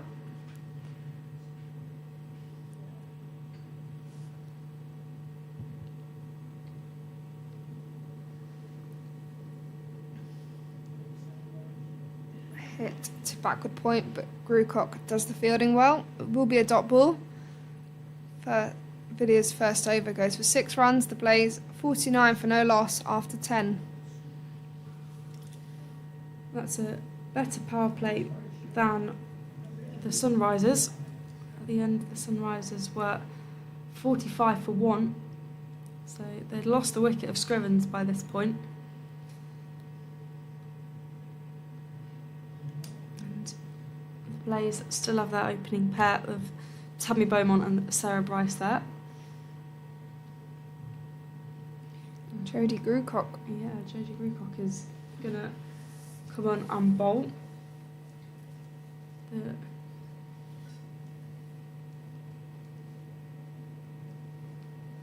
19-year-old is a handy all-rounder.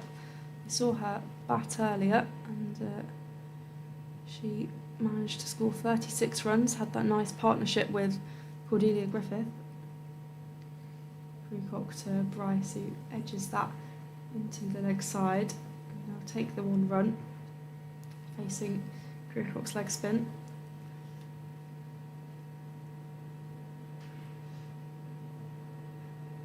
$50 up for the Blaze.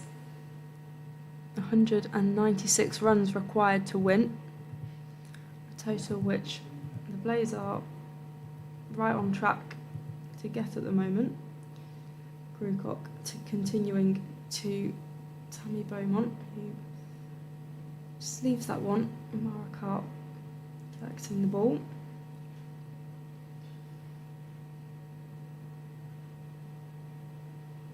Grucock doing a few steps in, and that's turned round the corner by Beaumont, but she won't take the run, walks back to her crease safely. The score still 50 without loss here in Derby.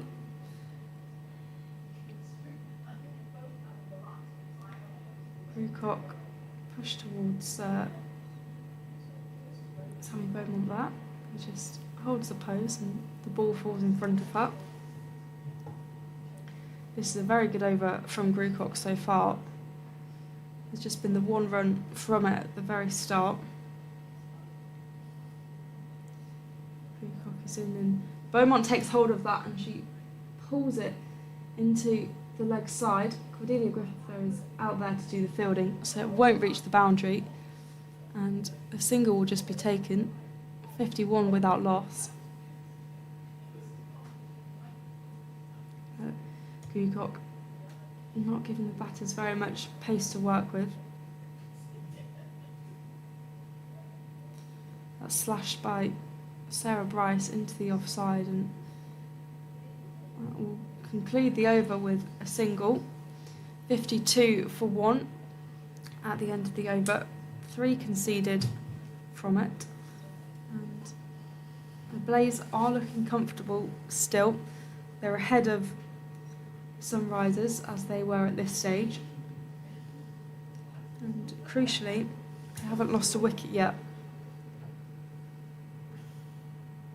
Yeah, Maddie Villiers to continue out of the power play now. So deep square, deep mid wicket, and I believe there's a cover out there as well.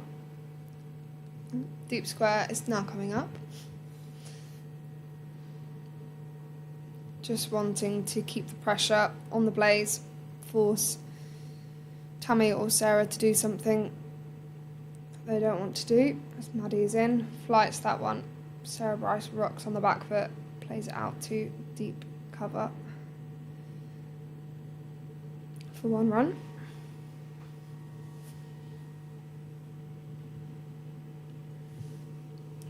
Joe Gardner goes out at deep square leg for Tammy Beaumont.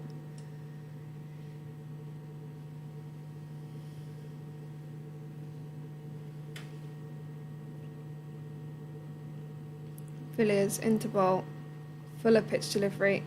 It's fielded by Eva Gray at mid-wicket there for no run. It's important for Tammy to just stick around, not get worked up. She plays that square of the wicket, comes through for a single. There's a little bit of footwork there as she slightly came down the track and just nudged it away. Sarah Bryce on strike. Plays that to extra cover for a single.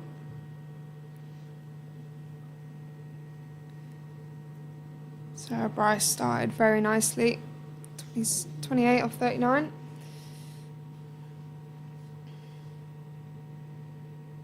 And what a brilliant shot from Tammy Beaumont there. They're going to have to run. It's not going to go. I think they thought it was going to go. I'm not sure. Very blasé round 2, I would say. I think they thought that was going for 4. And to be fair, I did until it started to slow down. Slow down right at in the end. Field. I can't tell whether there's a tiny bit of a slope that way. Potentially. I don't know the ground that well. Well flighted delivery, and that's over the top of Abtar Maqsood at mid-on, and that's 4 runs for Tammy Beaumont.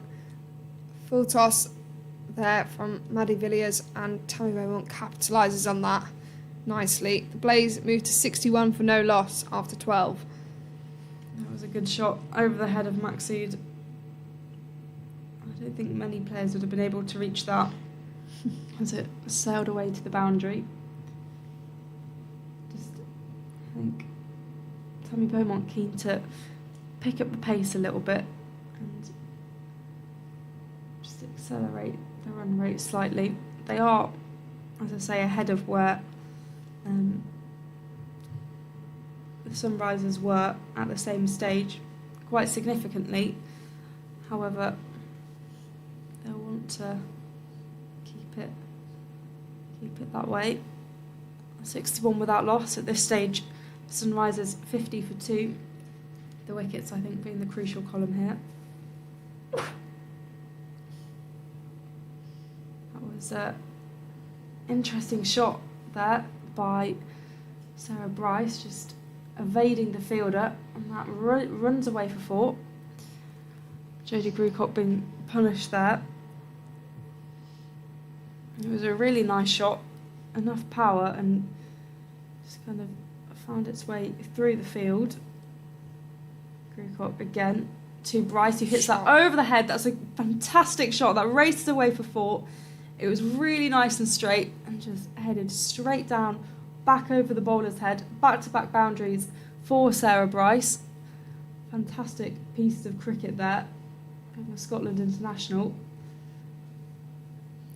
That's precisely what the Blaze will want to do, just finding that flow and rhythm and Jodie Grewcock will have to find an answer to this.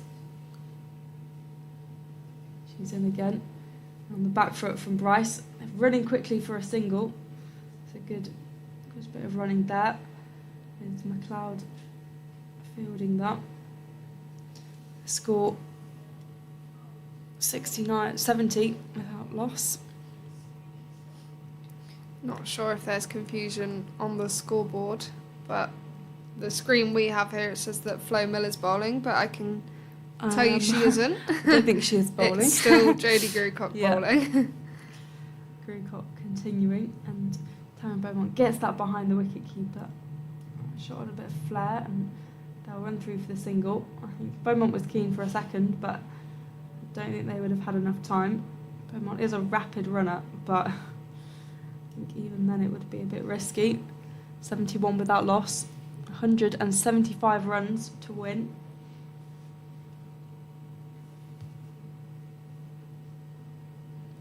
Grewcock again trying to recover this over.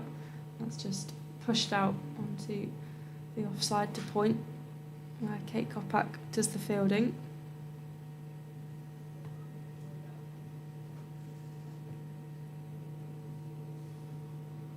Grewcock again, and that's over the head of the fielders. That's a fantastic shot again by Sarah Bryce. She just gets the height on it, and it skids all the way across the boundary for 4.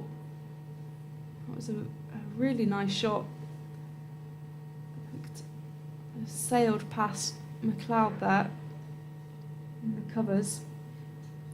There's a brilliant over there. Both Sarah Bryce and Tammy capitalising. 14 runs from it. I think one thing we say when we're batting is you often have one bowler in the team that you feel like you can capitalise on, and clearly Sarah Bryce and Tammy had a chat before that over and said that that's the time to have a go, and it's clearly paid off. Villiers to continue. Tammy uses her feet and just works that away square of the wicket. I'll get through for 1 run.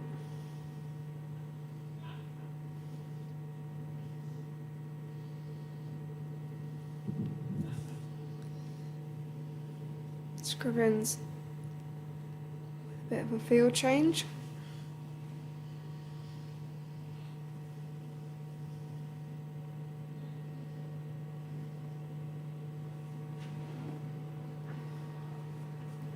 Bit of confusion in the field. Well,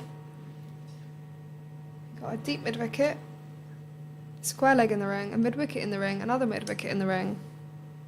And that's a big shout, and it's been given. Maddie Villiers traps Sarah Bryce in front of the wickets, and she's been dismissed for 41. That's a key wicket for the Sunrisers. Partnership was building, the Blaze were ticking along nicely, but Maddie Villiers traps Sarah Bryce in front of the stumps, and she has to depart. That was a really crucial wicket. Sarah Bryce was cruising along, and that partnership with 76 in runs. So Tammy Beaumont, who's on 23, remains, and we're going to have the next batter come in. One Bryce goes, the other one comes in. Bryce, indeed. We'll have a Scotland captain come in, and so Tammy Beaumont will be in very good company. So, as we were saying earlier, Sarah Bryce and Tammy Beaumont were just building that platform, and they've done that really, really well. They've got 76 runs on the board, and now Catherine Bryce will come in and aim to build off that platform. Maddie Villiers having an impact with the ball there. Yeah, really big shout that from Maddie. Everyone went up. We haven't seen the replay, but I'm sure it's the right decision. Convincing, yeah. Very convincing. Catherine Bryce to face. Defended nicely to Eva Gray in that close in mid-wicket region.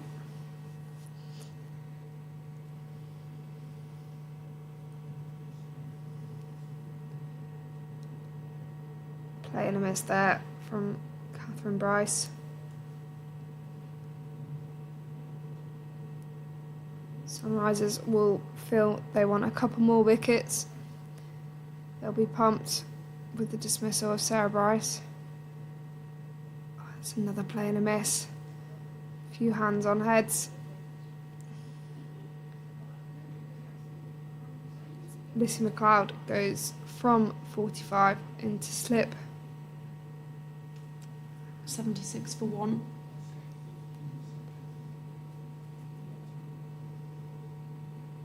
And Catherine Bryce plays that perfectly. She'll pick up 4 runs, playing with the field. We've often seen her this year have great success with the paddles between third and fine, and that time with the move of Lissy McLeod into slip has opened up that space, and she's placed that perfectly. 4 runs. That's a lovely shot, just great vision. You could see where the gap was and just backed herself to do it. 80 for 1. They've got 166 runs required to win.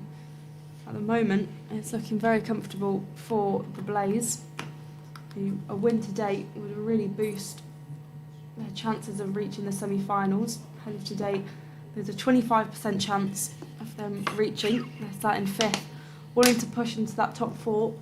Sunrisers lingering in that top 4. But the Blaze dependent on other results as well, but can only do what they can control, as Jodie Grucock comes in from the City end and Tammy Beaumont just plays that down the ground. There'll be no run on offer.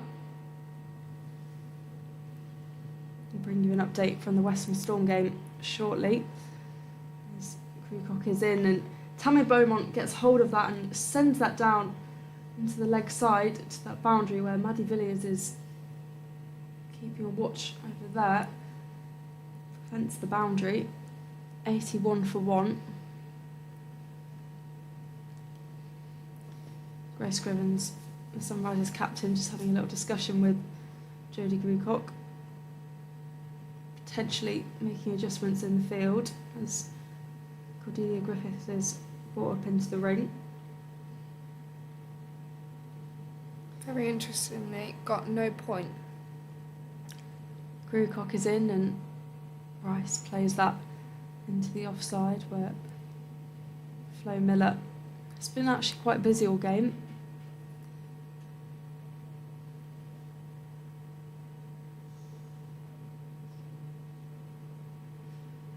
Grucock, the 19-year-old leg spinner, and that's signalled a wide by the umpire. It was a slow and quite wide delivery. She'll just gather herself and continue.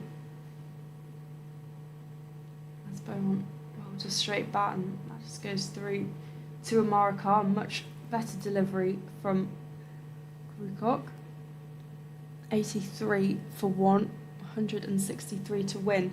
As Grucock is back in and that's sliced by Beaumont down into the offside. Flo Miller running round on the boundary to collect that. The single, the only reward from that. 83 for 1, 84 for 1. Wait for the scoreboard to tick over. Catherine Bryce on 5 and Tammy Beaumont on 25. Grucock to Bryce, who pushes that out into the offside. And so it'll be 1 run to finish the over. So over wraps up 85 for 1. 161 required to win. We're 5 from that over. Tammy just taking some tablets.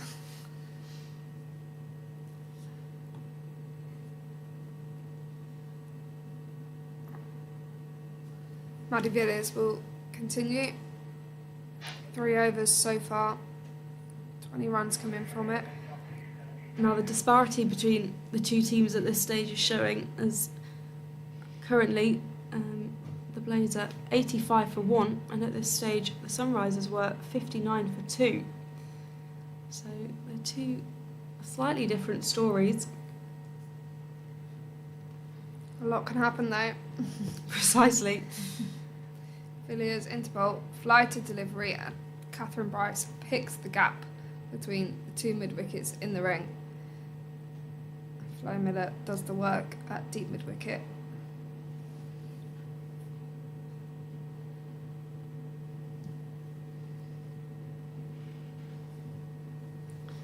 There's just a discussion between Villiers and Scrivens.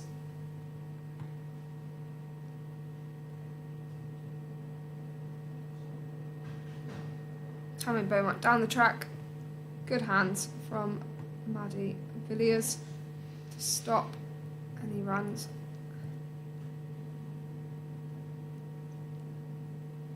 Long on, goes out. As Villiers comes into bowl. Beaumont has played that straight to mid-wicket in the ring. 86 for 1 here in Derby.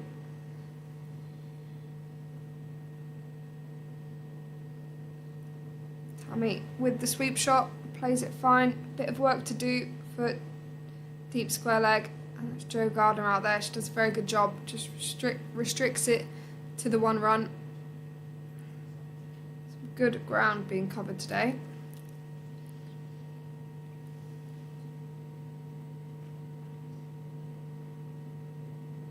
Villiers making some field changes ahead of her next delivery.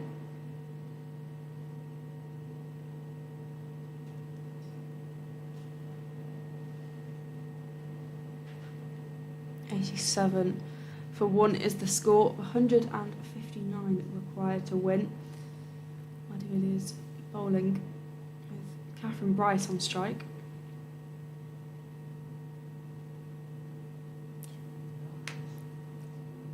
Is a brilliant sweep shot from Catherine Bryce there. Utilises with the square leg up in the ring and backs herself. Times it perfectly. Picks the gap well as 2. 4 runs added to the total. And that is the end of the over. 91 for 1. A reminder that this is the Blaze Cricket YouTube channel.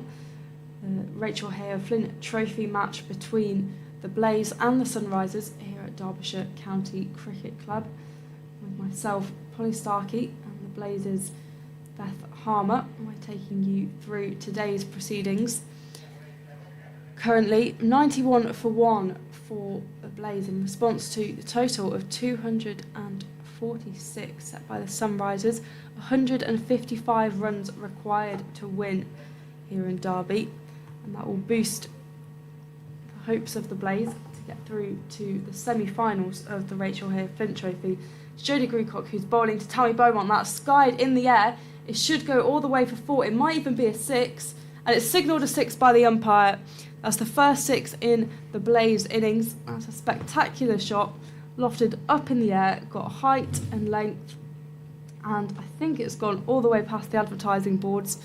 Abtar Maqsood waiting for someone to throw it back to her, and that's a beautiful shot by Tammy Beaumont. Takes the total to 97, takes Beaumont's score to 32, and that's a way to start the over as Grewcock is in again, and that slice by Beaumont is up in the air again. Good fielding from Cordelia Griffiths there, just in my eye line, almost bounced over her head but stuck the hand out and restricted it to 1 run. Yeah, we've got a slightly restricted view here, but 98 for 1, closing on the 100 mark, with 148 required to win. Some field changes as Catherine Bryce looks around. Jodie Grewcock figuring out how to respond to this as Catherine Bryce gets hold of that one and sends it leg side, and that's raced away for 4. The umpire signals to the scorers next to us. That takes them to 102. The 100 milestone is up for the Blaze, 102 for 1. And they're racing along nicely. Tammy Beaumont on 33 and Catherine Bryce on 15. We mentioned Sarah Bryce helping to build a platform, but now Catherine Bryce is doing the same as that's pushed into the offside, and Flo Miller sends the ball back to the wicket keeper. 1 run from that. Must be something about this ground they like. It really is. And it's something that the Blaze do love about Derby, as Prewcock is in again and that's swept by Beaumont, but just gets as far as a short fine leg.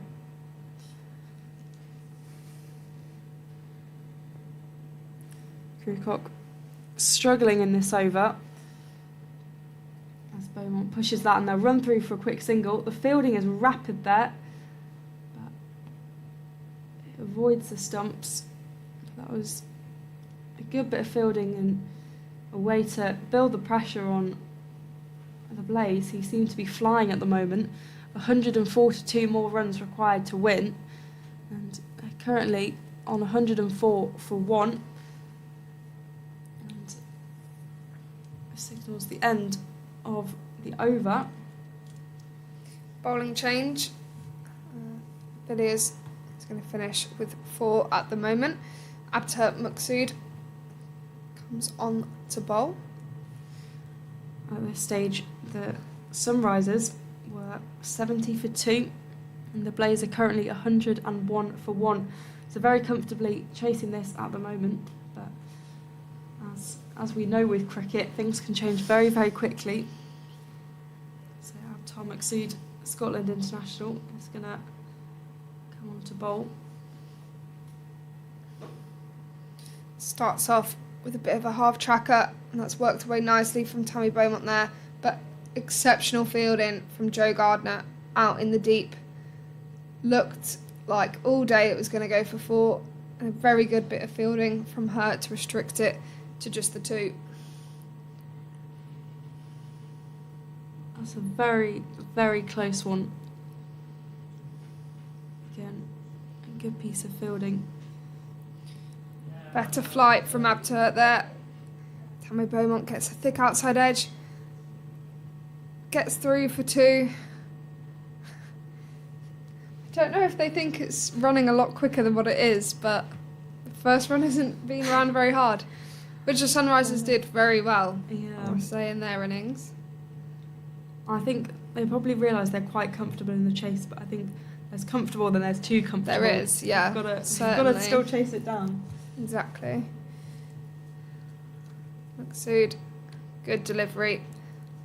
Her last 2 deliveries have been very good. We saw Josie Groves in the Blaze innings, when allowing the ball to have that extra bit of flight, it proved more successful. So 2 good balls there from Maqsood. That one just worked off the legs of Tammy for 1 run.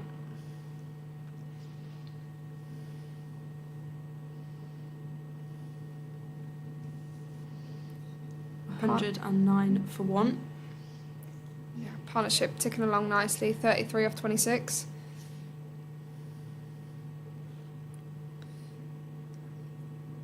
Catherine Bryce will know what to expect from fellow Scotland teammate. I really like the way Abtar bowls. It's not kind of the frog in the blender leg spin, it's a lot neater than that. And a good finish there from Maqsood. Her first over went for 5 runs. The Blaze are 109 for 1 off 18. This is really good from the Blaze.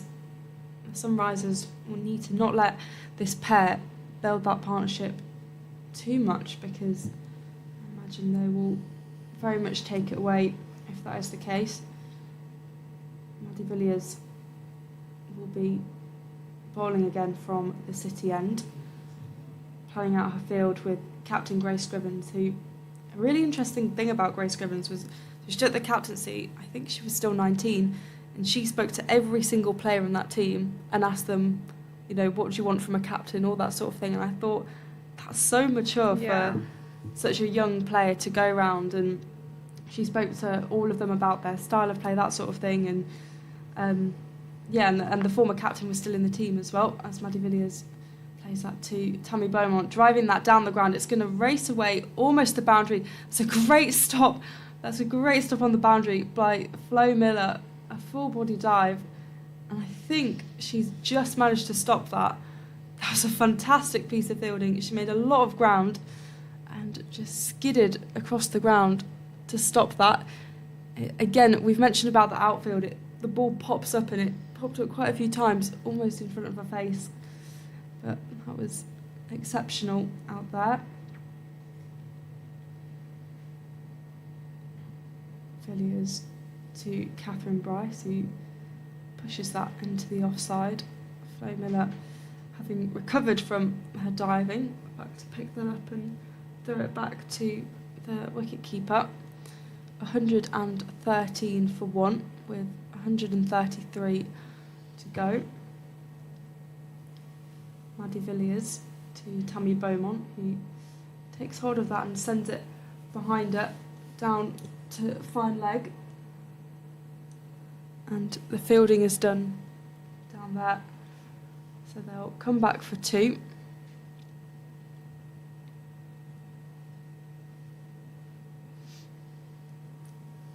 $115 for 1. Maddie Villiers to Beaumont, who pushes that down to kind of a wide fine leg region, and she'll run the 2. They seem a little bit more intent with their running between the wickets, even though they are comfortably ahead of where the Sunrisers were.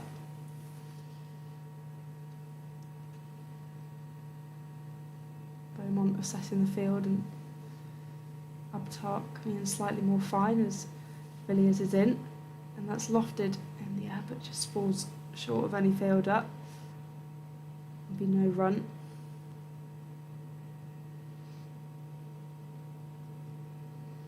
$117 for 1.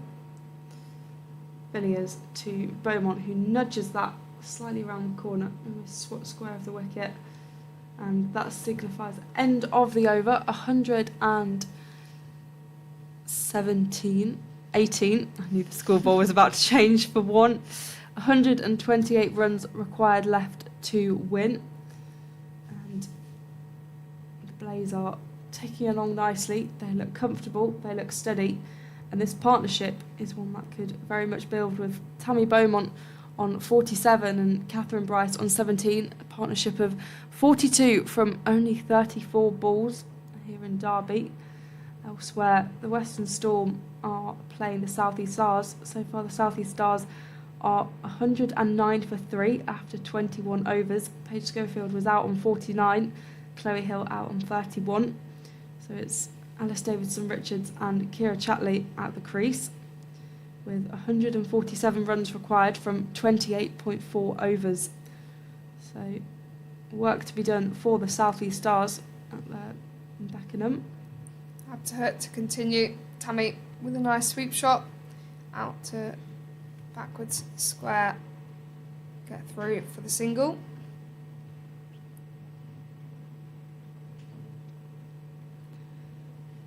The run rate here is just hovering around 4, so a more likely win for the Blaze compared with the South East Stars against Western Storm. Reverse hit attempted from Catherine Bryce, but no connection was made.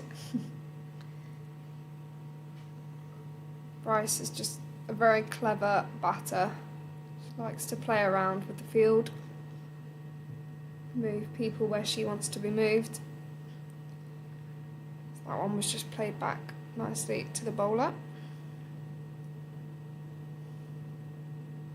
Cover drive out to the boundary, will be fielded by Griffiths for 1 run. So looking at the scenario now, it's likely that Western Storm will beat South East Stars. That's not guaranteed, but it's likely, which means that if Blaze continue as they are and go on and win, they will go up into 4th place. So they will be in position to qualify for the semi-finals. Sweep shot from Tammy Beaumont there.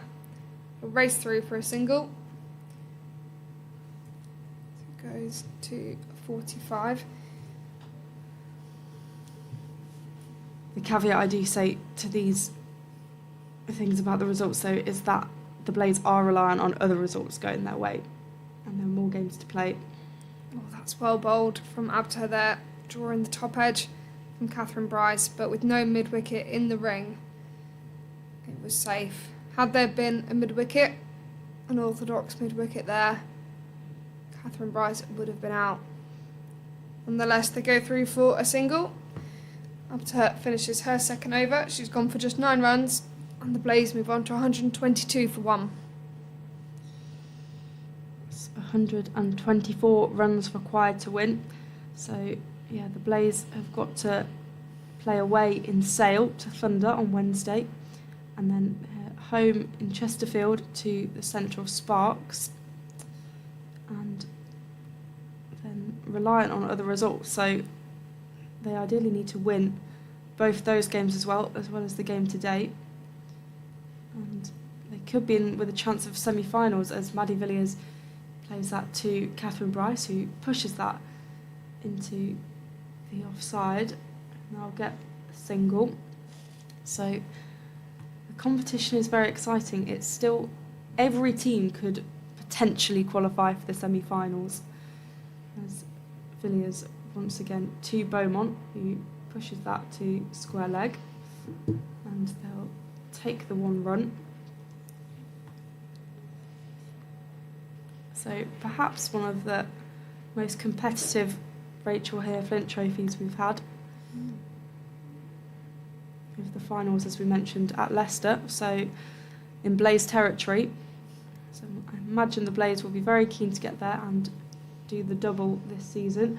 Villiers to Catherine Bryce, and that just goes over the stumps, I think, and it races away, but they'll run through for 2.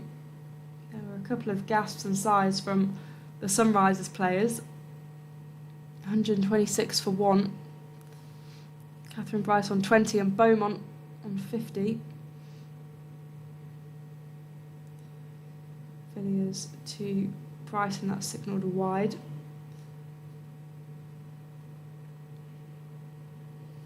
.120 runs required for victory here in Derby. Villiers, and there's an attempted reverse sweep by Catherine Bryce, but just plummets into the ground.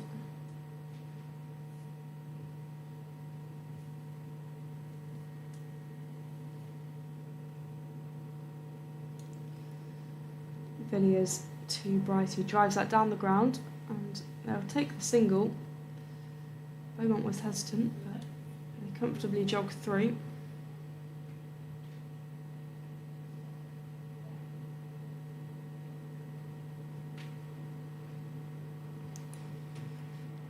Villiers again to Beaumont, who pushes that into the leg side.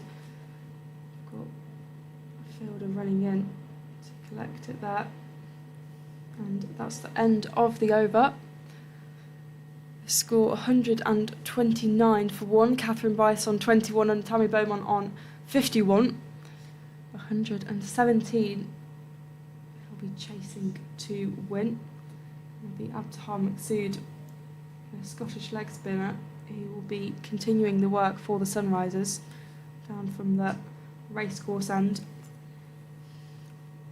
Yeah, Tammy's batted very nicely for her 50. She'll look to continue on in this innings and stay in until the end. Abter into bowl. That is well played. I can't see what that's hit from here, if that's hit anything, or if it's been dropped. I can't see from here, so I can't commentate on that, unfortunately, but it's a dot ball.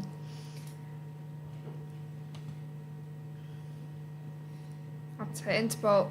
Tammy rocks back very quickly, plays out to deep mid wicket for 1 run. Said at the start, obviously, strike rate for Tammy wasn't up there, but it's something like a player of her calibre never really needs to worry about. She's 52 from 62, playing a key role for the Blaze here as Catherine Bryce drives that to cover region on the boundary for 1 run. Partnership now between Catherine and Tammy, 55 off 49, so 2 consecutive 50-run partnerships, which for a batting side is what you love to see. As a bowling unit, it's probably quite demoralising, as that one's just worked into the leg side by Tammy for a single. Yeah, it's really good batting by the Blaze. The Sunrisers will just get ever more frustrated as that partnership continues, but yeah, the 2 50 partnerships are really, really crucial. That's what wins games. Fuller delivery. Catherine Bryce plays and misses at that.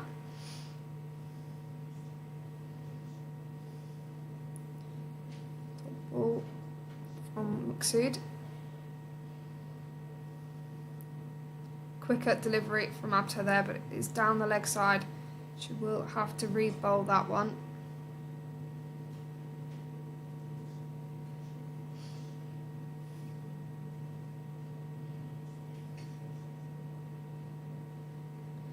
Back foot punch there from Catherine. Out to cover. Just ticking along nicely is Brycey and Tammy. Yeah, Catherine Bryce on 23 from 25, Tammy Beaumont 53 from 63, and that partnership currently 58 from 52. 112 runs required left to win. The total set by Sunrisers, as a reminder, was 246, and this is the Rachael Heyhoe Flint Trophy match between the Blaze and the Sunrisers, with myself, Polly Starkey, and the Blaze's very own Beth Harmer alongside me to bring you all the action from today.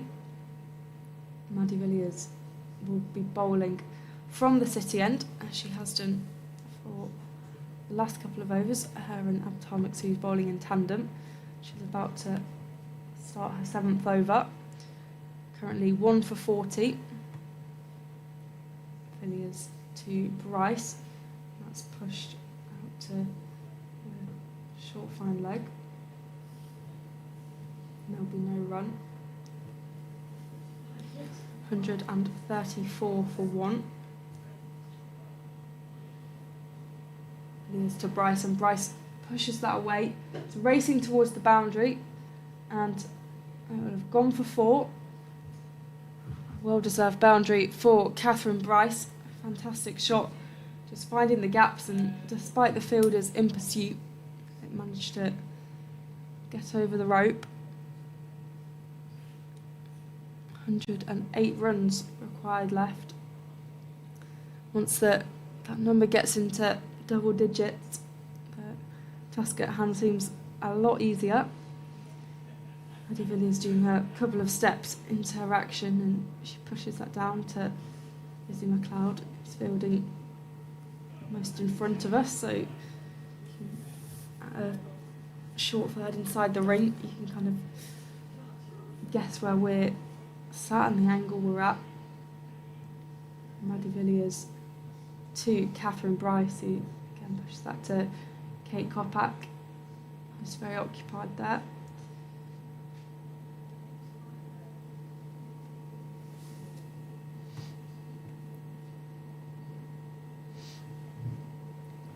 Villiers to Bryce, and there's a bit of a shout from Villiers, but she abandons that. It's been a decent over from Villiers, other than the 4. She's bowled neatly. Been 4 dot balls. Villiers again, and that's just pushed by Bryce down into deep extra cover. Flo Miller there, and that's the end of the over. 139 for 1. 107 runs required for victory.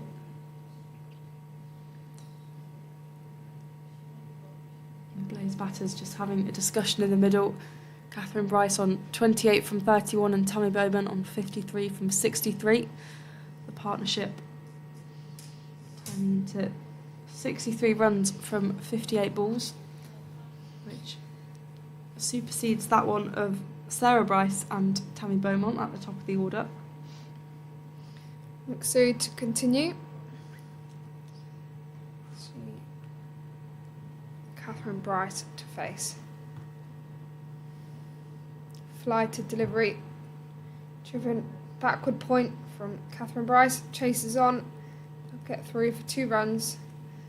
And that will be all. I've said it a few times today, but the fielders are doing a lot of yards. Cordelia Griffiths coming from pretty straight cover there. Right the way around to backward point to field that ball. Oh, that's well bowled. Not far from the stumps from this angle. Shows with the leg spinners bowling slightly fuller today. It's proving a lot harder. Valuable dot ball for the Sunrisers. Followed up again as Catherine Bryce just defends that back to the bowler.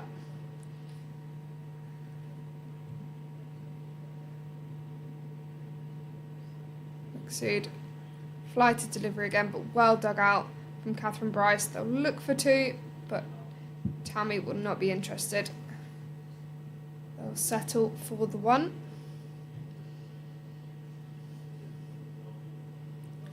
.104 runs needed to win.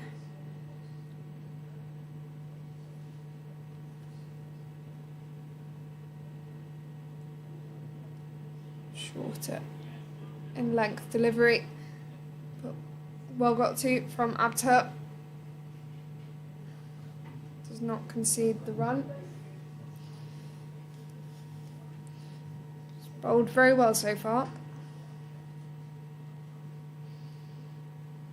Final delivery. Tammy goes in, sweep shot, very fine. Missy McLeod does the fielding. Will be given as a run. And that is the end of the over. Blaze are 143 for 1 of 24.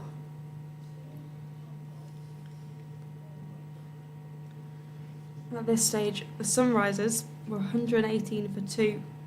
So again, the runs gap is there and there is a 1 wicket difference. We're approaching the halfway stage where there may be drinks, and that was the turning point in the first innings. That after that, the Blaze managed to get about 4 wickets within the next couple of overs before the big collapse at the last couple of overs.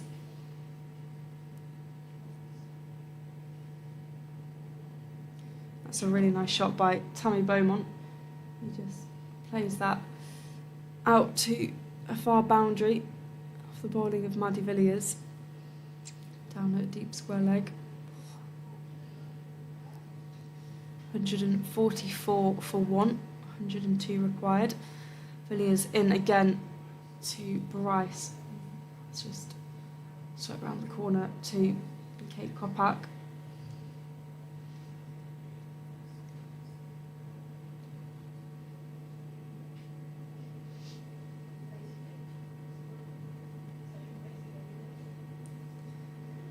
Villiers to Bryce, who just digs that out of the ground but won't get a run for it.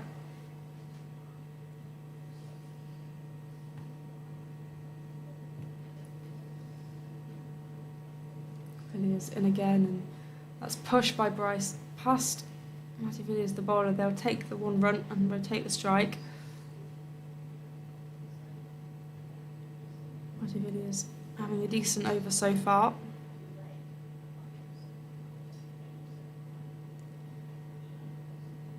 Villiers to Beaumont. He turns that round to Kopak, who does the fielding, and they'll take the single.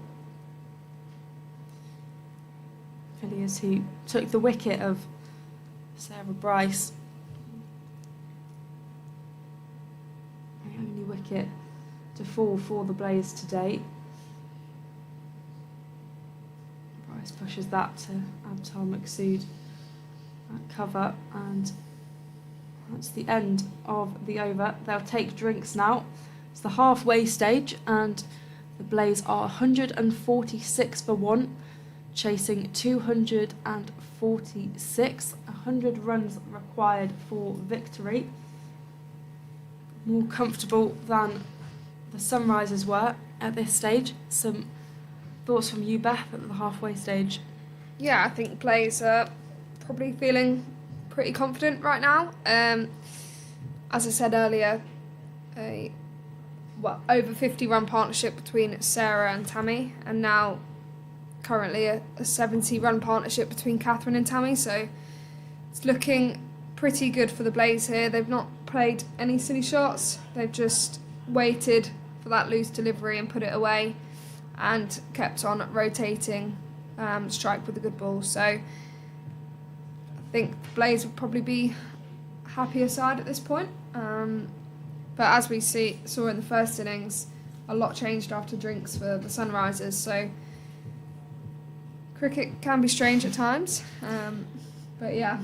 Yeah, I suspect that the drinks break either is a help or a hindrance. It can disrupt the flow of the batting, or it can be, for the Sunrisers perhaps in this case, a much needed kind of reset, and just have a discussion what their plans are going to be of how they're going to get the wickets. To keep you updated on Western Storm versus South East Stars, South East Stars require 157 runs from 24.3 overs. At the halfway stage, they were 122 for 4, and the wicket of Paige Schofield and Alice Davison Richards have fallen, so it's Kira Chatley and Phoebe Franklin out in the middle. Chatley is 7 from 18 at the moment, and Franklin 5 from 6. So it's looking in the favour of Western Storm. Sophia Smale, Alex Griffiths, Chloe Skelton and Neve Holland all have a wicket apiece. Chloe Skelton's bowling very well, 1 from 16 at the moment. And Sophia Smale 1 for 27. So we'll keep an eye on that, and I'll keep you updated throughout that match. But as for here in Derby, a reminder that this is the Blaze YouTube channel. The Blaze against the Sunrisers in the Rachael Heyhoe Flint Trophy at Derbyshire County Cricket Ground. Myself, Polly Starkey, and Beth Harmer of the Blaze. 146 for 1. The Blaze batting innings with 100 runs required for victory. A win here would boost them in the table potentially to 4th place if South East Stars are to lose today, and that would help them in their cause to reach the semi-finals with 2 more fixtures after this, one up at Sale on Wednesday, and then in Chesterfield a couple of days later, their final home game of the season.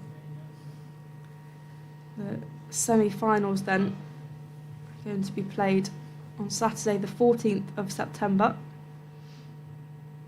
and then the finals the 21st of September in Leicester, which of course is Blaze territory, as was the Charlotte Edwards Cup final here at Derby, where the Blaze were victorious, winning their first piece of silverware. So it's all very exciting in the Rachael Heyhoe Flint Trophy, with all teams still able to qualify. So there could be one of 8 names on that trophy. Up to her to continue. Well-flighted delivery, but driven very well from Tammy Beaumont for a single.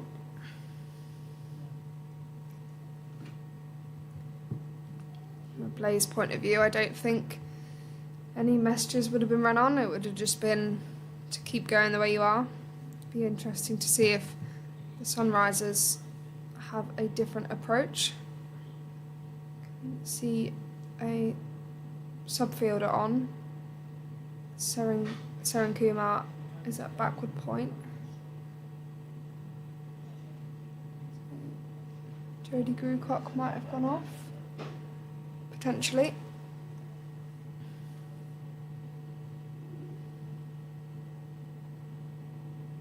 Catherine Bryce rocks onto the back foot and cuts that lovely to deep cover.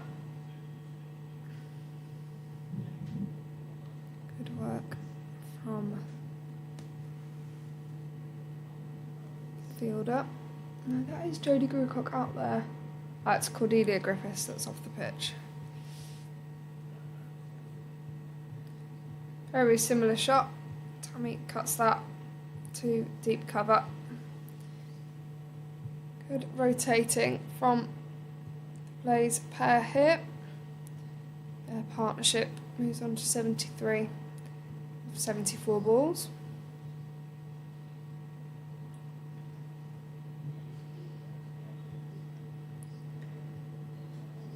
Cut well to deep cover again for a single. Looks very easy for Tammy and Catherine right now, not needing to do anything silly.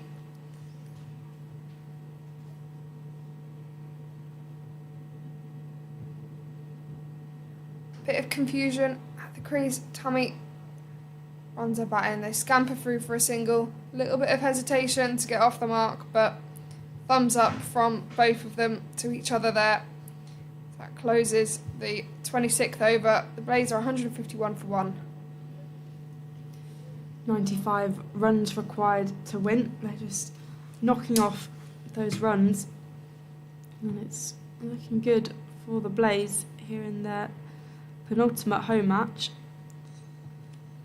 It's a decent over from Abtar Maqsood. 5 from the over.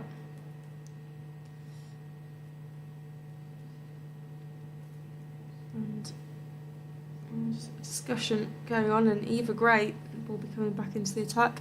Grace Scrivens opting to bring one of her two seamers back on. Eva Gray so far having bowled 5 overs and gone for 16 runs, yet to take a wicket. But had those 4 wides across her overs.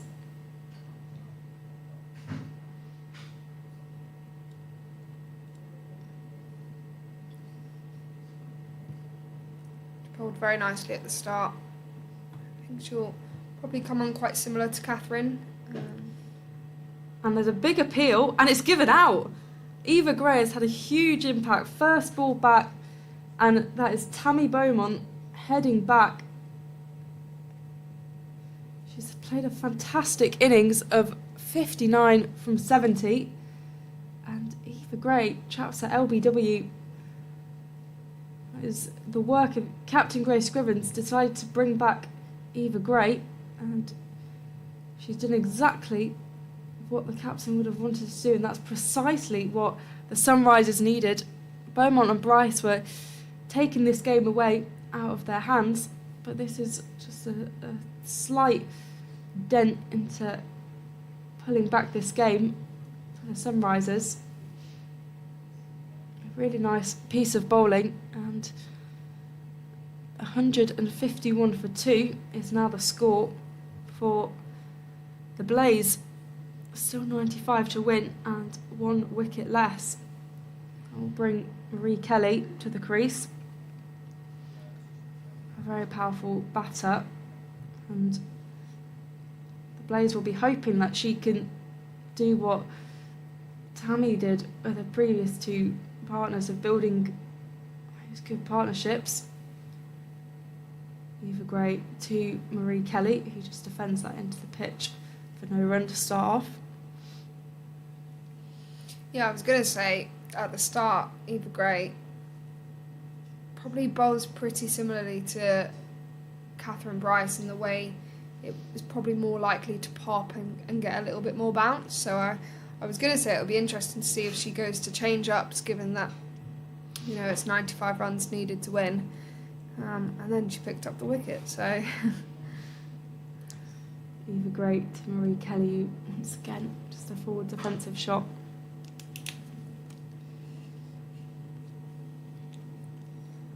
Done well to go this long without the second wicket falling for the Sunrisers. That came in the 12th over.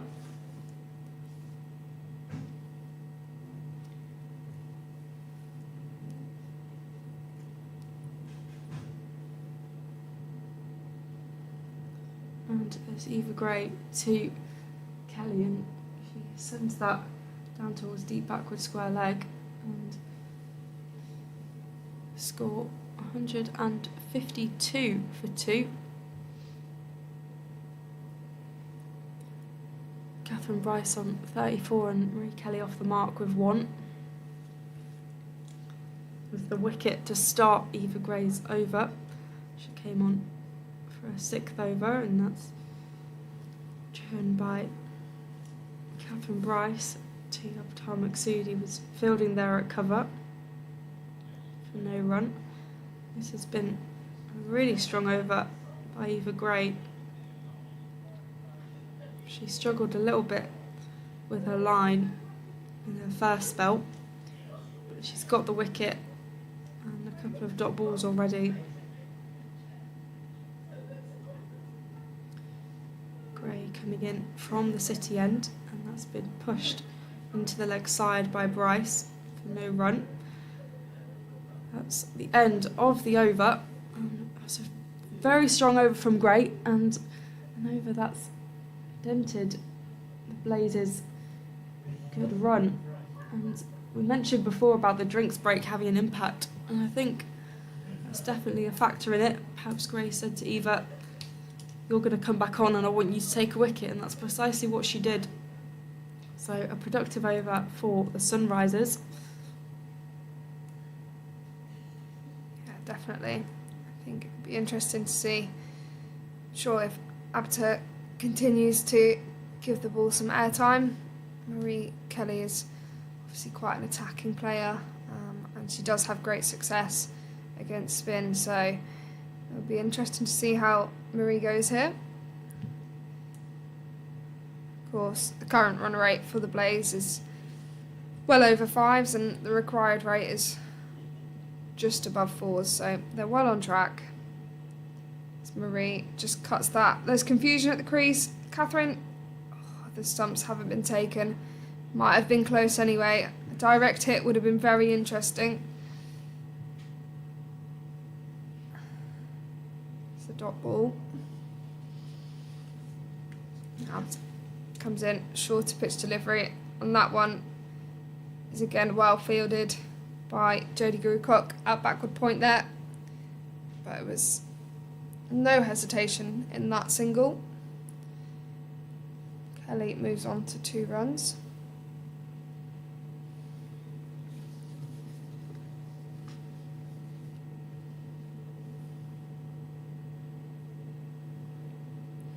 Maksud in again to bowl. Fly to delivery. Another play and a miss outside there for Catherine Bryce. It's been a few pretty full deliveries, almost Yorker length, that been played and missed quite a few times today.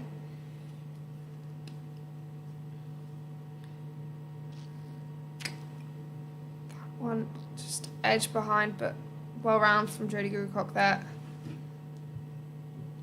Another valuable dot for the Sunrisers. 2 to come in this Maksud over.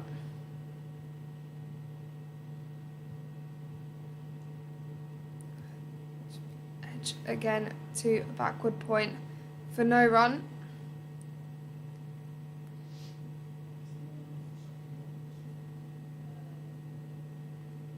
Clouds starting to cover here at Derby. Catherine Bryce backs on the back foot and plays that into cover region. Maddie Villiers goes for a throw. Good job, Eva Gray was there to get her body on the line and back it up, otherwise that could have been overthrows. A good over though, again from Maksud, who's been bowling very nicely. The Blaze move on to 154 for 2. 22 overs remaining, 92 runs required to win. Yeah, just 2 conceded from the over, and a factor that we haven't actually spoken about today is the absence of Sophie Monroe from the Sunrisers side, who is the 3rd leading wicket taker in the entire competition and is Sunrisers' leading wicket taker. But of course is on loan at Sunrisers from the Blaze, so hasn't been allowed to play today, as Eva Gray bowls that to Catherine Bryce, who defends that into the pitch. So in terms of Sunrisers' bowling attack, that's a big miss. Of course, they do have a strong bowling attack still, but to to miss your leading wicket taker and the third highest in the competition, that's a big miss. Definitely, yeah. She's had a good year this year. She is here today watching, so that's a positive. Eva Gray into Bryce, and she nudges that into the leg side. You said it was her birthday today as well. It's her birthday, So yeah. Happy birthday, Sophie Yeah. Monroe. 23 today. Yeah. Hope they just gave her a day off. Yeah. Put her feet up for a bit. Yeah. You did a lot for us. Happy birthday. You can have a rest. Yeah. I'm sure she would have wanted to play today. She's been in fantastic form. 17 wickets so far in 10 matches.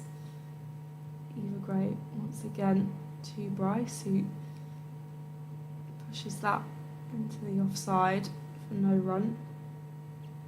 And yeah, looking at the bowling stats, Sunrisers actually have, including Sophie Monroe, 4 players in the top 15 wicket takers, whereas the Blaze just have the one, with Kirsty Gordon on 15 wickets. Best figures 4 for 40 this season in the Rachael Heyhoe Flint Trophy.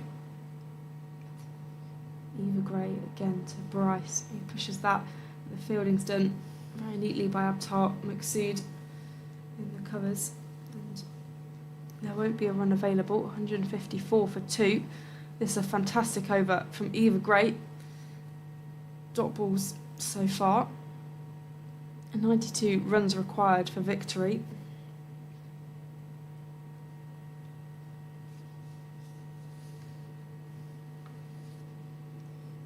Gray to Bryce, who flicks that into the leg side.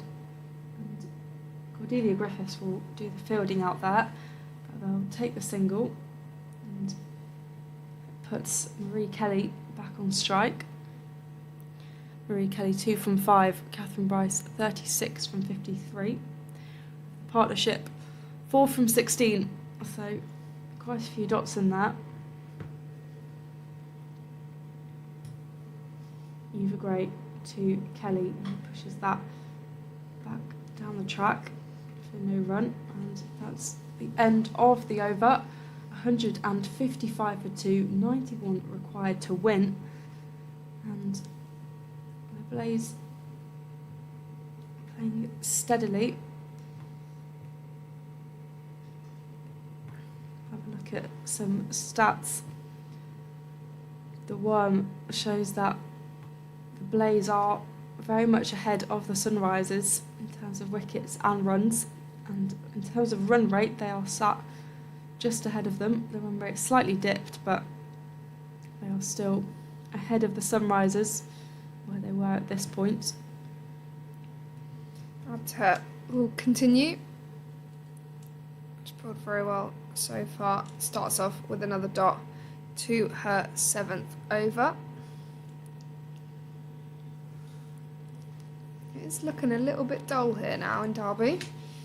It's getting a little bit dark. There isn't any rain due. Oh, that's good. So Fuller pitch delivery, and Catherine Bryce works that into mid-wicket. Boundary fielders haven't had to do very much the last few overs. It brings Marie Kelly back onto strike. She's currently 2 off 6 balls.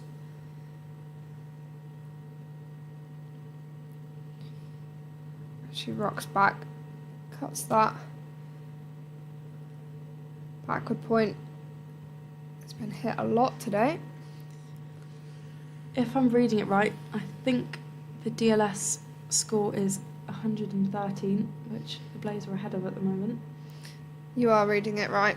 They're on our screen here as well. Every ball, Perfect. which is great to know. But there isn't, as I say, there isn't rain scheduled. It's just gone a bit grey and gloomy. Marie Kelly cuts that one firmer. They will take a quick single, but they'll get in comfortably. Good running again from the Blaze. It's what I alluded to earlier as well. Sometimes you don't need to be looking at those boundaries. I think today has been really key, the running between the wickets. As Catherine Bryce edges that one to that backward point region again. Come through for another single. Another great over from Abtah there. And the Blaze require 88 of 20 overs. Yeah, Abtah's been bowling really well today. It's been relatively economical. 7 overs, gone for 28 runs. Eva Gray, however, who's going to continue here, has been absolutely fantastic.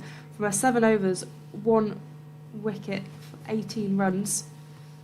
And she had a bit of a wobbly start. She was hit for 4 from her first ball. But she's done well. This is wide. It's the only kind of area of weakness we've seen from Eva Gray. That's her 5th wide of the day. But other than that, she's been very good.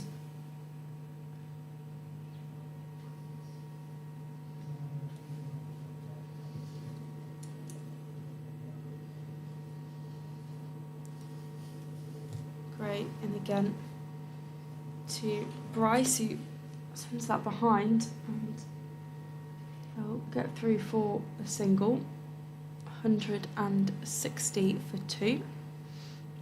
68, 86 even runs to win.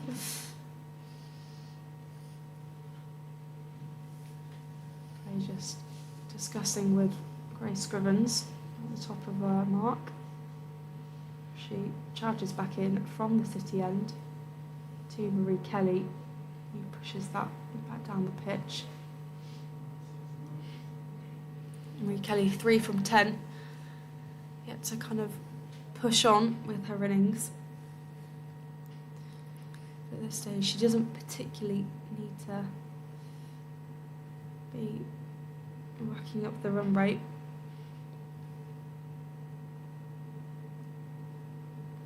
Great to Kelly, and that's pushed out wide onto the offside. She's opened up, and Flo Miller will do the fielding. They'll get 1 for it. 161 for 2. Yeah, I think after this over, Eva Gray's only got 2 overs left, and I think she's definitely been their most economical bowler so far, and probably most threatening bowler so far. So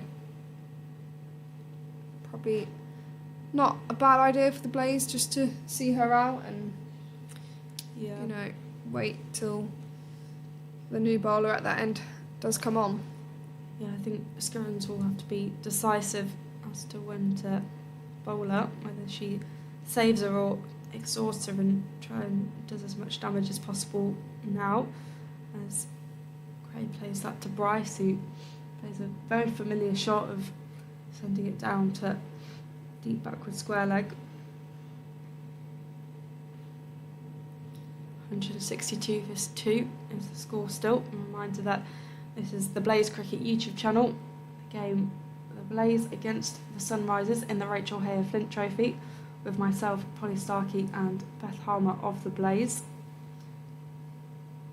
Eva Gray to Marie Kelly. There's a big appeal, and it's given out. The umpire's given it. Marie Kelly has gone for 4 from 11.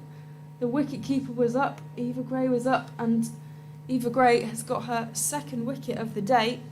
The umpire took a while to make their decision, but in the end, Marie Kelly has had to head back to the pavilion, having not quite had the innings she would have wanted. It was a slow one, and have played second fiddle to Catherine Bryce, but 162 for 3. That's her 3rd wicket for the Blaze, and a big moment for the Sunrisers, who have had another breakthrough after waiting for that for a while. And Eva Gray walks towards where we are. She's had a really good spell with the ball, putting on that pressure and eventually getting the wicket.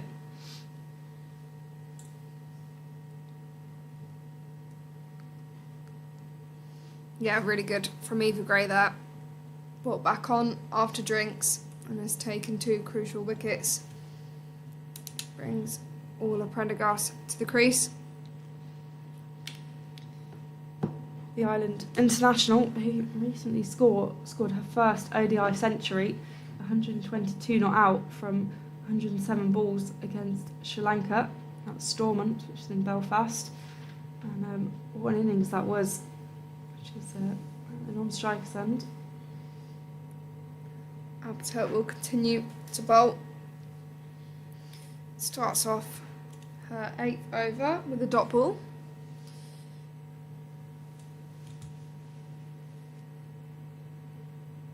Catherine Bryce drives that one away, backward point. They will come back for 2 runs. Good running again from the Blaze.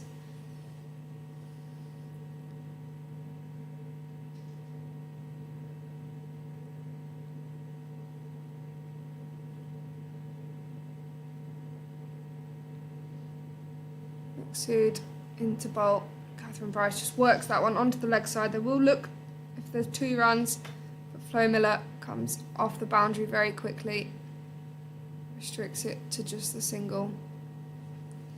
It's quite interesting, they've gone for 2 extra covers for the majority of this game, but I'd be interested to see how many times the ball has gone there as opposed to the backward point region.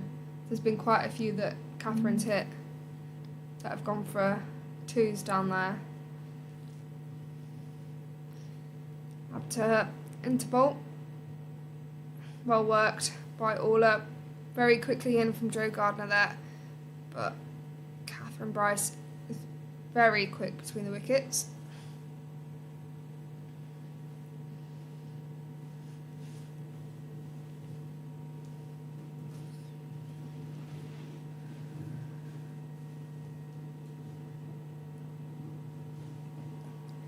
Inside edge there from Catherine Bryce. Miscued shot. Top ball for Maksud. Her final ball of the over. Catherine Bryce rocks back and plays to that backward point region for a single. Need a bingo card for that now. So the Blaze require 80 runs off 79 runs of 18 overs. Now, it's looking a little bit closer between the teams because at one point there were probably about 30 runs that separated them, and of course the wickets. But now, at this stage, the Sunrisers were 153 for 4, and the Blaze are 166 for 3. So a wicket's difference, and only about 13 runs. So the gap is getting a little bit smaller, which could mean one for an exciting finish here in Derby. And at the far end be Kate Kopak, who's bowling to Catherine Bryce.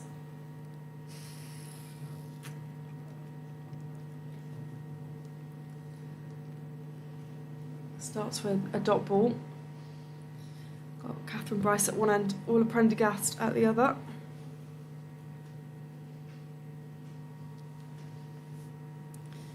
Kopak in, and Bryce just nudges that back. It's a good start from Kate Kopak.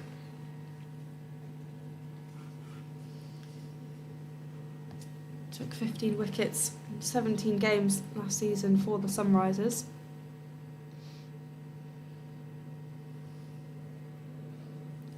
And 67 for 3 score here.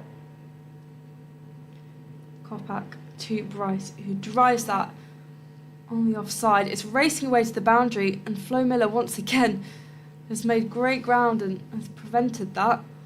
She's been putting the hard yards in today, and has been all over that boundary there. So 169 for 3. With 77 runs required for victory. Kopak to Bryce, and just pushes that to Eva Gray, who's Fielding can cover that.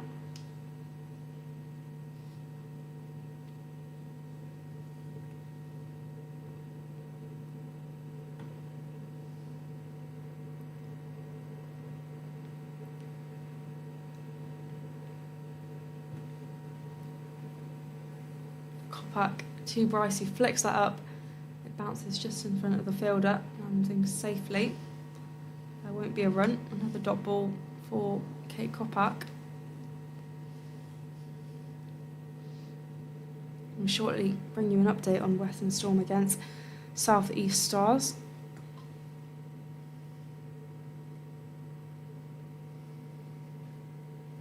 Kopak to Bryce, who pushes that into the offside down to deep backward point and fielded by Lucy McLeod. And that's the end of the over. 170 for 3. 76 runs required for victory. And as I said, over at Western Storm against South East Stars, South East Stars require 93 runs from 16.4 overs. So about 5.58 per over. And Phoebe Franklin is out for 26, but Kira Chatley has rebuilt her innings and is 43 not out from 45. Rhiannon McDonald-Gay 4 from 4. So it's looking like things could potentially change in the favour of South East Stars. Maksud continues. Catherine Bryce hits that firmly past mid-wicket. Flo Miller gives chase and she will get there yet again and stops the boundary. Super shot from Catherine Bryce, just waited on that nicely. We've seen a few been played at slightly early today, which draws the edge, but she waited right underneath her eyes to play that. Moves on to 49.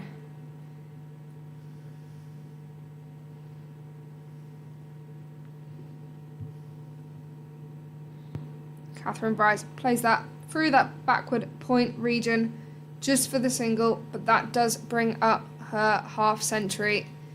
Superb knock from her, batting very nicely, and she'll look to continue, build a partnership with Prendergast and see it home for the Blaze. The Blaze looking comfortable. Catherine Bryce with a fantastic 50 not out from 72 balls, and Prendergast hoping to stick with that, as Beth said.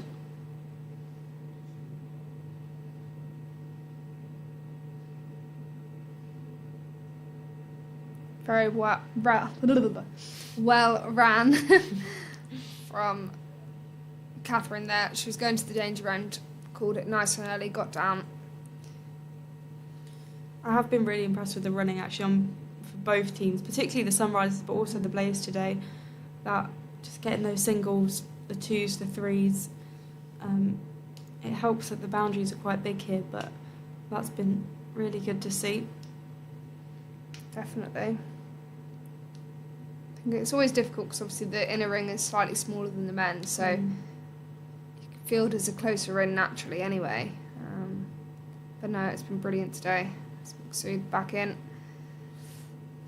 Cut to the boundary fielder on the offside for a single.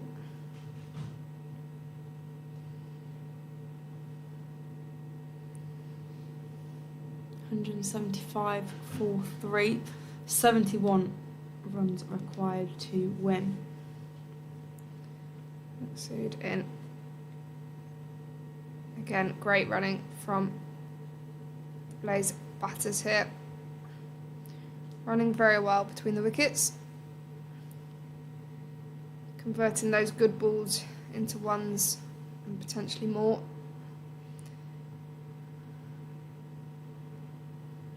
Catherine Bryce works that into the leg side. They will settle for just the one. Miller comes in quickly from the boundary there. End of the over. Blaze requires 69 runs off 16 overs.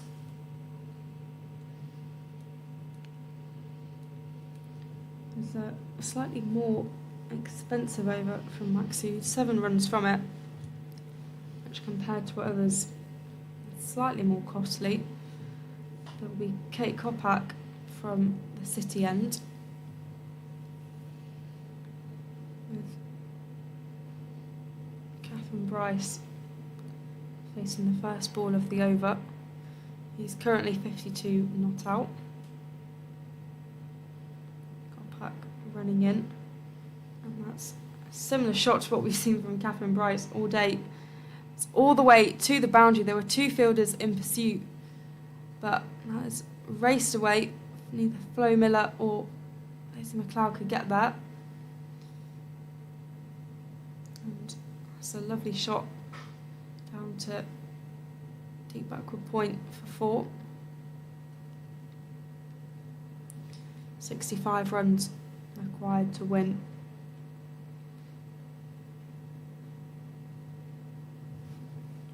Kopak, arms pumping. She faces Bryce, and that's just pushed to cover where Eva Gray, just the fielding.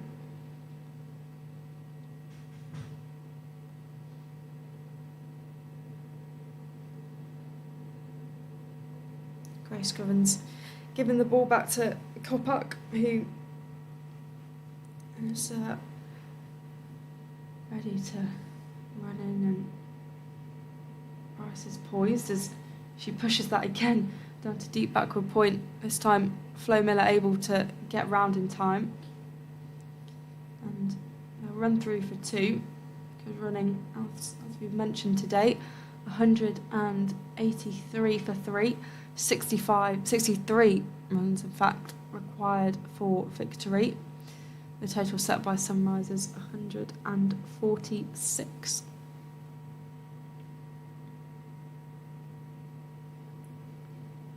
Kopak to Bryce, and that's signalled a wide by the umpire. Goes through to Amara Carr, the keeper. 184 for 3.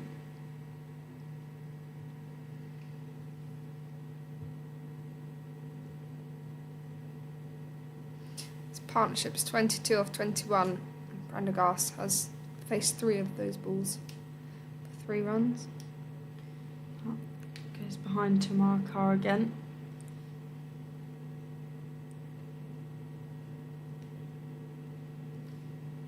Prendergast just patiently waiting at the other end, hoping to face some deliveries at some point, I'm sure. I think that's what Blaze did very well when Cordelia Griffiths was batting well. They took her off strike a lot of the time and dotted up at the other end. Kopak to Bryce, and that goes past the bowler and all the way for 4. That should have really been stopped in the field, and Kopak is sat on the floor a bit frustrated with that one. It races away, and I think again has gone behind the advertising boards.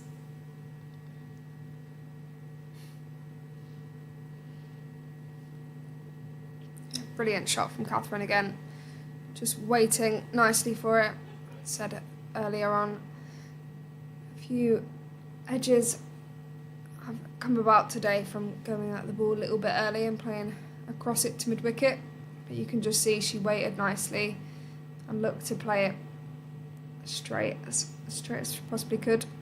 Kopak in again after Scrivens has retrieved the ball, and that's been sent down to the boundary on the leg side, and they'll run through for 2, and that's the end of the over. 190 for 3, 56 required to win here at Derby, with the Blaze on the front foot here. Grace Scrivens just deciding plans, chatting with Maddie Villiers, as looks like Abtal Maqsood will bowl the next over. Yeah, she's going to finish out. She's got 1 over left. She's gone for 40 runs so far. She's not picked up a wicket.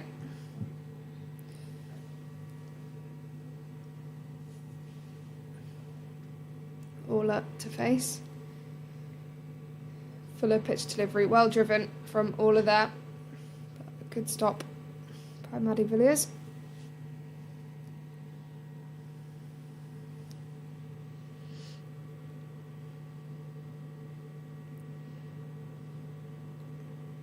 Good length delivery there from Ab to her.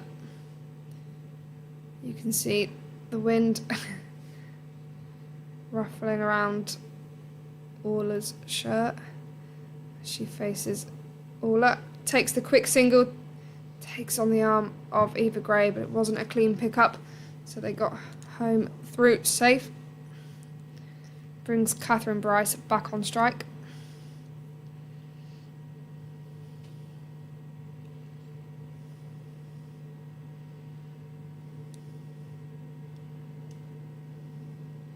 There's a big discussion between Maksud and Scrivens here. Just trying to figure out perhaps field settings, where to bowl. There are 55 runs required for the Blaze to win. And I guess Sunrisers, the reality is there, dead ball.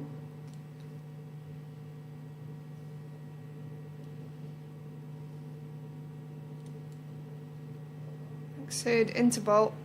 Full delivery, slightly uppish from Catherine Bryce there. Bit of hesitation to run, but they decide not to.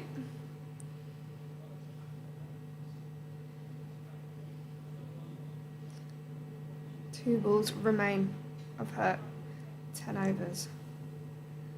Quicker one, put in, sweep shot from Catherine Bryce. Brings up 4 runs for her, 4 runs for the Blaze. Capitalised on the one that went down the leg side and executed that sweep shot perfectly. That's a really nice shot, and as you say, capitalising off any weakness from the bowler. And Catherine Bryce will know Abtar Maksud's game inside out and really utilise that. Maksud into bowl, fuller delivery outside the off stump. Catherine Bryce runs that first one hard, and she will come back for the second run pretty comfortably. So a good finish to the over there from the Blaze. Up to her. Finishes her 10 overs for 47 runs. She's had a decent game today. I think a wicket might have been slightly more reflective of actually some of her overs that she's had. But back to Western Storm and South East Stars. South East Stars require 74 runs from 13 overs. They haven't managed to lower the run rate, but Kira Chatley is on 53 not out and seems to be going along very nicely. So Western Storm will want a bit of a breakthrough there. And then here, 197 for 3, with 49 runs required to win for the Blaze. Eva Gray back onto bowl.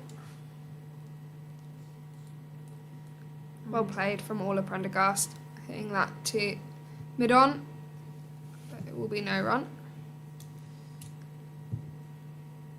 Eva Gray, who so far has had a very, very good day with the ball. 2 wickets and 22 runs conceded from her 8 overs so far. Eva Gray from City End, and it just drops into the ground and pops out into the air, but there's nothing from it. Orla Prendergast perhaps not showing quite what she can do. 4 from 8.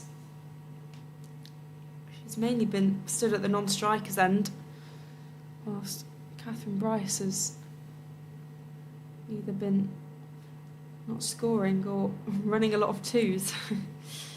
Eva Gray, and again, and Prendergast defends that.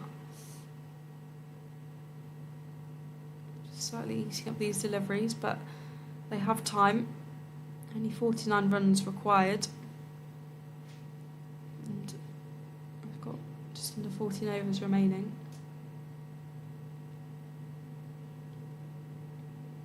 Yeah, that run rate required 3.5 and over. Great. to Prendergast, and that's gone low and behind, and it won't race away for 4. Using McLeod, make sure of that. That's going to go for a bye.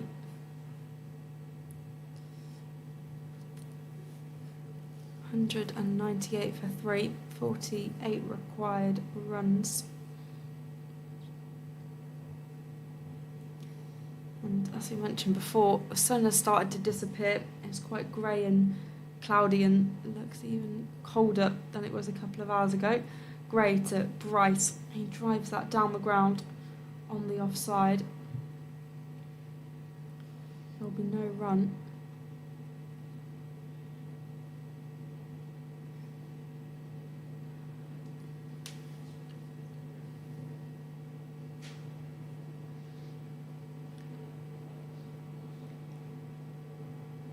Great.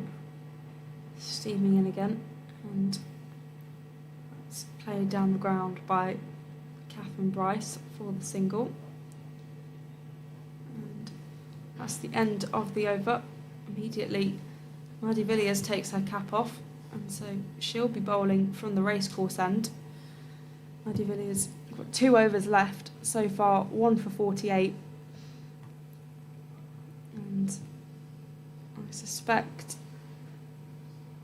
after this, Eva Gray may bowl the next over and use up her overs, followed by Maddie Villiers doing the same. Slight concern with that is it would leave Jodie Grewcock and Kate Kopak to see out however long it takes Blaze to knock off the runs, or for the final, what will probably be about 11 overs or so. Villiers into bowl. Catherine on the back foot nicely. Out to deep cover for a single.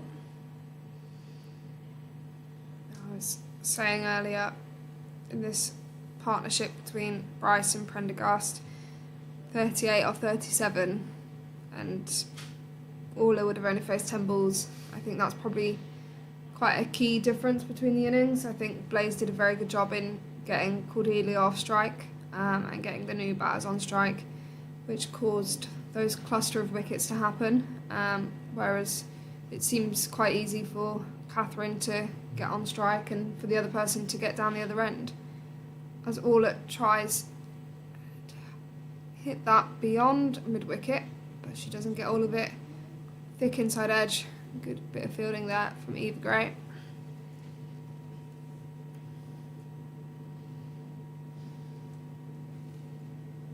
Oh, and she sends that one out, and it's been taken by Flo Miller on the mid-wicket boundary. Maddie Villiers flighted that one up there, tried to make Orla Prendergast go for the big one, and then that she did, and she picked out Flo Miller on the boundary. Prendergast goes for 4, the Blaze at 200 for 3, they still require 46 to win. That was a big heave, but it wasn't far enough.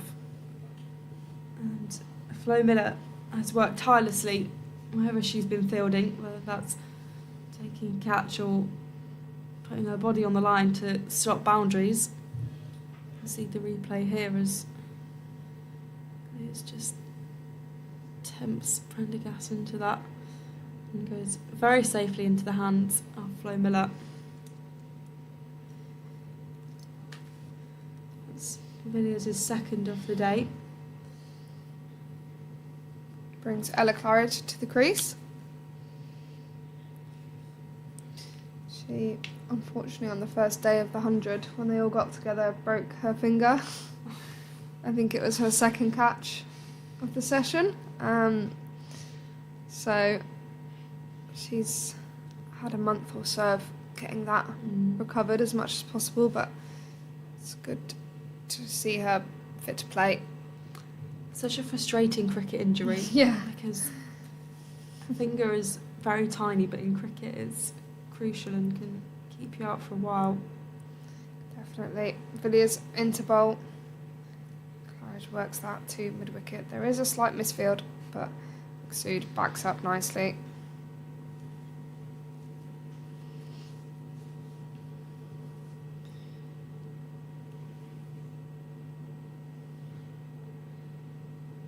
More flighted delivery. Half an appeal. Nothing much more than that. Will be another dot ball.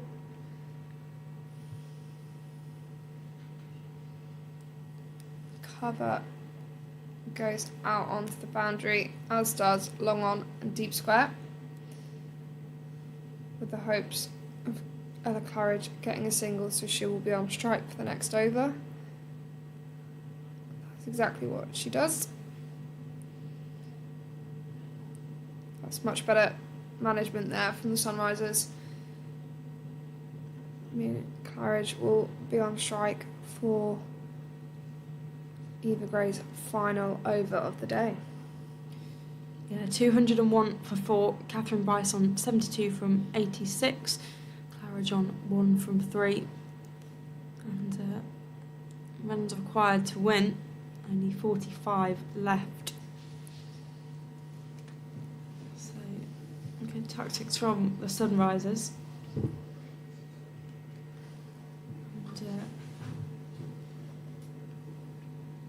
Eva Gray, as suspected, will be bowling out her allocation. It does mean that the pressure will be on Kate Kopak and Jodie Grucock, whether at some point Scrivens brings herself on to bowl. She obviously does bowl some off spin and has been an effective wicket taker, but hasn't yet bowled to date. Eva Gray to Claridge, who nudges that into the offside for no run.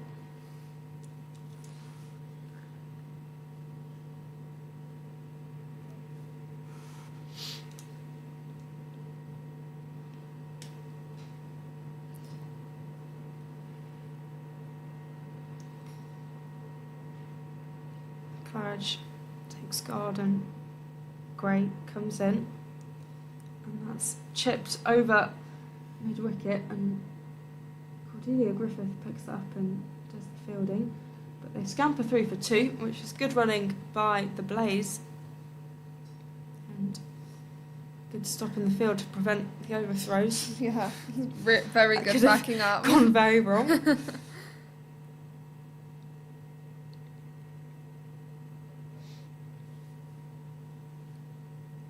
Once again, and Claridge turns that round the corner, just goes deep backwards square leg, really, and we'll just get a single. Catherine Bryce back on strike.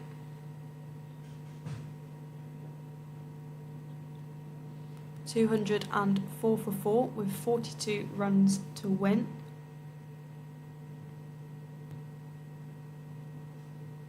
Eva Gray in her final over. And Bryce pushes that out to deep square leg. It's heading towards the boundary, but Cordelia Griffith is keeping a mindful eye on that area and manages to stop it. They'll get the 2 though. More examples of some good running between the wickets. Fast from the pair. And the boundary allows that running between the wickets today. 206 for 4, 40 runs required to win.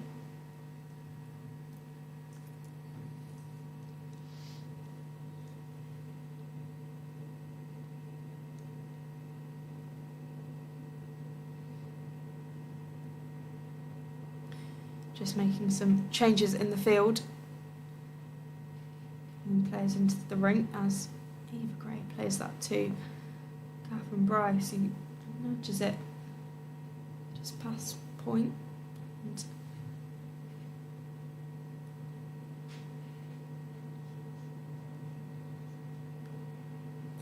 more discussions between Scrivens and Gray. I will be very interested to see if Scrivens brings herself on at any point, because she hasn't bowled today, but I don't suspect that Kopak and Grucock will bowl the rest of the overs out, as that goes behind Claridge, and there'll be a fielder there to Abtar Maqsood as the fielding, and so there'll be the single, and that's the end of the over. 207 for 4, 208 for 4, 38 runs required to win, and It's a relatively expensive over from Eva Gray compared to what we've seen from her before. But that means she finishes with figures of 2 for 29 from her 10 overs.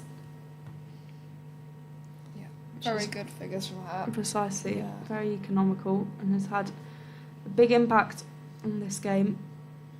Maddie Villiers will bowl her final over now. Well, dug out from Ella Claridge there. Yeah, Sunrisers clearly hoping to get the wicket of Catherine Bryce or Ella Claridge in this over as Maddie comes in. That is well driven by Ella Claridge through extra and cover, and it just goes over the boundary for 4 runs. Picks the gap perfectly and just releases that pressure at the very start of the over. A great shot from her. Yeah, really nice bit of cricket there, and races away to the boundary despite Cordelia Griffith being in pursuit. Villiers comes in again. Slightly less pace on the ball. Yeah, the Sunrisers after this over would have bowled out their key bowlers from today. Villiers, great bowling and great fielding. Dot ball. Blaze require 34 runs to win, 10.2 overs.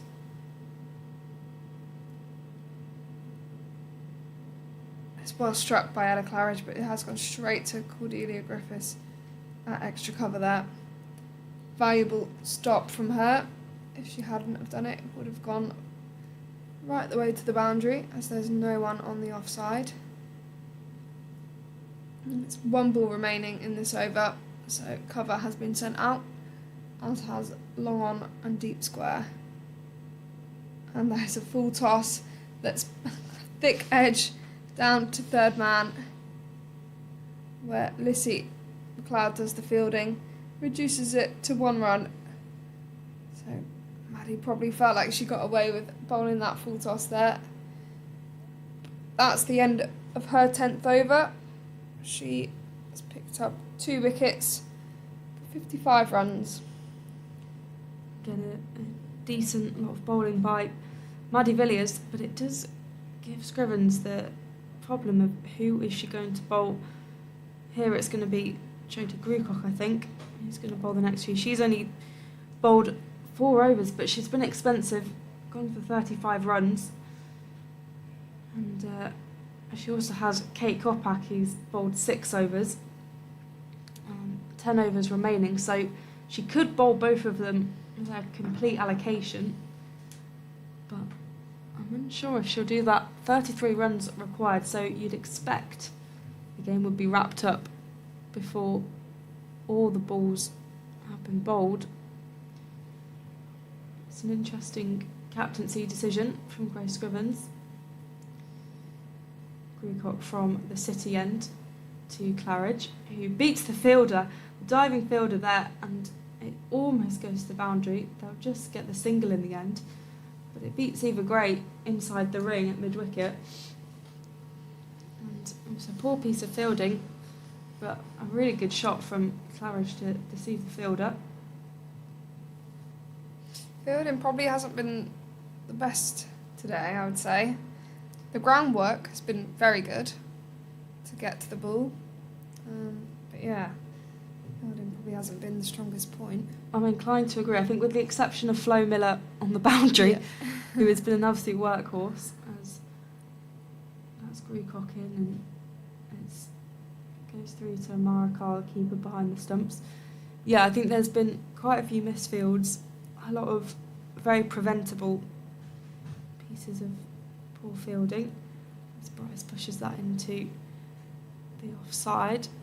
Flo Miller, who we mentioned, doing the fielding there, kind of a deep cover point area. Grucock just adjusting the field ahead of her next delivery. As that one is skied in the air, it goes past the fielders, and that's going to go all the way for 4. A great shot by Claridge. Knew that she could get over the fielders inside the ring, and that was a statement shot by Ella Claridge. It was a fantastic bit of cricket, and that'll move her onto 14.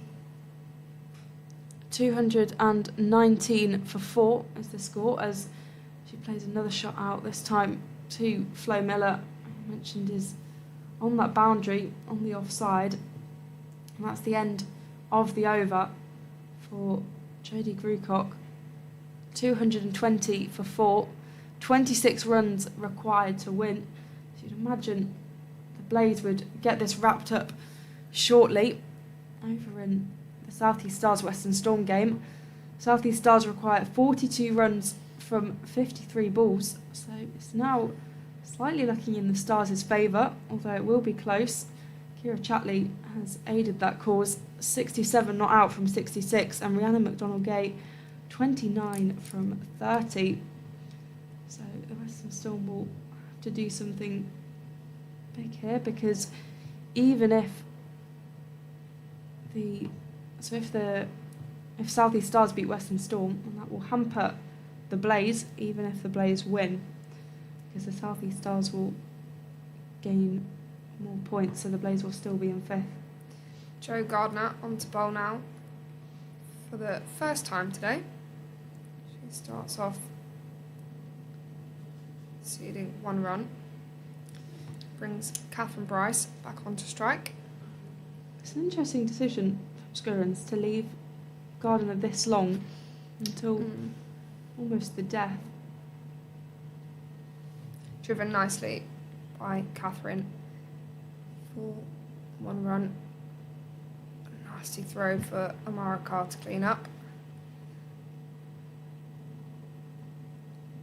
It's just looking as though the Sunrisers fielders in a bit of disbelief right now. Jo Gardner into bowl. Bowls a full toss. That's a great bit of fielding there from Cordelia Griffiths. Full toss that was smacked hard.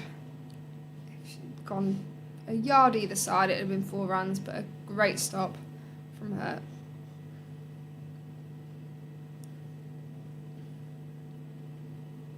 Another dot ball. Changing the pace of this pretty well. Just the 2 runs coming off her over so far.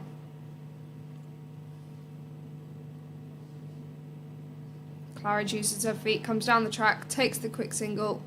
A good stop from Grace Scrivens at mid-off. Then come through comfortably for that. Final ball left in Gardner's over.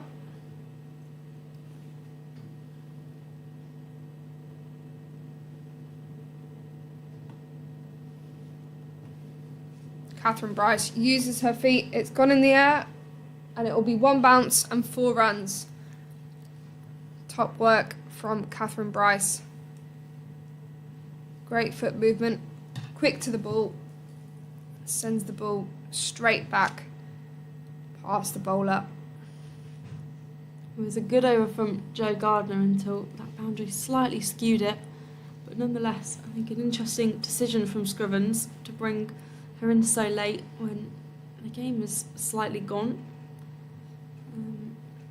227 for 4, 19 runs required to win, and it's more of a matter of time until the Blaze get over the line. Jodie Grucock is going to continue from the city end with her leg spin.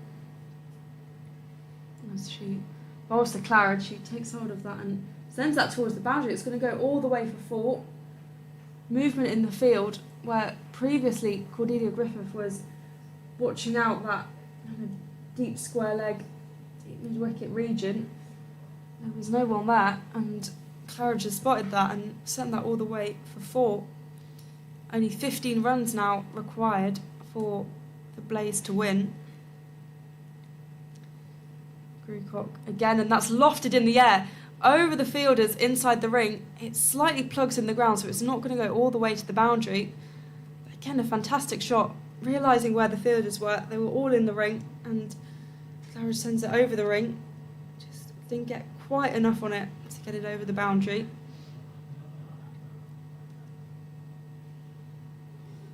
(13 to win). Just straight to the fielder, a square leg, Cordelia Griffith.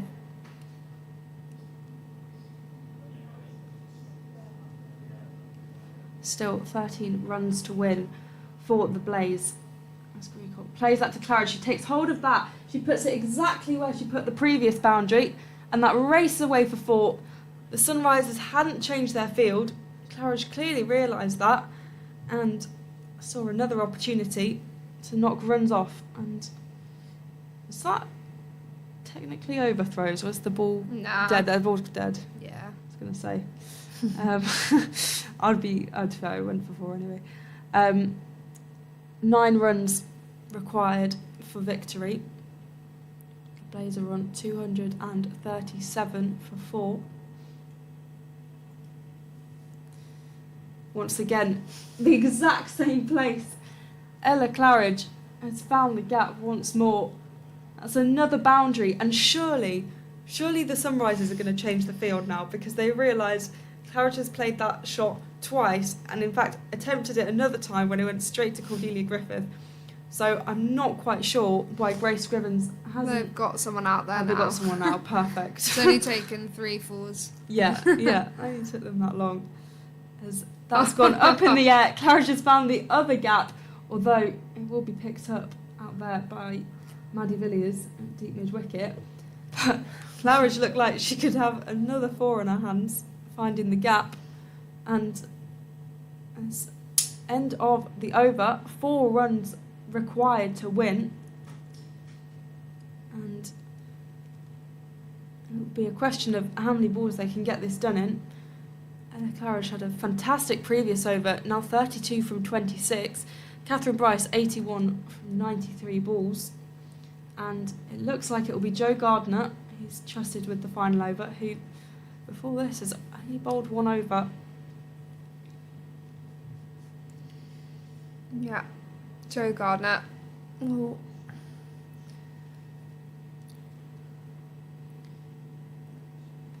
All in. Claridge rocks back, just works that one out to Karpak at extra cover. They will get through for the single. Just 3 runs needed for victory. 15 runs from that previous over. It's an expensive one from Jodie Grecock.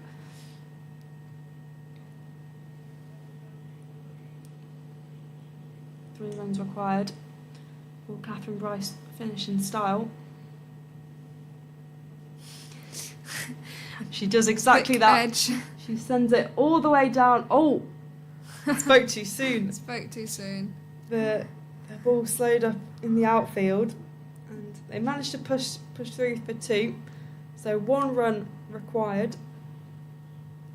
Now normally when it's 1 run required, it's always a dot ball right after. Yeah. Everyone gets excited and it's a dot ball. But not this time. They'll get the single. Runs. They'll get the single, and that's the victory for the Blaze. The Blazers kept their finals day, or semi-finals, hopes alive here at Derby. They have beaten the Sunrisers, and that's a fantastic win with a great knock from Catherine Bryce, 87 not out at the end. Ella Claridge also must get a mention, 33 not out, with some fantastic boundaries at the end. The Blaze winning by 6 wickets here at Derbyshire County Cricket Ground. I'll talk you through the scorecard. So we had in the Sunrisers innings, top scoring was Cordelia Griffith, 65 from 73 before she was trapped LBW by Kirsty Gordon. Jodie Grecock offered 36, while Eva Gray offered 37. In terms of the bowling, Catherine Bryce was the pick of the bowlers, 4 for 41 from her 8.4 overs, and Kirsty Gordon and Josie Groves took 2 apiece, and the Sunrisers were bowled out for 245. In terms of the Blaze, it was Catherine Bryce, as mentioned, 87 not out from 95 balls, and then Ella Claridge at the end with the 33 not out. Tammy Beaumont scored 59 and Sarah Bryce 41 to build that fantastic platform for the others to take it on. In the bowling, Eva Gray was the pick of the bowlers, 2 from 29, incredibly economical from her 10 overs, as well as Maddie Villiers taking 2 for 55. But ultimately, the Blaze won by 6 wickets. Thank you very much for joining us on the stream on the Blaze YouTube channel for the Blaze versus the Sunrisers in the Rachael Heyhoe Flint Trophy. I've been Polly Starkey, and alongside me has been Beth Harmer of the Blaze. We will see you very shortly.